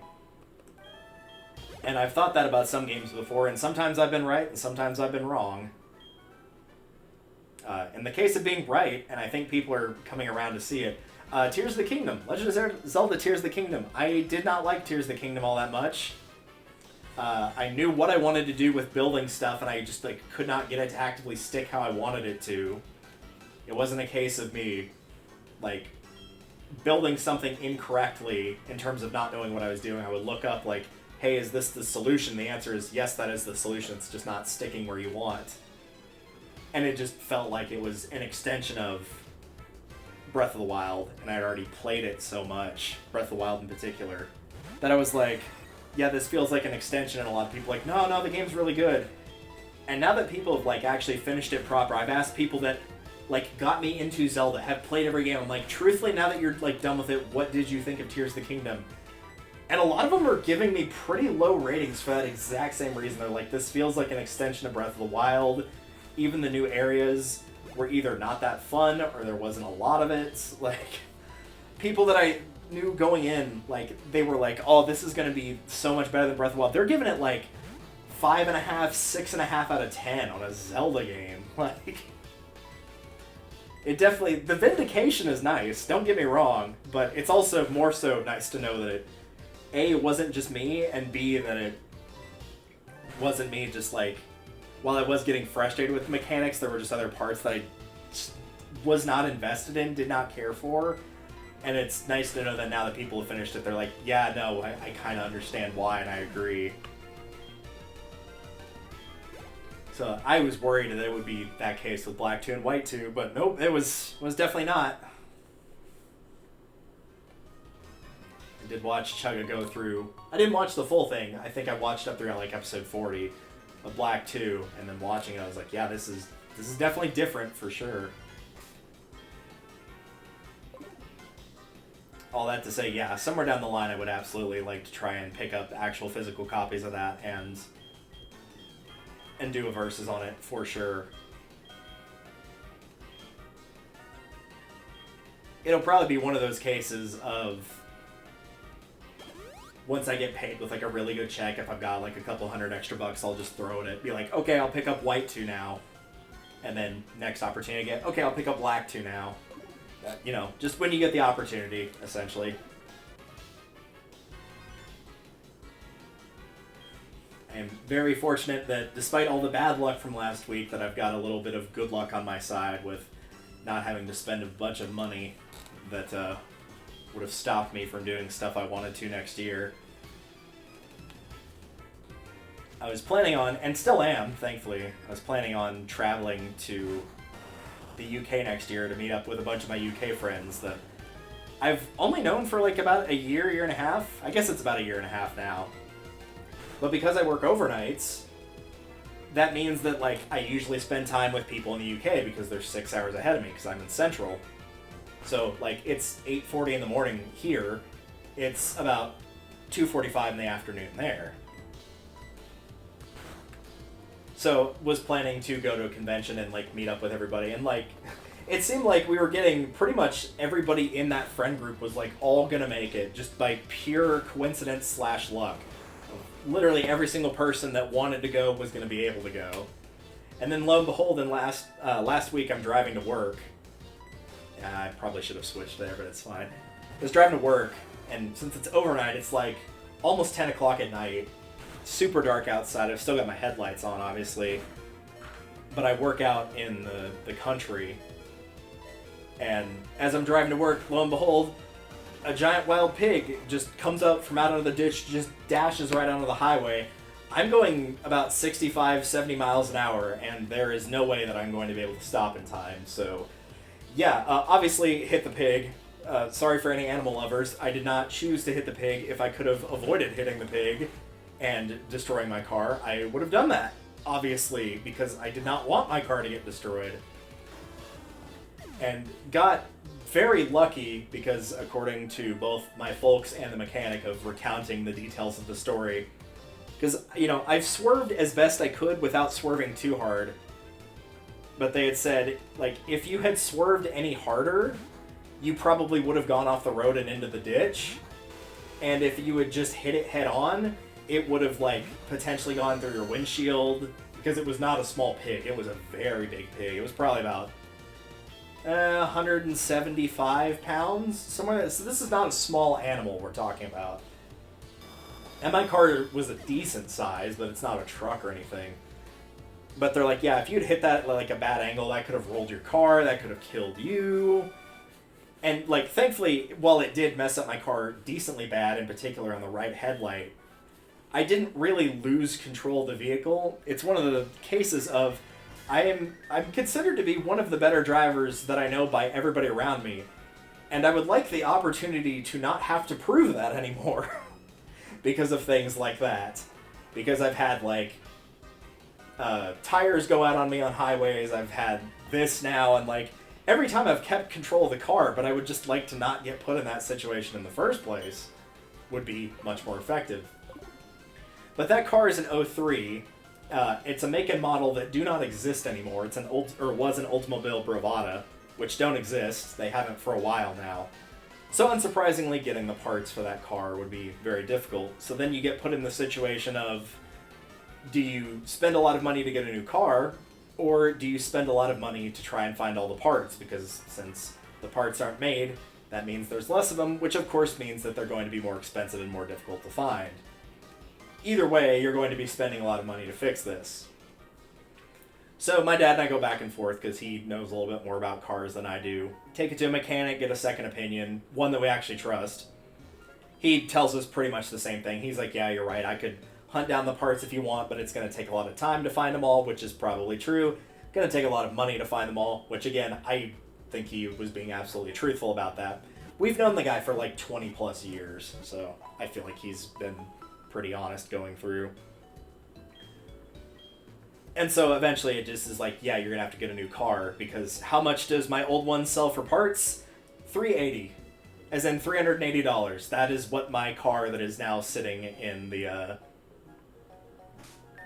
backyard of my folks' house, because that's the easiest place to store it. That's how much that car's worth. $380. That's it. No more, no less. So needless to say, not a lot. Selling the car for parts, expense-wise, is not going to be helping too much with figuring that out. Which, of course, means dipping into savings. So, at that point, for that week, I was like, okay, am I going to have to end up bailing on this thing that I really don't want to bail on? Because I think even more than me wanting to go, I think they wanted me to go even more. Which is very sweet and very thoughtful, but thankfully I got very, very lucky in the fact that my grandparents, who have been in not terrible, not great health. They're kind of in that middle area. They're in their, like, you know, mid to late 80s. So, you know, when you get up there in age, you're just going to have health problems and stuff like that. But we've been taking care of them, we being my parents and myself, because my mom's in terrible health, too. She will probably not make it to 60. Or no, she probably won't make it to 65, and she's 59 now. But because I've been taking care of my mom and my grandparents forever, that was paid back, thankfully, by my grandparents who had 2 cars, and my grandmother should not be driving anymore anyway. And so they were nice enough to just give me one of their cars, which is a 2006. So this isn't like a brand new car or anything, which is fine. I don't need a brand new car. I don't need all the bells and whistles.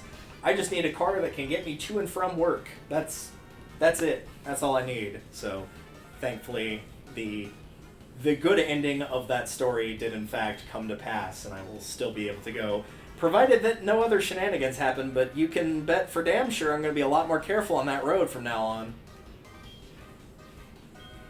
I've worked there for 4 years, and like, depending on the time of year and what time I go to work depends on how much or how little sunlight there is left. And up until week before last, never had seen a wild pig close to the highway at all. Not even close to, like, if I did see one, they were several thousand yards away from the road. And then the week before I hit that pig, I see them like kind of close to the road. And then sure enough, there's one on the road. And then that happens because of course it does. And then to add insult to injury, while I'm very slowly and very carefully driving my car after it's been wrecked, because I had that wreck, still went to work because, like, you got in a wreck. That doesn't mean you can just miss work. Not when you're at a low-paying job, anyway.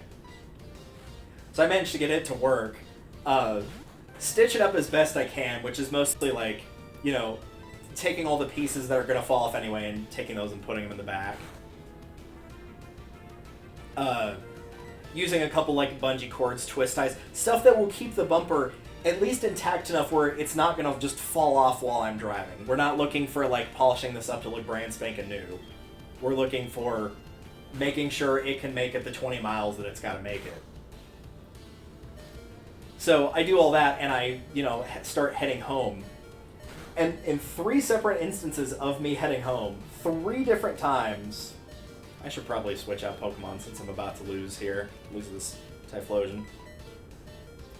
3 different times, people have just, like, their dogs are just out. Like, they're collared dogs, but, like, they're just literally on the streets. Like, street to the airport, on the highway, they're just out. And I'm like, no wonder I got hit by... Like, if it hadn't been the pig, it would have been something else. And one of the few upsides of hitting the wild pig was, like, A, it's not someone's actual animal, so I don't have to feel the guilt of, like, I just killed little Timmy's dog by accident. And B, if you know anything about wild pigs... Oh, this is for Flamethrower. Yeah, don't give up on Flamethrower. I do want that. If you know anything about wild pigs, especially in farm areas, they are nothing short of terrible. They are awful. They destroy anything and everything that they can get a hold of. They dig little ruts in the ground, which cause both people and also other livestock like cows to fall into them and break their legs, which of course means they have to be killed. And in order to keep the population of those animals level per year, just level at the same population every single year, you have to kill about 80% of them to keep that number level yearly. So, like, there will be no love loss for this pig as a whole. Like, it's sad that the animal died, but for, like, all intents and purposes, probably a good thing that, of all things to be killed by that, it was at least a wild pig. So at least my car goes out with the badge of honor of eliminating an animal that is, like, actively bad. I mean, it's the equivalent of, like, killing a murder hornet, right? Like, you know, it's not a bee, it's something that just hurts people. It's not really affecting the ecosystem in any real positive way. Nothing like that. So, it at least had that going for it, if nothing else. that was a rough week. The car situation worked out really well, but it was a very rough week of like, that happened. I had to get called into work twice in the same week. Not because anyone was sick or anything, but because the person that manages our schedule is part of our overnight team. But because she manages her own schedule, if she doesn't want to work, like if she just wakes up and decides I don't want to work today, she can just make one of us come in and work. So she took 5 days off last week, despite the fact that one person was out with COVID and I didn't have a car. So like actual genuine reasons why you can't make it to work. But she didn't want to, so she didn't have to. So I had to go into a shift, and bearing in mind, because she can call us at any time, there's no limit until the shift starts. You are technically on call always. So if my shift starts at 10, I can get called at 9:59 to have to come in. Which is doubly funny because it's a 20-minute drive. So they could call me 5 minutes before the shift starts. If I leave at that moment, I will be there 15 minutes late, and I will get in trouble for that. Because that seems fair and reasonable. I was just supposed to know someone was going to call in. But not only did I have to get called in for that, it was a very, very, very long and intensive night. I had set up all my work the days before. That all my stuff was done, it was taken care of. The person that was going to be relieving for my days off, like, they were set. Like, they basically did not have to do anything at all. And then they're like, yeah, we need you in a different area. And it was in the area she was in, and of course she hadn't done any of her work at all. Like, she was way behind. Insanely behind. So, that's probably the most work I've had to do in a single shift in about 3 years of working there out of the 4 years I've worked there. It was ridiculous how much there was to do. So it was just like the week of, could someone else have the bad luck now, please? Anyone else? Literally anyone at all.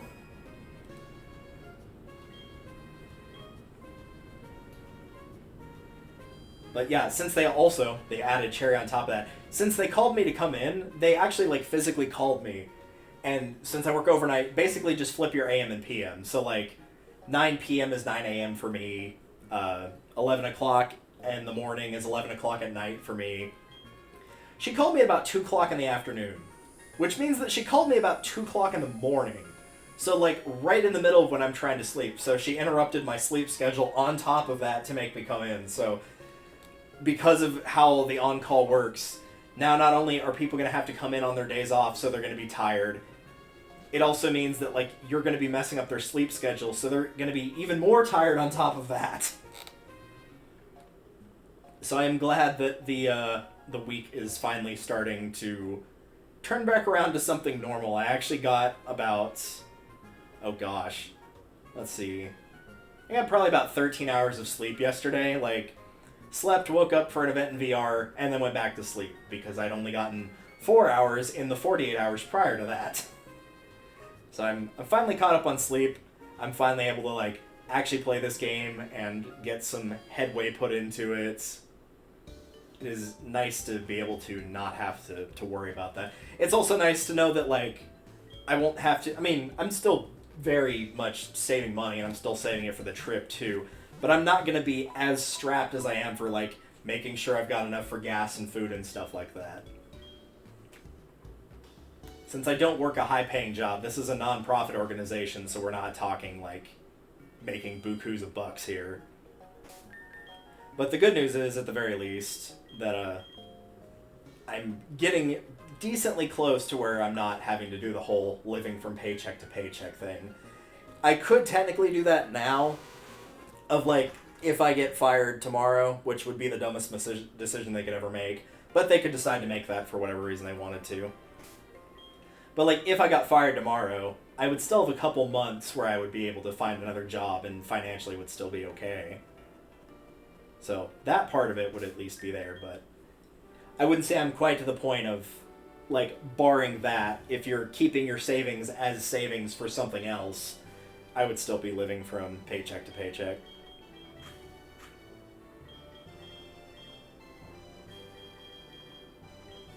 I'm gonna switch the items here.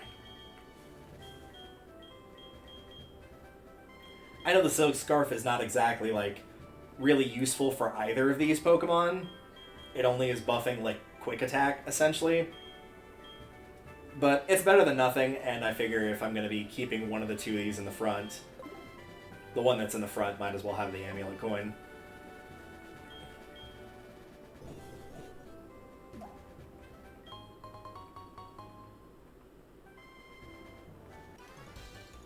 Aw, man, I didn't think he was going to see me from that far out. I figured he was going to let me go around, but nope, he didn't.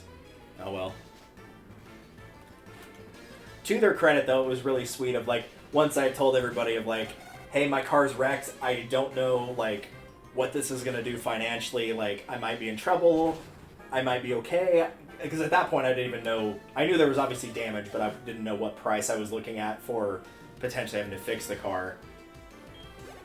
But between, like, everybody else that, thankfully are better off than I am, because they work in tech industry, so, you know, even if tech's not, like, the number one, we're not talking, like, doctors making it a killing, it's still going to be better than non-profit, easily. But to their credit, every single one of them was like, no, we will find a way to get you here. Like, it will happen. I think combining that with the fact that, like, somebody else tangentially related to the community recently, and by recently I mean, like, within 48 hours of when I had that wreck, and told them, like, yeah, that could have been bad. I could have ended up in the hospital or died. They had somebody in that community that did die, and it was, from at least the story I've seen, 100% due to just failure of the U.S. healthcare system, which is, sadly, no surprise. I would know, because that is the field I used to work in. I used to work in training med students. The only reason I switched jobs was because it wasn't a full-time job. So, entirely believable that that's the case. It sucks, but it's entirely believable. And I think that was also the kick in the butt of, like, oh shoot, we could have, like, lost 2 friends in the same week, just completely and totally out of nowhere. Of, like, one minute they're fine, and then the next minute they're just not around anymore at all. So I think that was the additional kick in the butt of, like, yeah, we're gonna make sure that, like, everybody that wants to go to this, like, all of our friends are gonna be there.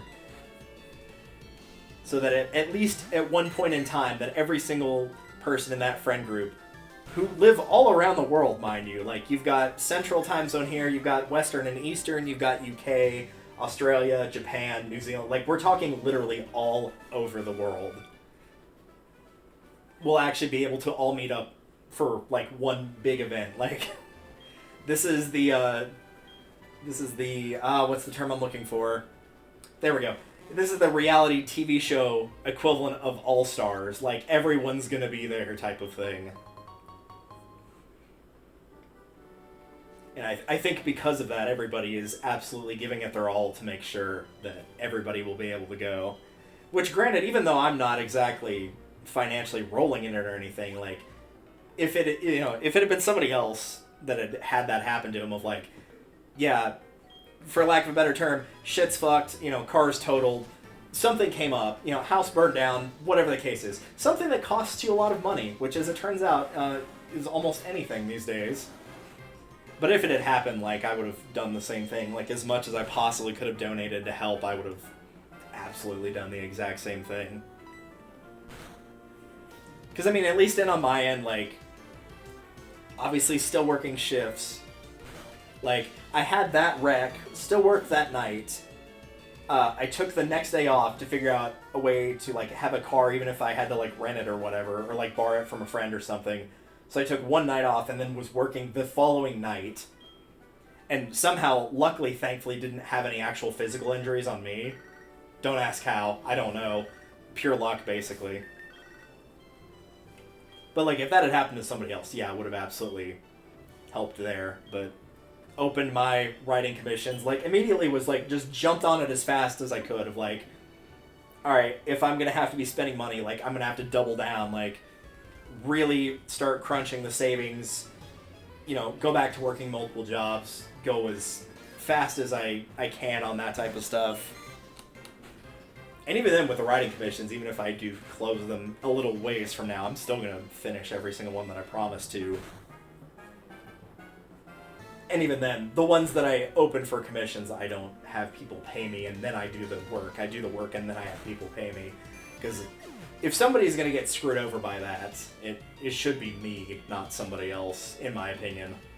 Maybe that's too altruistic, but, like... It would be one thing to be like, yeah, I never got my work done. And then the response is, well, you never paid me, so you, like... You didn't lose anything out of that. You didn't gain anything or lose anything, but unfortunately there are artists out there, be it writers, sculptors, painters, whatever have you, and there are unfortunately people out there that will take the money and run and just ghost you. I've been a victim of that, as has almost anybody that's ever gotten art of anything. But that's why websites that have those blacklists exist. To let you know, hey, don't order from this person. They will take the money and then you will never hear from them again.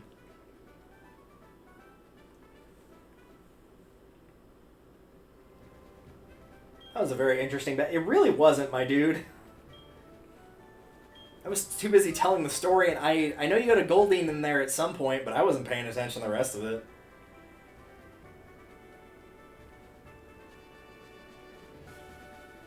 I think there's anybody else over here. Nope, there's not. Yeah, it is extremely good that I had that sort of luck, and it's also extremely good that I have very giving grandparents in particular. Ah.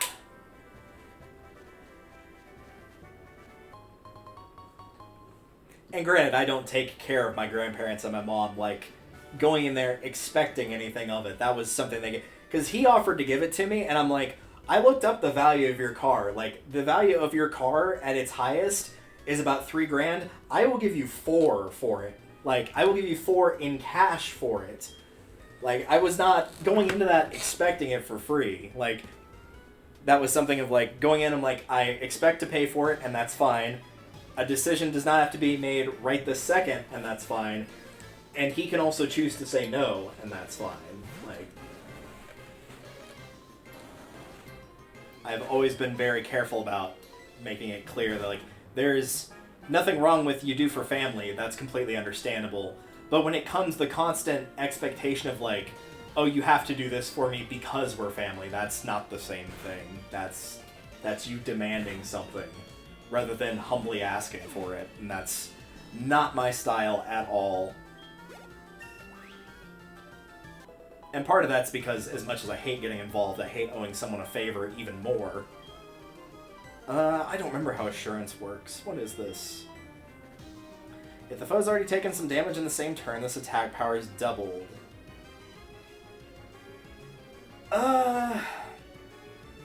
I mean, the additional damage is nice, don't get me wrong, but I feel like with Umbreon's low attack, I would rather have the flinch chance and the guaranteed hit and the movement priority of quick attack even over assurance. Sand attack is there predominantly for if I'm needing to catch something like, say, hint hint, a legendary Pokemon, then I can just drop its accuracy into the toilet. That's why Wild also has Smokescreen. To at least prevent some of that damage from nailing me. This is supposed to be an ace trainer. Are we sure about this? We're absolutely sure about that. Alright, well, you said it, not me.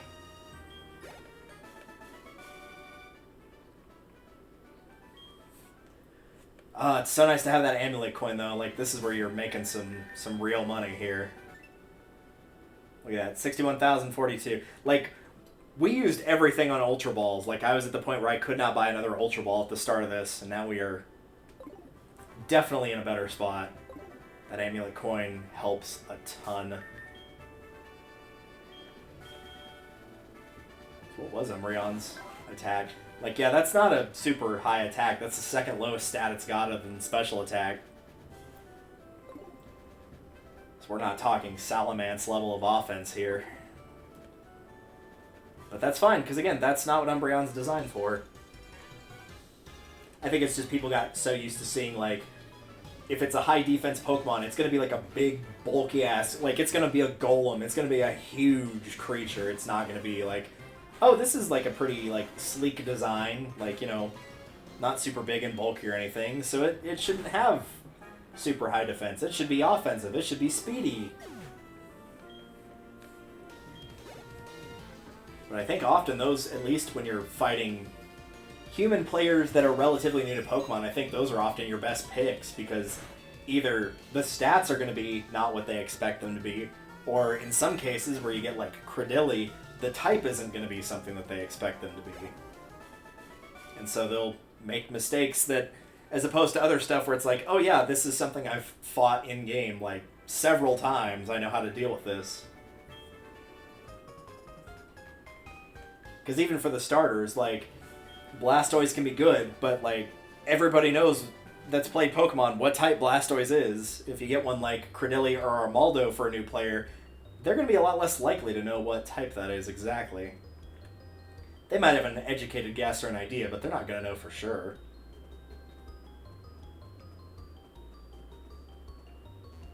Hi. Oh, you're the photographer. I was like, I don't remember there being a dude in here before. Yeah, we'll take our picture. We haven't done that yet. I'm glad that Crobat's wing just decided to Mike Wazowski our Sandslash there. Very nice of you to do that.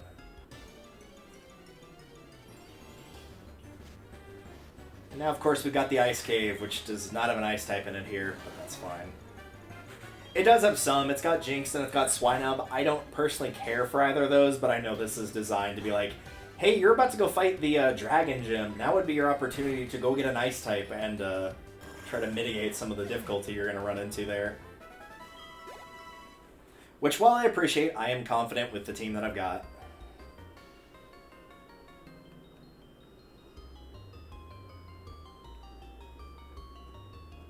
Oh wait, I've got to grab this. I almost forgot. Let's see, where do I need to go here?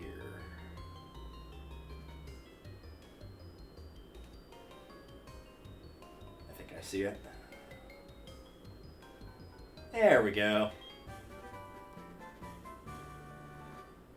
Even though we've been doing the verses, I am well ahead of this point. I was at...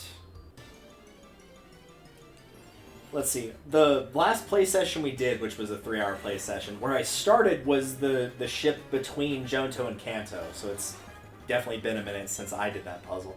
I watched Icarus do it a little bit on her other screen, because she was going through this last episode. Because she got up through beating the 8 gyms, but she's still got the Elite Four.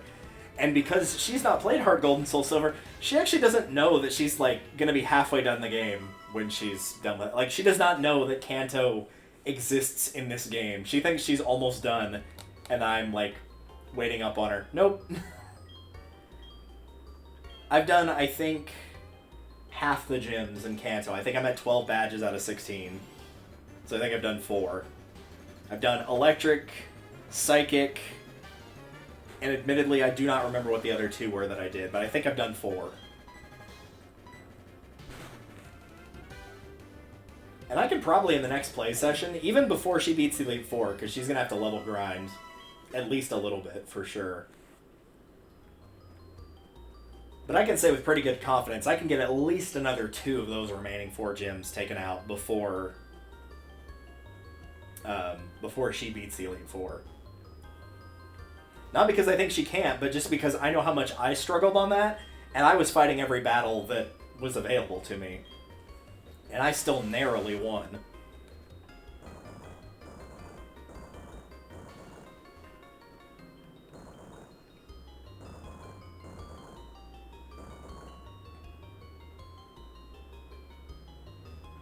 Gotta make sure I do this correctly.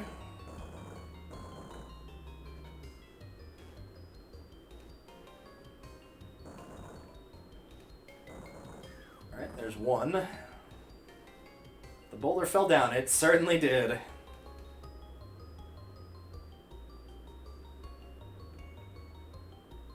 This is the one I'm not as good with.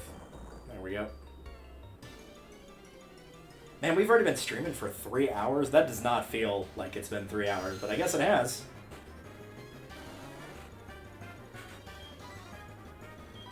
like I said earlier, I'm actually good to keep going after Gym 8. I'll probably do that, like, ending the stream and then starting and immediately back up, just to, like, space out all the episodes, because I did 2 badges in episode 1, 2 badges in episode 2, that kind of thing, and I hit up, so I accidentally need to reset this puzzle as well. Might as well try to get the rest of these done, though.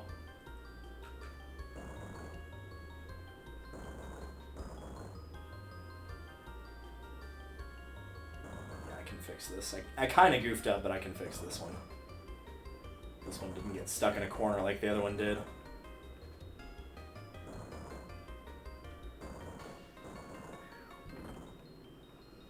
I will say, for my money's worth, even though this isn't like the hardest puzzle that's ever existed, for the Johto section of this game, this is probably the hardest puzzle, is this boulder puzzle. Like I said in the verses, I am more than thankful that, like, imagine if all the boulders reset if you made one mistake. Like, that would just be the worst thing ever. It would take so long to... because you'd have to get every single one right. Like, here I just need to reset the one, not all 4 of them, so it's not too bad.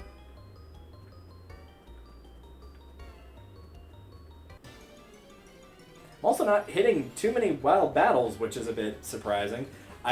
The minute I walked into this room, I quickly realized, like, oh shoot, I don't have any repels. Which isn't the end of the world. I mean, you kill the Zubat, you move on, you know? This is not new territory for anybody that's played a Pokemon game. But even so, usually with puzzles like this, especially the strength puzzles, you kind of want to have all your focus on just the puzzle and not getting interrupted by random battles that pop up.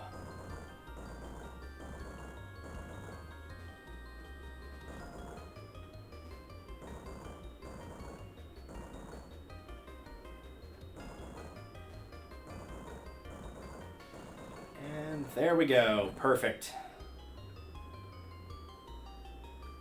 And I think I gave Icarus the right information when she asked which hole to jump down after she was done. I believe it is the top right.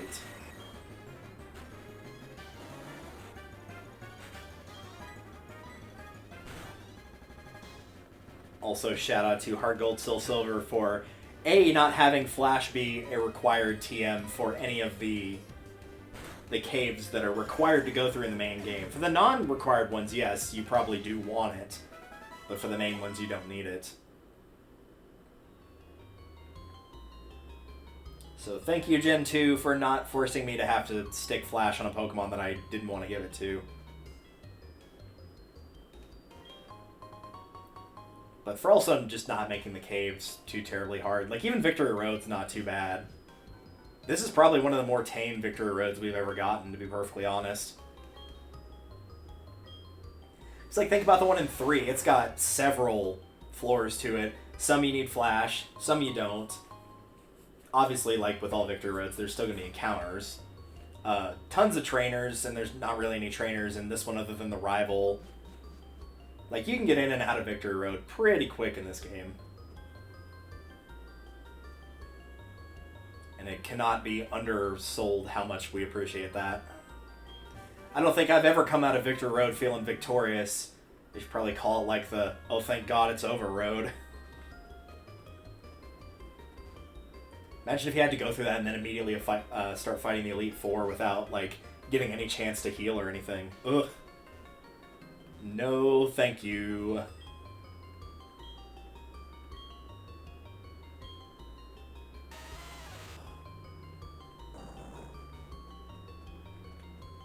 It was things like that was one of the reasons that I decided to do the remakes instead of original Gold, Silver, Crystal.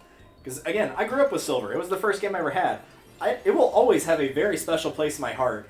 But for, like, new players and ease of access, this is the optimal way to play Gen 2. There is no question in my mind that it is.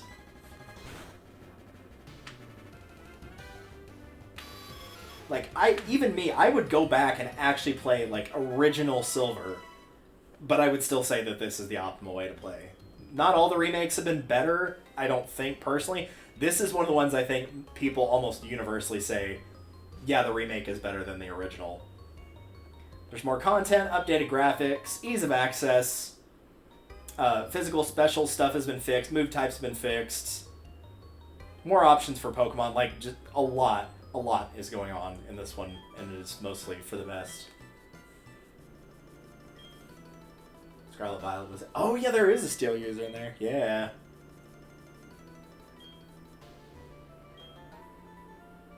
I had a Lucario with me in that run, so I was mostly okay in that regard. Alright, let's see. I'm going backwards in my head of how to get to the... I know how to get out, I just need to hit down to get out for that item. Okay, give me a second here. I'm actually not seeing it off the top of my head. I think this is it, is it? Yeah, it is. Okay.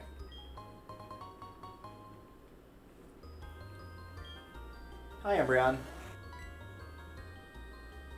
It's snuggling. Aww. We need to get Umbreon out of here. Poor little boy.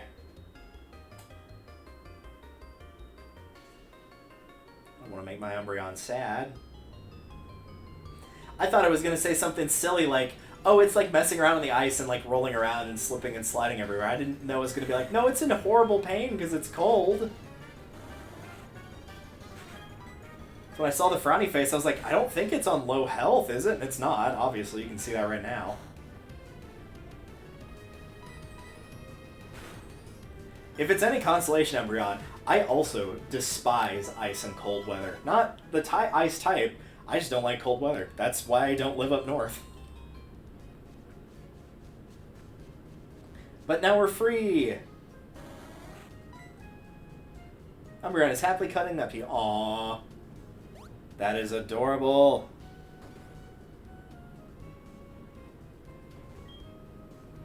Dragonair's cute, but I don't have it. Do you have Dragonair? Want to trade it for my Dodrio? That is not a fair trade in the least, my man, and I don't have one anyway.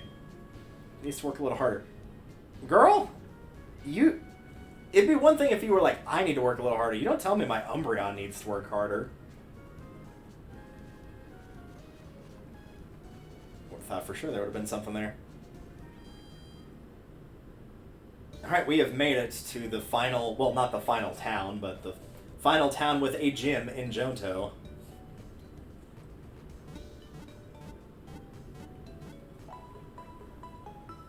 And I don't think there's too much to do here other than the gym and then the little thing post-gym. But there is definitely one thing I want to do before we continue on here, and that is first go get all the stuff that my mom bought. But secondly, we need to go pick up a heart scale. Oh, the choice scarf. Nice. Because I would like to get cross poison on Crobat. More damage, more excuse to put the poison barb on, same type attack bonus, high crit rate, like what more could I ask for? And thankfully the heart scales are pretty easy to get here. So let's make a quick trip back to Cyanwood here. The other upside of streaming for 3 hours is like one of the first things I did was go to the Safari Zone and do the first challenge there. So because I've done that, like, decently soon here, the guy should be calling me to do the next challenge.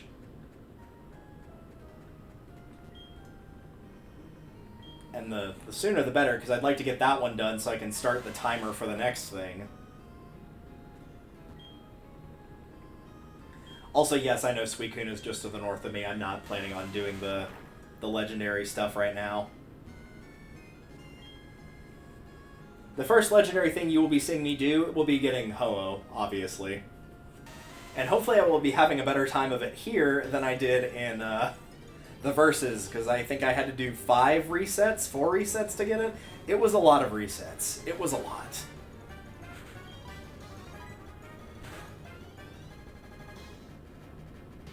Well, if I did need a Krabby, that would be the optimal health to put it at, but I don't, so bye.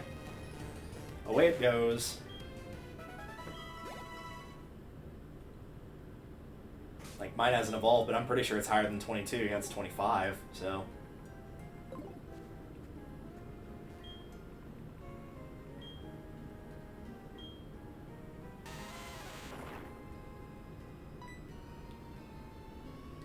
Well, I mean, I'll take a star piece. That's not what I'm looking for, but I'll take it.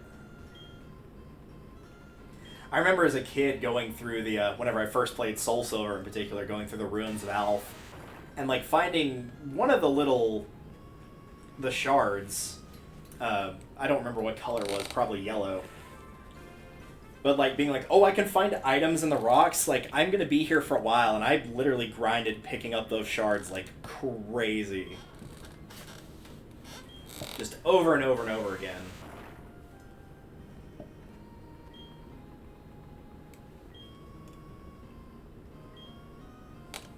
I don't remember if I did the whole thing with trying to get every unknown. That I don't remember. I do have one.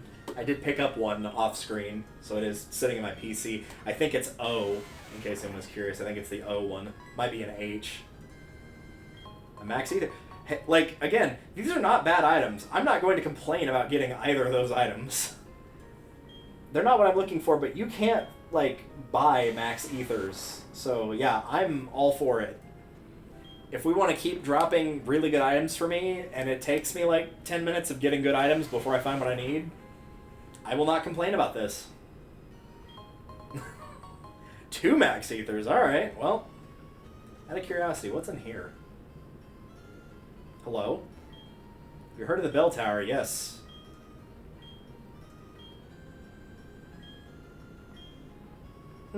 Interesting.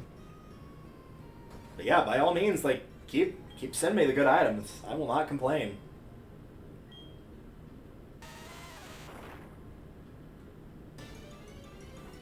They will definitely come in handy if I need to plow through the Elite Four and start running out of power points, which did happen in the Versus, so it's entirely possible it will happen again here.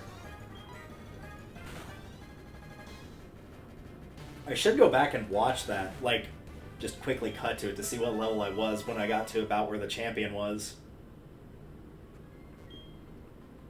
Because while I did get lucky and succeed there, I would like to not push my luck on trying to do the same thing twice. Where in the first one I probably shouldn't have made it.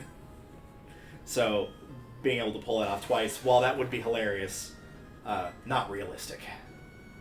A red shard. Again, I'll take it.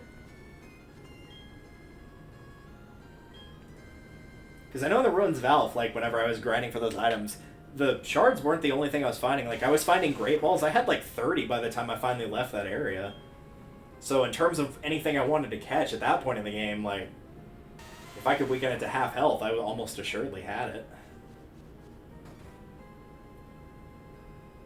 That's one of those things, like, that A, you do when there's not a lot of info on the game, because the game had just come out at the time for Soul Silver. But B, you've also, you know, got all the time in the world of being a kid playing it, and, like, I don't remember what time it came out, but, like, playing it on vacation, playing it on weekends, whatever, where you could just do that for, like, 4 hours. You could just get an insane amount of items that way, and it wasn't the optimal way to do it, but you could do it that way. Hi again, that's still not quite the same level that mine is, but that's okay. It will receive a bite, and then it will receive a second bite. Because I would like 5 Whoppers, and then 5 more Whoppers. While that joke is funny, you can't help but feel terrible for the poor person working food service. They do not get paid enough. Like, working in any customer service job is insanely rough, and when you add food to that, it's just like 10 times more difficult. All for a minimum wage job. It's just like, yep. Oh, Shuckle. Already got one of those too, but thanks. That one I'm not going to fight because of its stupid high defense. I'll be there for like 3 minutes, so I'll pass on that one. Hey, remember what I was talking about Safari Zone? I'm going to crush this last rock, and then we are going to do that real quick. I'm going to take a detour and do that. Yeah, interesting how all the jobs that deserve to get paid a lot more are the ones that aren't, huh? Like, looking at every teacher that has ever taught anything ever.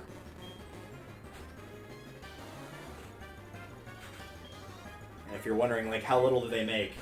Let's put it this way. If you've ever had a teacher that, like, had a bunch of things, like, they always had an excess of, like, dry erase markers, they always had an excess of, like, the electronics and stuff, That was stuff they paid for. That came out of their pocket. That was not the school district. That was not the government. They paid for that themselves because they wanted it that badly, because they wanted students to learn that badly and have the optimal education. That came out of their money that they're already not making a lot of.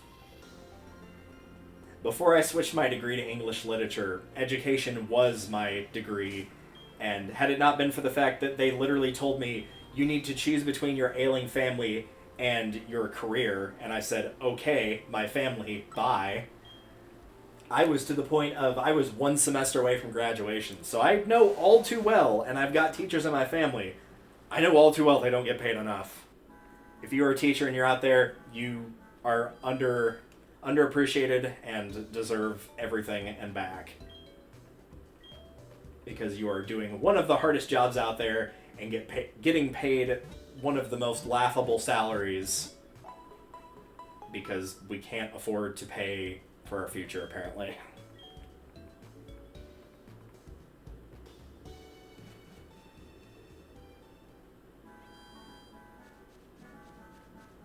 Which is funny because, like, even, like, the learning part aside, teachers are some of the most influential people in our lives. Like, up there with your parents when you're going through grade school.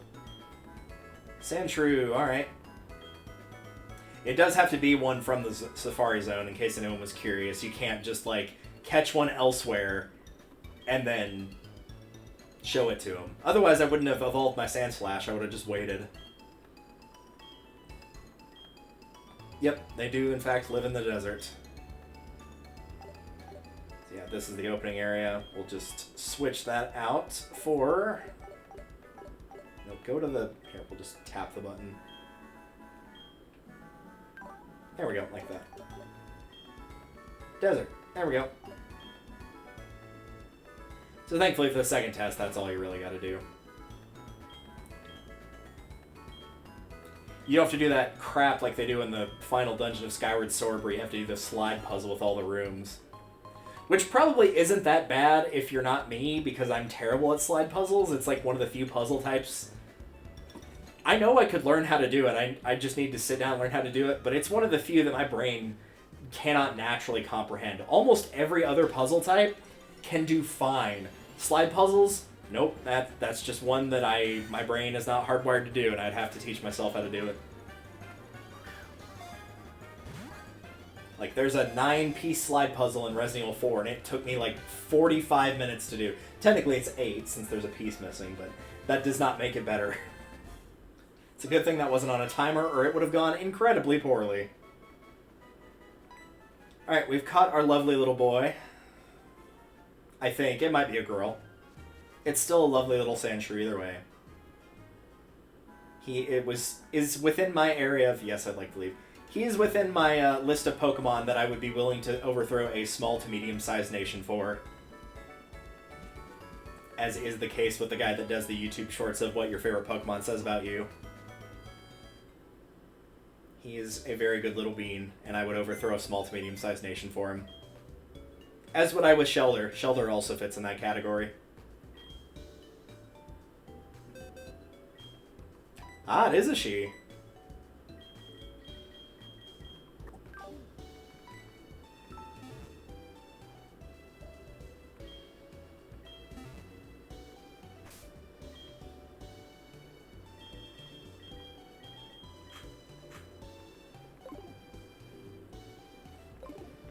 Alright, let's go get the second part of this done.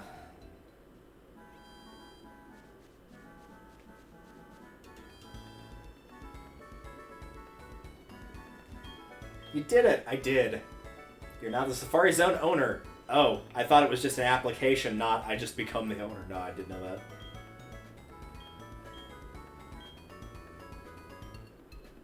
By the way, now that you're the Safari Zone owner, would you kindly continue to pay admission? We have our reasons. Don't be upset, I'll keep thinking about it. Yep. Man, even when I'm the owner, I still gotta pay. Jeez.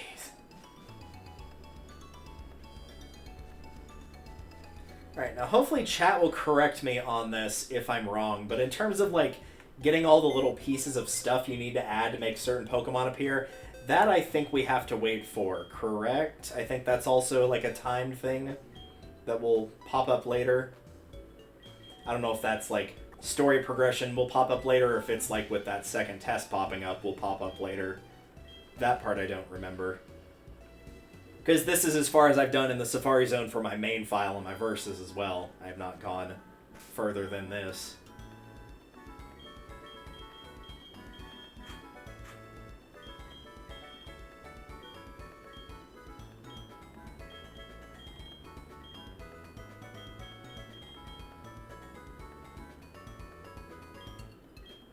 Time while I'm waiting, let's go ahead and swap these out.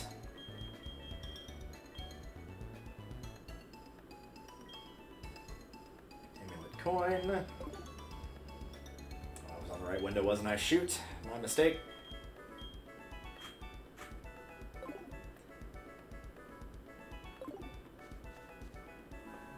Yeah, I'm gonna go and talk to him real quick just to make sure, and then I might look it up again. I don't think you have the option to get those yet, but I could be wrong. I'll let you know as soon as I come up with something new using the Pokegear. I think that's what that's telling me. I'm going to check real quick.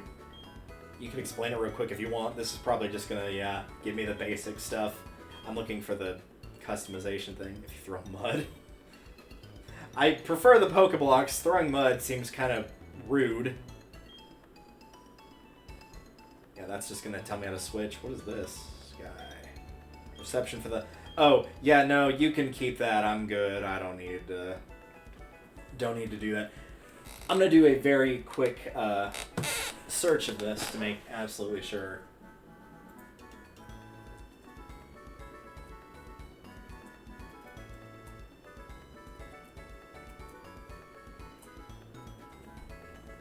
Let's see.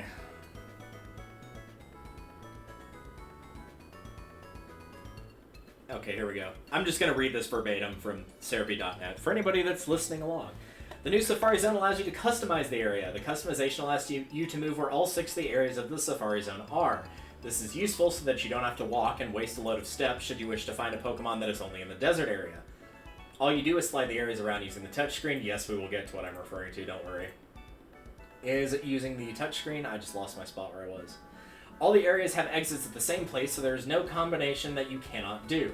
However, to activate the customization, you first have to have a special task and capture a Geodude for Baboa, the Safari Zone Warden.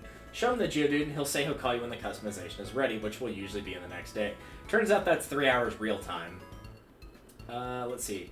After you've done the Warden's task of bringing him a Sandshrew, his second task, he will allow you to start bringing objects into the Safari Zone. These objects can be placed anywhere by pressing A when you're through them. However, these objects are not superficial. Let's see. As time goes on, he will continue to call you to provide you with more items. If you leave the areas open for set amounts of days, the objects you place in the area count as more. So basically, he will call you with having the items done, is what it looks like.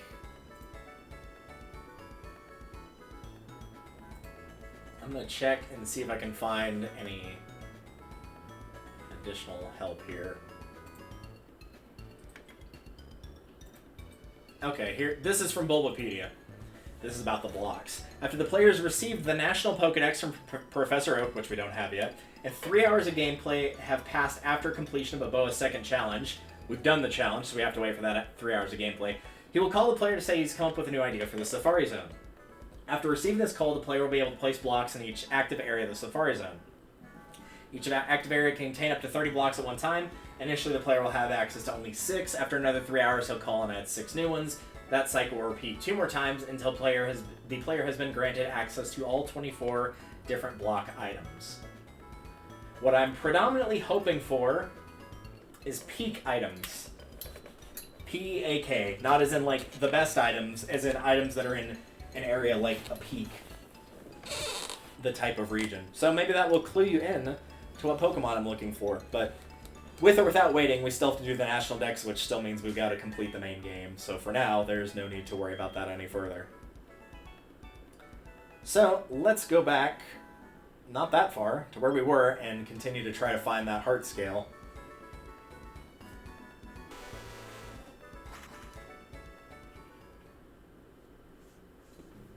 Yeah, that is, I don't know, I'm kind of mixed on the whole, like, having to wait 3 IRL hours for stuff like that. Because, like, for some games, if it's a time-passing game, okay, fine.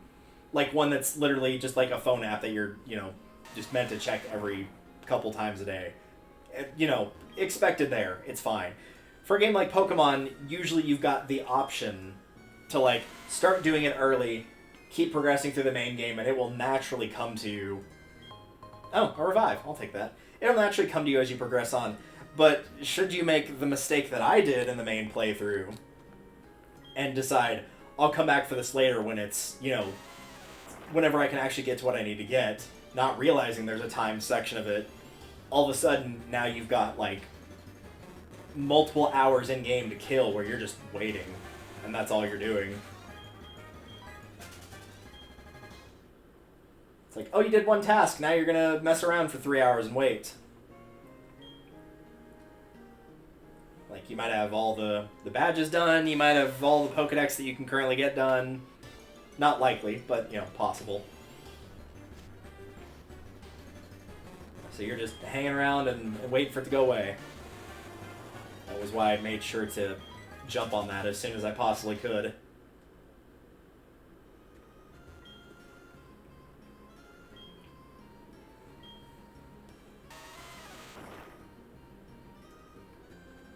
I know this seems like a lot of work just to get cross poison, but again, 70 power, high crit rate, poison bar bonus, same type attack bonus would be very helpful in a dragon gym where poison's one of those that will actually do normal damage. It's not going to be not very effective.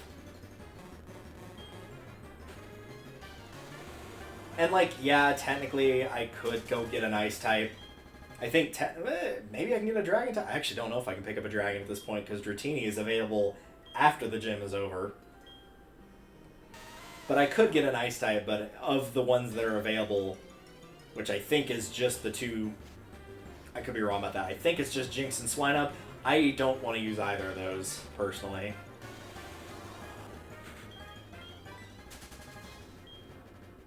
But I do think there is a good chance that Crobat could be the MVP of this. He'll probably be the offensive MVP, and Umbreon will probably be the defensive MVP. I think Typhlosion will probably, unfortunately, be the least effective, but it also got to be the MVP of Gym 7, so it's okay.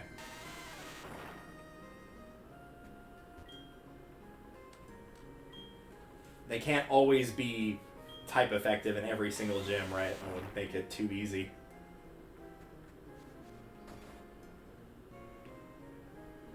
Well, I thought these were pretty common, and I'm surprised I haven't seen one yet. It was like the second rock that I broke in the verses. I just found it immediately.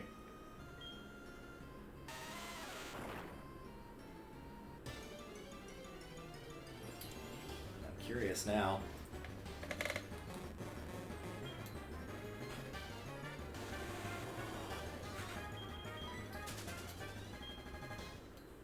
Let's see.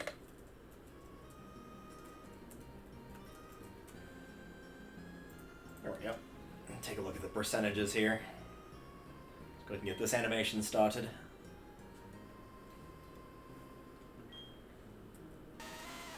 Oops, that was not the right button. Here we go. It is a 10% chance. Wow, the max ethers are actually pretty easy to get. So in case anybody was curious, might as well mention this while we're going through here. The star piece I got was actually the rarest drop at 5%. Star piece is a 5% chance. At 10%, you can get any of the shard colors, red, yellow, blue, or green, and also the heart scale. At 20%, you can find a revive, and at 25%, you can find a max ether. Those are the items you can get. Those are all very good items, though. The star piece is probably quote-unquote the worst one, and even then, that's still pretty good.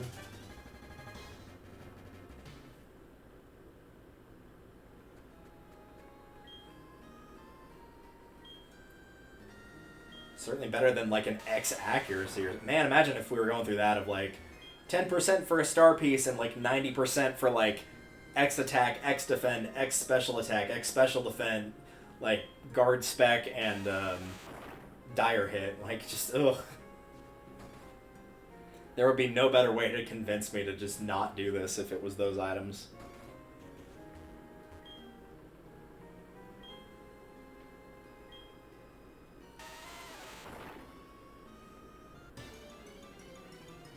Maybe I should start trying to kill these Krabbies and Geodudes, though, because they're...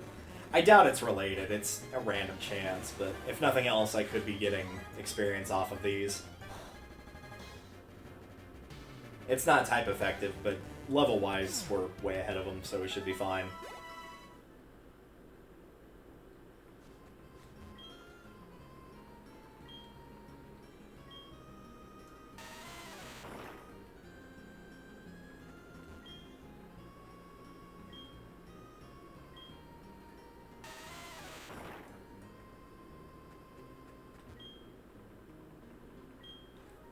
Did it say on here out of curiosity?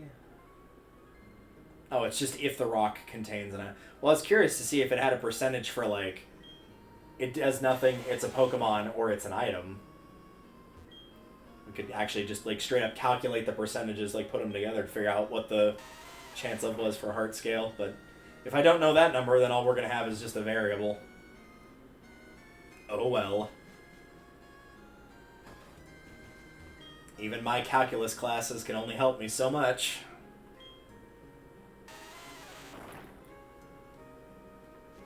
Man, do those classes challenge me, though. I'm actually pretty good at math. Calculus was the first time that I actually, like, genuinely struggled in a math class. Like, most of the time I was the typical, like, didn't study, kind of did the homework, made a B. If I had put in even, like, a tiny bit of effort, easily could have gotten an A.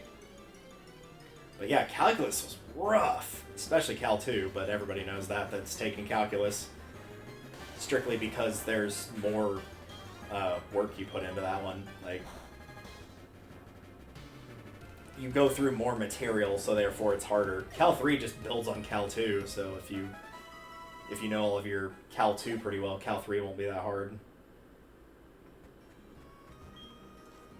Yeah, calculus is also more physics, and honestly the hardest part of calculus, at least in terms of where you'll make a mistake, is probably the algebra, because you'll be like, oh, I did the hard part, like the calculus is the tough part.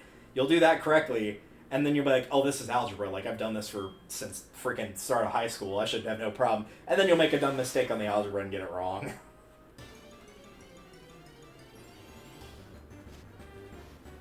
It's still one of my favorite moments that in a calculus 2 class, like, teacher did the problem on the board and, like, barely got the answer wrong, and literally everybody in the class was, like, sitting there, and this is a class of, like, 20 people, everybody and the teacher just staring at the board for, like, a solid 10 minutes, trying to figure out, like, where exactly something went wrong, and the answer of where it went wrong was, at one point we canceled a 1/2 and a 2, because that, you know, evens out to 1, how it did in the problem, but the 1/2 was a minus 1/2, and she canceled the minus along with the 1/2, when the minus should have still been there. That was all it was.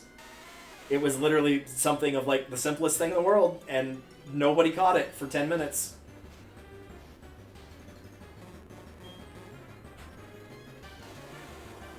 Good times. We were also very fortunate to have a calculus teacher that understood of, like, even if you're not good at it, like, you're putting in the work and I'm going to reward that. So it was, like, a case of, because of that class runs longer than normal classes does, there's, like, a 50-minute period where you're not going to be in any class. Or maybe it was, like, 45 minutes because it runs an extra 15 minutes, whatever it was. But she had straight up told us, like, yeah, if you stay for, like, tutoring or just, like, sticking around to work on your homework, whatever the case might be, for that entire 45-minute period, like, I will log every time that you do that. And I will give you an additional point on, like, whatever the next upcoming exam is, including the final. So, like, if you do it 20 times and then there's an exam, you get 20 points. You do it 20 more times after that, you get 20 points on that next exam. So I stayed every single day after class. So I'm not stupid. I might not be a genius in calculus, but I'm not that dumb. And I guarantee you that, like, getting that repeated X amount of points on each of my tests, I guarantee you that bumped me up at least 1 letter grade. There's no way it didn't.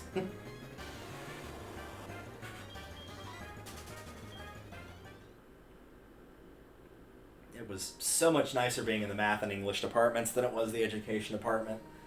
I loved the material, and I loved most of the professors, but man, those high-level professors that just, like, It was probably unfortunate because we essentially got used as test dummies. Hey, there's the heart scale. I'm going to break the rest of these rocks anyway, and then we'll leave. It was probably unfortunate because the way that education works is instead of having, say, your senior research or things like that, you have methods and student teaching. That's your last 2 semesters. Methods is learning how to like design lesson plans and then going actually into schools around your area and teaching those lessons plans to actual kids. Methods is more of the same, except you're spending the entire time doing that, and then like you'll kind of do sort of a reflection type of thing with it rather than senior research. It's a little bit different, but bearing in mind I didn't finish through that last semester. I did finish through methods though. But the 2 professors that we did have were brand new, like just got their doctorate. We're talking like literally we were watching them finish it our previous semester, and the department head that had done it and had been doing it for like 40 years, like been there for forever, retired, and so they took over it. And so you've got, instead of somebody with 40 years of experience in this like specific, we'll talk to Brent, what's up, doing the specific thing, like knowing exactly how to get every kid through it effectively, you've got 2 people that are working essentially against each other because they're not quite set on what they want to do. It is their first year doing it, so they have no experience with what they're doing. So because we were the first class, like, yeah, we were probably the least equipped for going out there. And in case you want to add insult to injury for anybody that was also my class with me, I graduated in fall of 19. Guess what happened at the start of 2020? That kind of, made education a little harder. A little more challenging, in case it wasn't challenging enough for teachers, So yeah, dodged a bullet there. Because switching majors, surprisingly, only made me take 1 additional semester of classes. Otherwise, I would have graduated spring of 19. So yeah, instead graduated fall of 19, and then like 2 months later, COVID happened. So it worked out.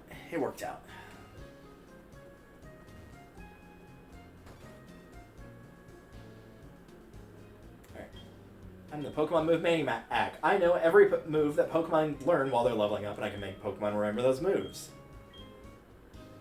I do have a heart scale. Yep. I'm going to check the other 2, but I'm pretty sure I don't have anything for Umbreon or for Typhlosion that I want to learn. I don't need Tail Whip, Tackle, Helping Hand, Pursuit, Confuse Ray, Assurance. Yeah, these are all moves that I had the opportunity to keep, and I chose not to, and there was a reason for that.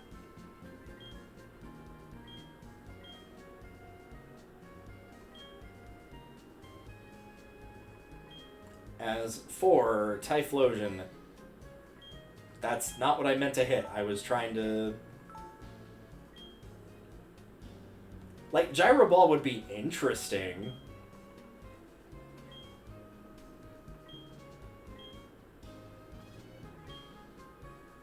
Okay, let's try that again. We'll come back to... Well, no, we'll look at it now. So yeah, slower the user, the greater the damage. The problem is Typhlosion's not slow.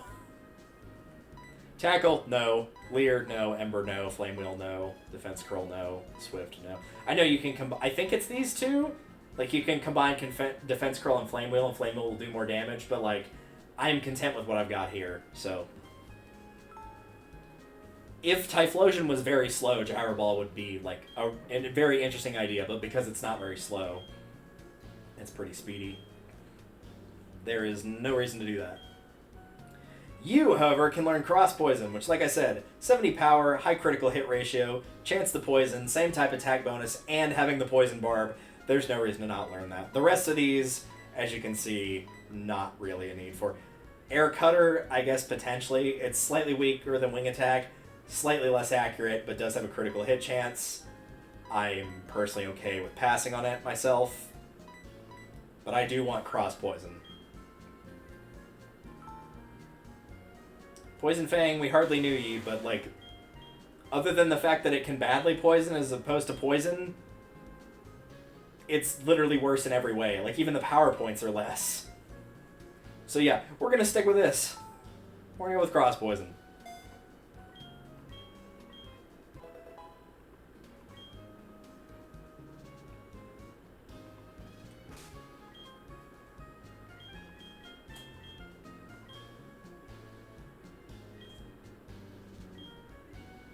Where is... There it is.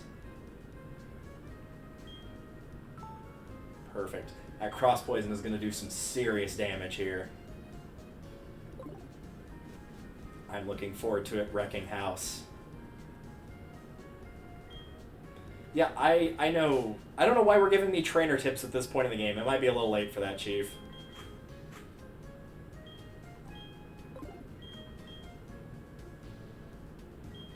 I probably should keep Typhlosion in the front. Just for the amulet coin. That's literally the only reason. It's literally just for that amulet coin.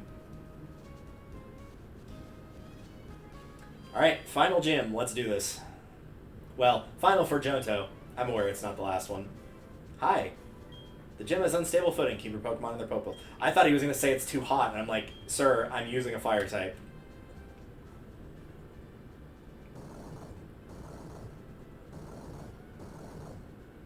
It would have been a lovely, sir, this is a Wendy's moment, but oh well. Your first battle against dragons, I'll show you how to... Isn't this the first time a dragon has come up in-game? It might be, actually. I mean, they're not very common, so... Not at this point in the series, anyway.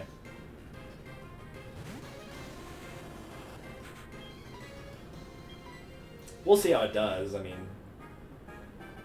yeah, I was going to say, worst case scenario, I probably have to hit it twice, and then I can switch into Crobat if he's got more than one, which he does. Also probably helps that it's not evolved at all. Yeah, against the Seizure, I absolutely will switch. See, even they know, because that's not a dragon type. It will evolve into one, yes, but it is not a dragon type as it stands right now.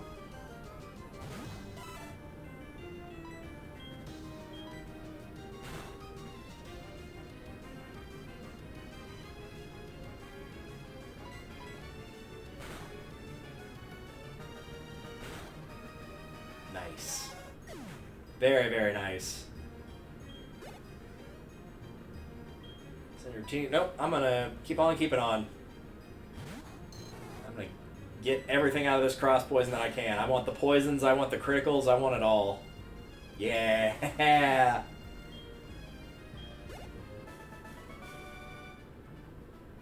That's too bad. It is. It's too bad. You bet the Dragon Tamer? I don't believe you. Fine. Dragons are sacred Pokemon. They're full of life energy.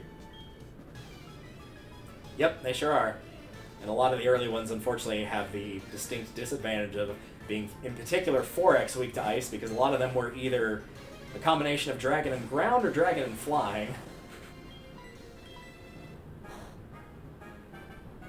It's one of the few weaknesses that my poor Salamence has. Because even though Salamence is not my favorite and it's not my first one ever, he is still my baby and I will cherish him forever. Because he is just a complete weapon of mass destruction, and I love him for it. Also, I love his Pokedex entry that as a Bagon, which he starts out as. His only dream is to learn to be able to fly, and once he evolves into Salamence in the last one where he gets wings, the first thing that he learns is fly, which is really sweet.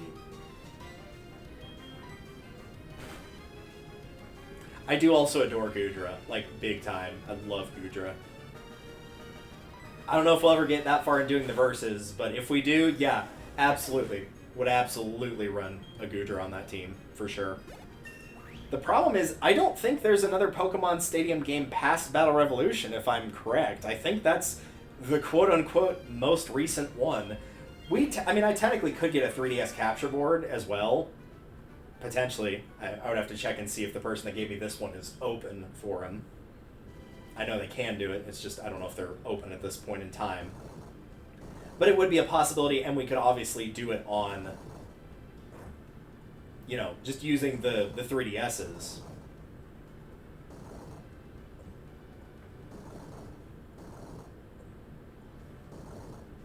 No, that's not what I wanted to do. Go back to that, to that. There we go.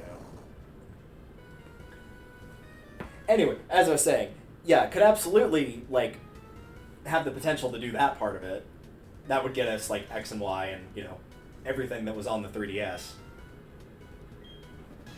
And technically with Scarlet and Violet, like, I have a Switch, she has a Switch.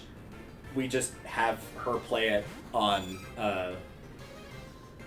I mean, I just get 2 capture cards, probably is what it is. It would still be doable, but the thing is, I would rather, if we're going to do, like, the actual full fights, I'd like them to be on, I guess, at bigger screens for us, but also, like, you know, Stadium feels like an apt place to put them, or a Pokemon Stadium game. Which is why it's really a shame that they have not made a new Stadium since the Wii. It feels like we're overdue for a Pokemon Stadium. Am I wrong? Like, I get, you know, the whole, you don't really need a wired connection anymore. You haven't needed a wired connection to battle for a long time now. But it would be nice to have another Stadium game. I actually do think Battle Revolution is really good, and, like, the only real downside is the rental Pokemon are absolute garbage in that. But, like, the having, like, rewards of getting all the different outfits for your characters and getting, like, rare berries that you would not be able to get very easily in main games, like, there's stuff there, absolutely. It could stand to be built a little bit better, but the core concept is fine.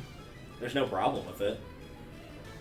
So I would love to have another Pokemon Stadium 1/2/Battle Revolution. Yeah, we need another one, honestly. We really do need another one. You've only got the one Pokemon, so this is going to be interesting. Yeah, we could, like, have the mini-games back. We could have the content. Like, you could put a bunch of side stuff in there. Any side stuff that, like, they'd want to experiment with, that they're not quite sure they want to put in main game, throw it in the next Stadium game. See how it goes. See if people like it or if they hate it. See if it needs to be tweaked, and if so, why? Like,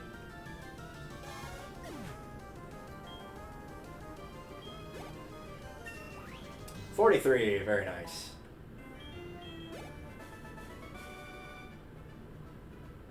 Everyone in this gym when they lose. That's too bad. That's disappointing. My chance of losing, not even 1%. Yeah, I mean, it's probably closer to, like, 90, but, you know. To be fair, that is not 1%, so you're right. Wow, you had one Pokemon on your team. That's it? You're like, there's no way I'll lose. I only need this one. That's it. No more. This will be plenty. Like, that should have killed Typhlosion, and it didn't. I mean, I'll be running out to heal before fighting the final guy anyway.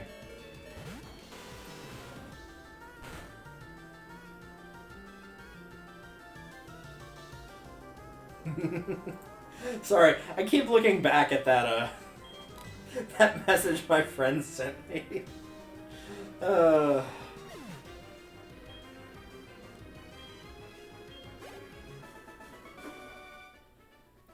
Without spoiling, I'm obviously not going to list them by name, and it's nobody that's been on this channel, so that's not going to help you either. Had one of those, like, closeted about something, not their sexuality, closeted about something else, and their parents called them because they were doing the New York Times crossword, and they thought they were referring to something completely different. He was like, I was about to scream and die, like, poor bastard. He'll be fine. But that is funny. That's hilarious. Mostly because it didn't happen to me. Oh, no, that's too far. Go... Oh, no, I had it correct before, because that's not going to reach. No, get back over there. What are you doing? Like, I know what the solution is here, and I'm being an idiot.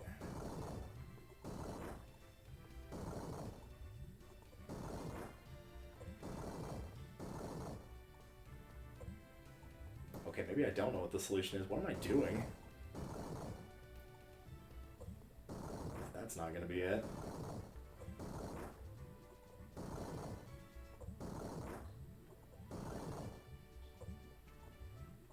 I think I had it correct there a second ago, which one I needed, and I messed it up.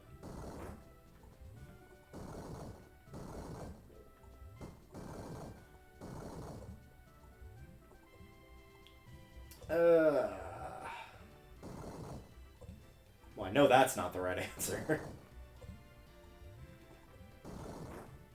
It can't go any farther than that, so it has to rotate. It can't go that way, so it's got to go this way. I thought I tried that already, but alright. I mean, it's not going to matter anyway. I'm about to go back to heal, so I have to do it a second time regardless. Could I beat him in one shot? Yeah, probably, even without healing, but, like, why run the risk, right? Plus, now we get to go see what item my mom just bought me here. Call it a guess, but I'm going to say it's going to be a set of berries, because that's usually what it is. Like, very, very rarely is it not, like, sometimes you get stuff like Moonstone or Choice Scarf or whatever, but it's almost always, yeah, berries. I should stop saying that because my stomach is rumbling at me. I'm very angry now. You were fed not that long ago. Why are you hungry? Oh, the muscle band. There we go. No further packages. Alright. It is worth noting if you're playing along and you don't like your mom constantly spending your money and interrupting you. After she calls you 5 times, saying she's bought an item, if you don't go and pick up those items, she won't call you again and she won't spend your money anymore. So, if you don't want her to do that, then there you go. The big reason for keeping your money with your mom is in case you lose a fight, because you lose half your money if you lose. But if you've stored any money with her, then you don't lose that money.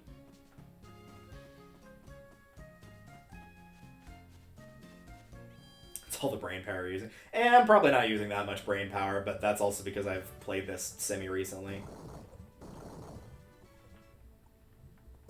I say that, but there's another game that I've been playing recently that, like, I hadn't played it in a while, and so I went and played it, and I beat it, and then right after I beat it, and this is like a game, it took me about like 16 hours to get through, which isn't a lot, but you know, it's still, as an adult, that's at least a decent amount of time. And after I beat it, I went and played it again, and I 100%ed it again, and it took me longer that time because I had some bad luck with some stuff.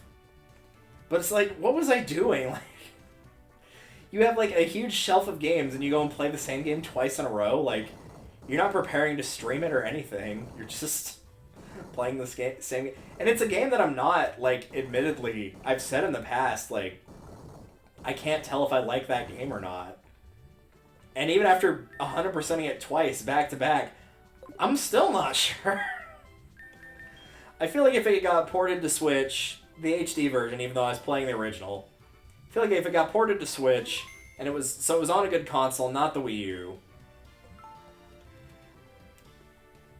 and it had all the, like, advantages of the HD, I could probably push myself into saying yes.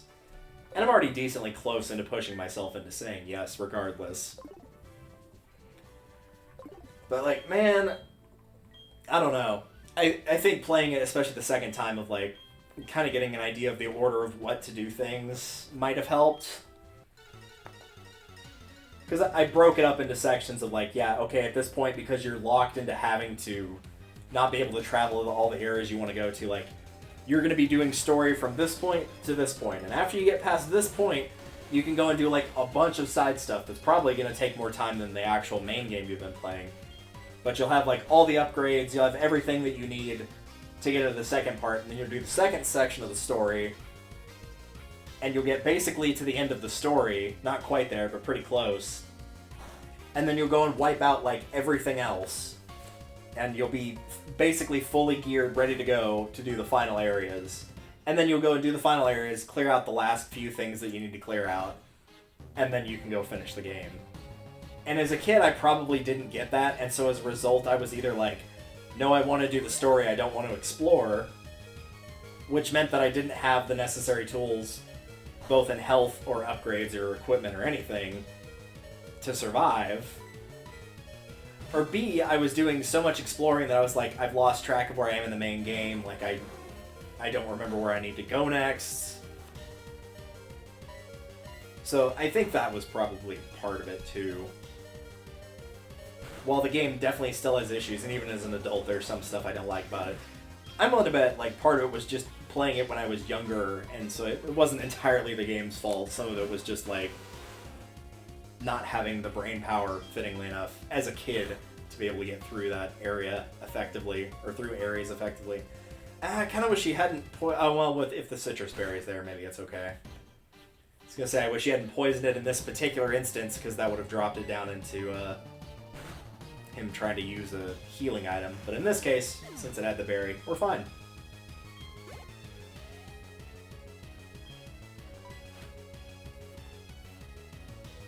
So he's still got Dragonair, still got Gyarados, since he recalled that earlier.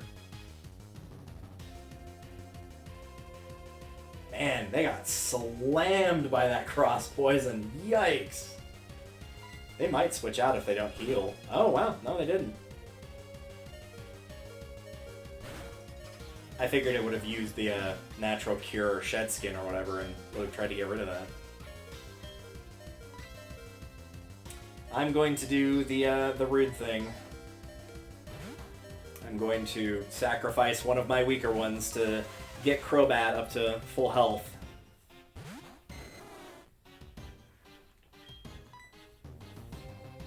It's mean, yes, but, you know, like, sometimes this is genuinely your best option. I probably will actually end up sacrificing two, because I do want to get that paralysis away. Sorry, Geodude. It was not personal. Truly, it was not personal.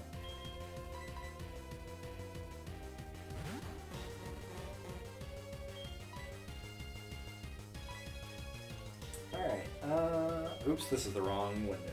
Paralyze heal. I'm gonna need to pick up some of the status healing things. I'm almost out of antidotes thanks to Team Rocket, and that was the last paralyze heal I had. I still got some full heals, though.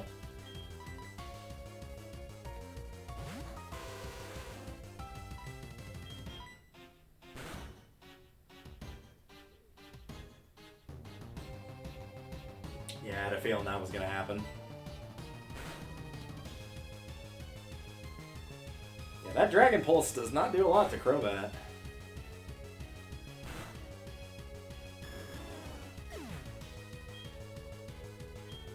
Not gonna lie, I was expecting a Dragonite. I figured at least, like, I didn't remember for one, but I figured at least one of those was gonna be a fully evolved. But did not happen.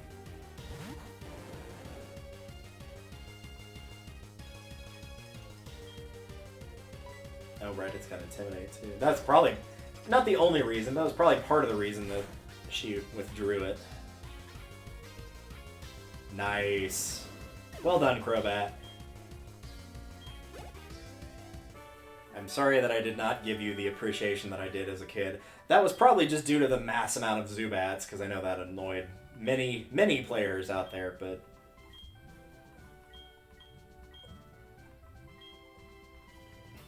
Yes, I am quite a lazy trainer. I don't know... Like, even if I was, what does that have to do with me winning in a battle? And now we can celebrate with more berries.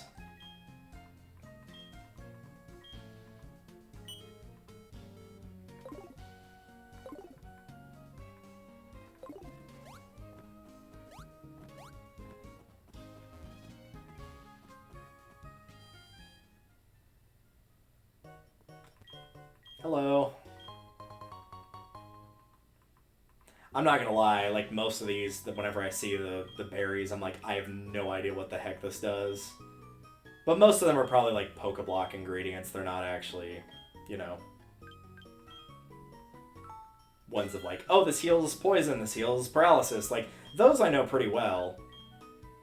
Like Pecha Berry for poison, Cherry Berry for paralysis, Chesto Berry for sleep. Like, those, I know all those. Ralst for burns. I probably won't ever need these, but might as well. How many full heals do I have? I got 5. Yeah, I'll be okay with those. I don't plan on using these much, but on the off chance. And in fact, in the Dragon's Den, I probably will, just because I don't want to deal with a Magikarp in there. I might keep one off of me long enough to find and catch a Dratini, but that's going to be about it.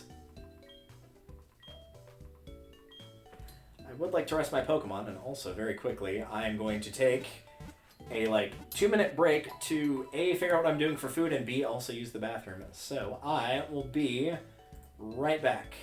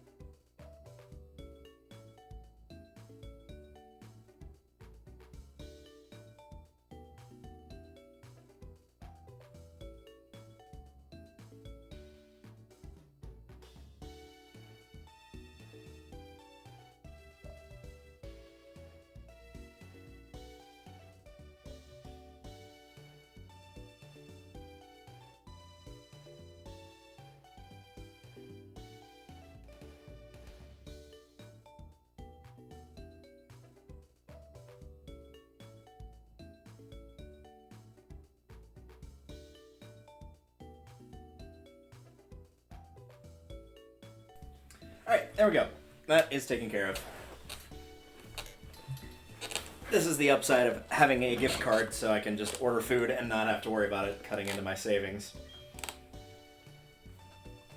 And now I don't have to worry about that at all. I can just casually kick back, wait for food to get here, and then that part will be taken care of.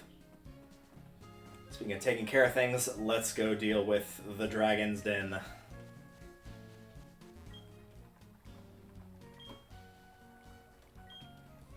I do need to re-add my like intermission and startup screen pages. I think I have the startup one. I don't have the startup one still. Oh, that's good to know. I do have the intermission one though. I probably should have switched to that. I'm glad I forgot it was there. And I think the raid one is still... Yeah, the raid one's still there too. So yeah, just that startup screen. I keep losing that and having to redo it for some reason. But the startup screen's probably the second easiest. The raid one took the longest. But the startup screen is not too terribly hard to do. That one's just Mario sleeping in Mario Galaxy and then putting a little speech bubble and just looping a little clip of that and playing some music on it. It's not too bad. This is probably still going to kill that Magikarp. Yep.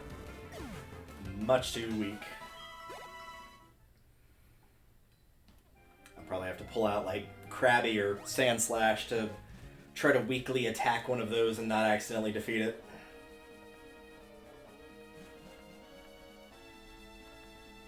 Oh right, there are trainers down here. I forgot about these guys.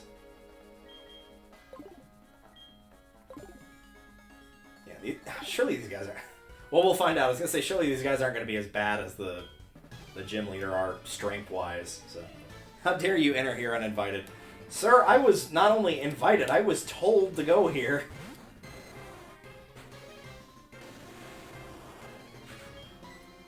Don't you just love people that are like, oh no, like, if this was a thing, I would have heard of it. Like,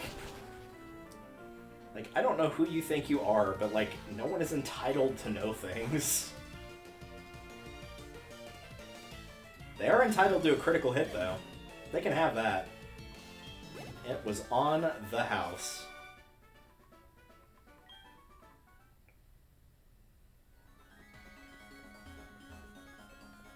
I was about to say, there's gotta be, right?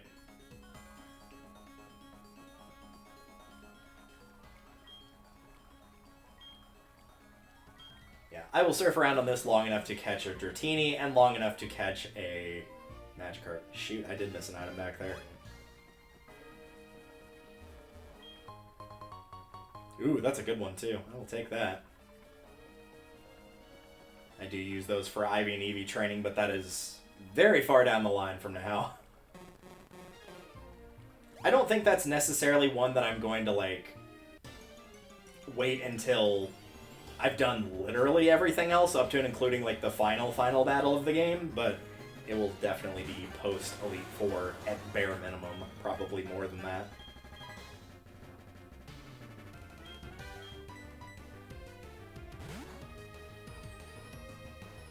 Go, Krabby, try to find a move that won't accidentally kill this poor bastard. I don't even know. Well, Whirlpool, honestly. That's gonna be... Provided that the attack connects. Thanks. He was trapped in the vortex, alright. Dude, how inaccurate is this Whirlpool? It's missed twice out of 3 times.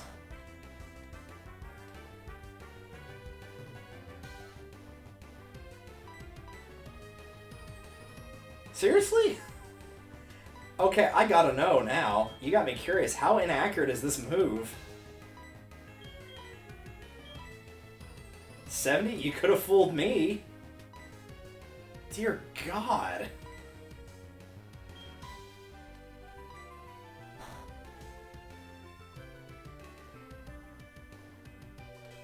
It's a good thing this wasn't like an actual threat of a Pokemon, or like Krabby would have gotten destroyed by this point. Man, oh man. It's a waste of an Ultra Ball, but it's fine. You have Kingdra on your team? Maybe. Part of it's also that I wouldn't want to spoil my actual team, but like, I could at the very least say there would be a chance for it to be on the like my temporary team, quote unquote. Meaning like ones I wouldn't finalize, but ones that I might use. No, I don't need to give a name to it. Ones that I might use like just while playing through the game naturally. But like I said, of the remaining 3 slots for doing that, there's 2 that I know for sure that I want, like without question. So obviously that only leaves 1 slot left, so I need to pick and choose what that is quite carefully. And I don't have anything finalized for what that final teammate would be. It would honestly probably just be an HM slave, like having at least one of them around. Like I said, I know I can get it down to 2 HM slaves post-game where I could have 4 moves on one, 4 on the other.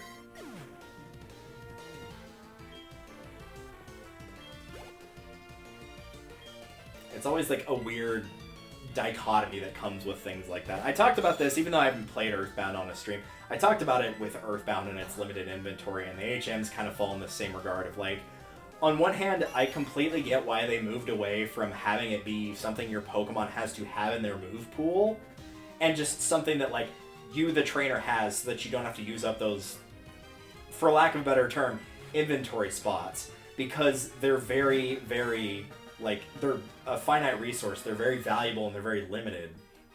But at the same time, because they're valuable and because they're limited, it does provide like a level of challenge that some people, myself included, also do like. So like it's such a weird combination. I feel like as a whole, the HM moves were stronger, because like Surf is good, Strength is good, but stuff like Rock Smash and Cut, in terms of its power, just, well, Cut literally doesn't cut it. You know, if they had like somewhere between 50 and 80 power pretty consistently, it probably wouldn't be too big of a deal. But if it's sitting at like the teens, 20s, and 30s, that just ain't gonna happen by the end of the game. It's just not gonna work. You've gone well past that point, and you never need to look back. And even for stuff like Flash, when Flash was required, like, it's not a great move by any stretch of the imagination. But like, there are times where you might want to use it, as opposed to like an attacking move. But if you've got an attacking move versus a stronger attacking move, unless you're specifically trying to catch a Pokemon, you're never going to use that weaker move if it's the same type. And the other one's like, oh, it's powerful, it's more accurate, and it has a bonus effect. There's going to be very, very few times where you're actually going to want to use that. It might exist of like trying to chip away at your opponent's health so that they don't heal themselves, where you, instead of knocking them down to like a fifth of their health, you're knocking them down to like a third, and then you're going to hit them with the strong move. But situations like that are pretty rare, so. And even if that were something that you chose to do, it's just like, well, you could always just deal with the consequence of them restoring the health and just beat them down anyway. It's, it's not that big a deal. Flying Poison, Water Dragon, Fire and Dark is good coverage. It is good coverage, yeah. And the ones, to be fair, the 2 that I have in mind between the types that I've got right here, which is Fire, Dark, Poison, and Flying, just going with Pokemon types, both of those do not fit into any of those types, and they don't match each other either. So they would be new types. Also, because I've got the Amulet coin on, and your mom calling you is dependent on winning money in fights, do expect to see that a little bit more. That's just going to happen, unfortunately. She will be calling me. Ooh, food is nearly here already. Nice. But I've got enough time to quickly swoop in here.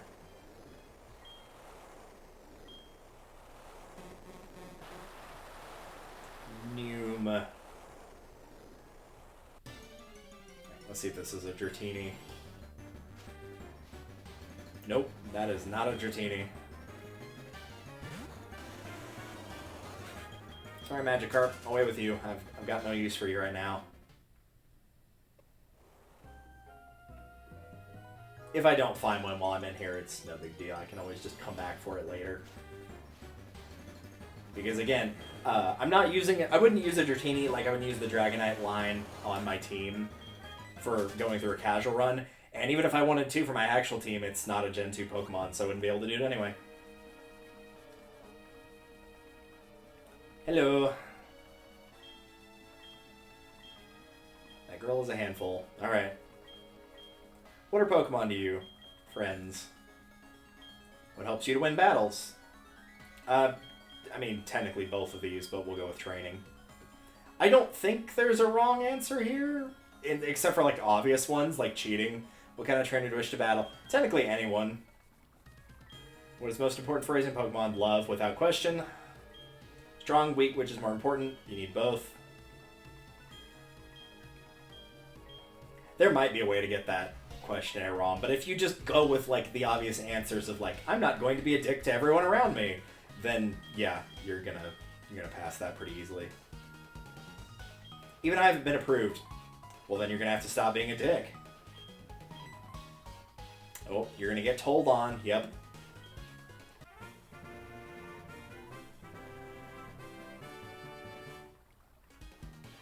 Pokemon can use Waterfall, and all Pokemon will obey you without question. Also, there's a knock at my door. It's probably for the food, but it's fine, because I told them to just leave it at the doorstep so I can finish what I'm doing here. I have heard of Lugia. He's a very good bean. He's my second favorite legendary that ever existed, behind Mewtwo.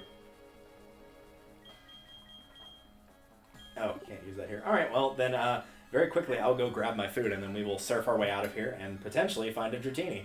I'll be back in about 60 seconds, give or take.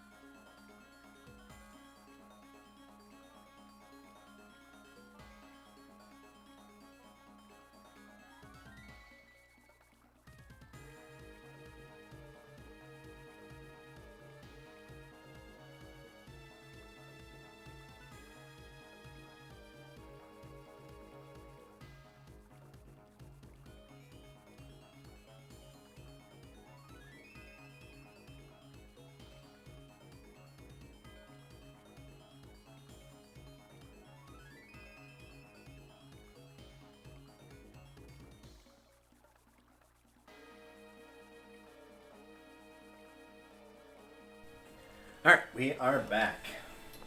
I'm not gonna lie, I completely and totally forgot that I had ordered an iced coffee, and like, I went to take a drink of that thinking it was Coke, and I'm like, whoa, something is wrong with that, and then it was like, oh wait.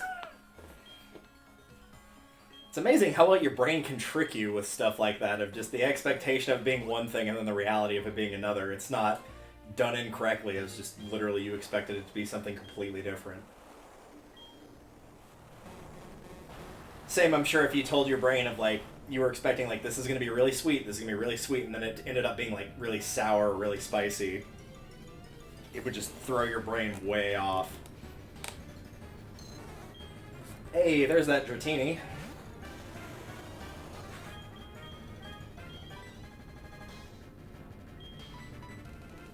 Let's see if we can't scoop him up and have her join our team.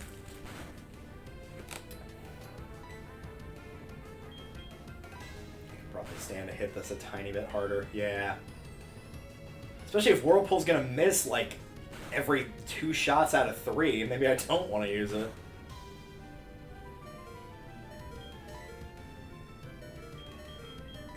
Alright, let's do this.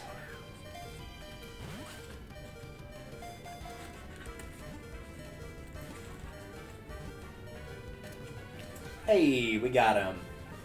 Her, sorry. When I say I'm usually referring to like apostrophe EM, so them, so technically it's not wrong.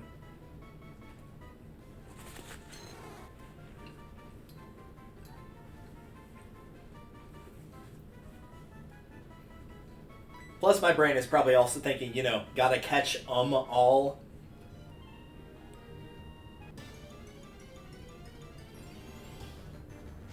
Watch a male one show up now. Nope. That's not a Dratini, and that's not even a male, so that's fine.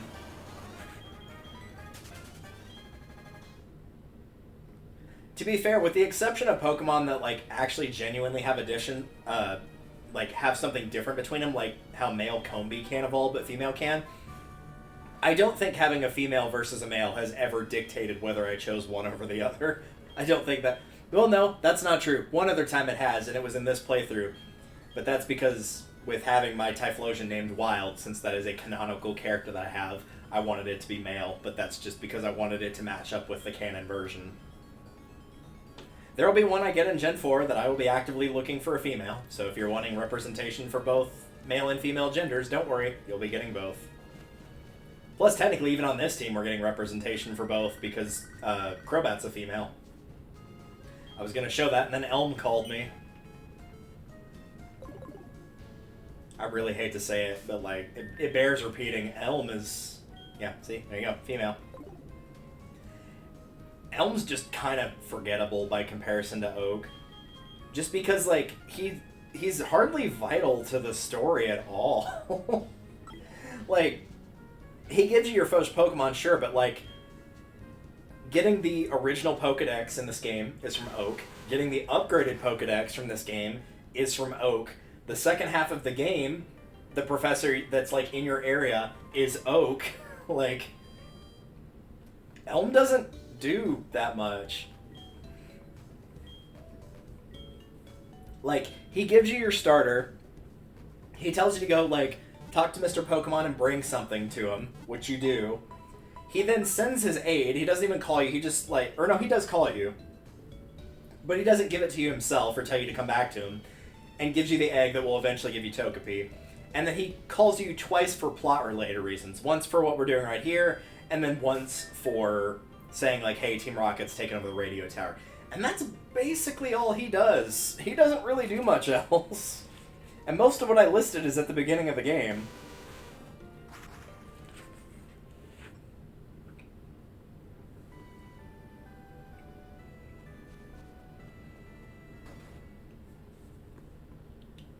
Also do find it a bit weird that you can't heal at your own house in this game. This is like one of the few games, might be the only game, that you can't do that. Thanks to you, my research is going great. Also, question, what research are you referring to? Because it's not the Pokedex, because if you wanted me to work on that, you would have given me a Pokedex, and you didn't.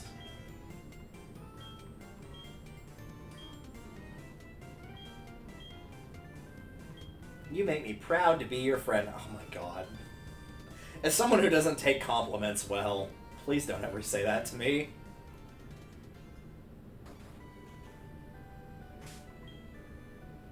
But yes, the Kimono Girls are our next stop, so... As soon as I remember where to go, that was why I was, like, bouncing around with the D-pad there. I just genuinely couldn't remember what town it was. I can, like, picture the town in my head, not where it is on the map. This is our next stop. But before we start there, I'm going to very quickly end stream and then immediately start it back up, just so that the individual VODs aren't lasting for too long, because I would prefer not to get it over 5 hours, and we're already getting pretty close. So once the stream ends on your end, just refresh the page and it'll be right back.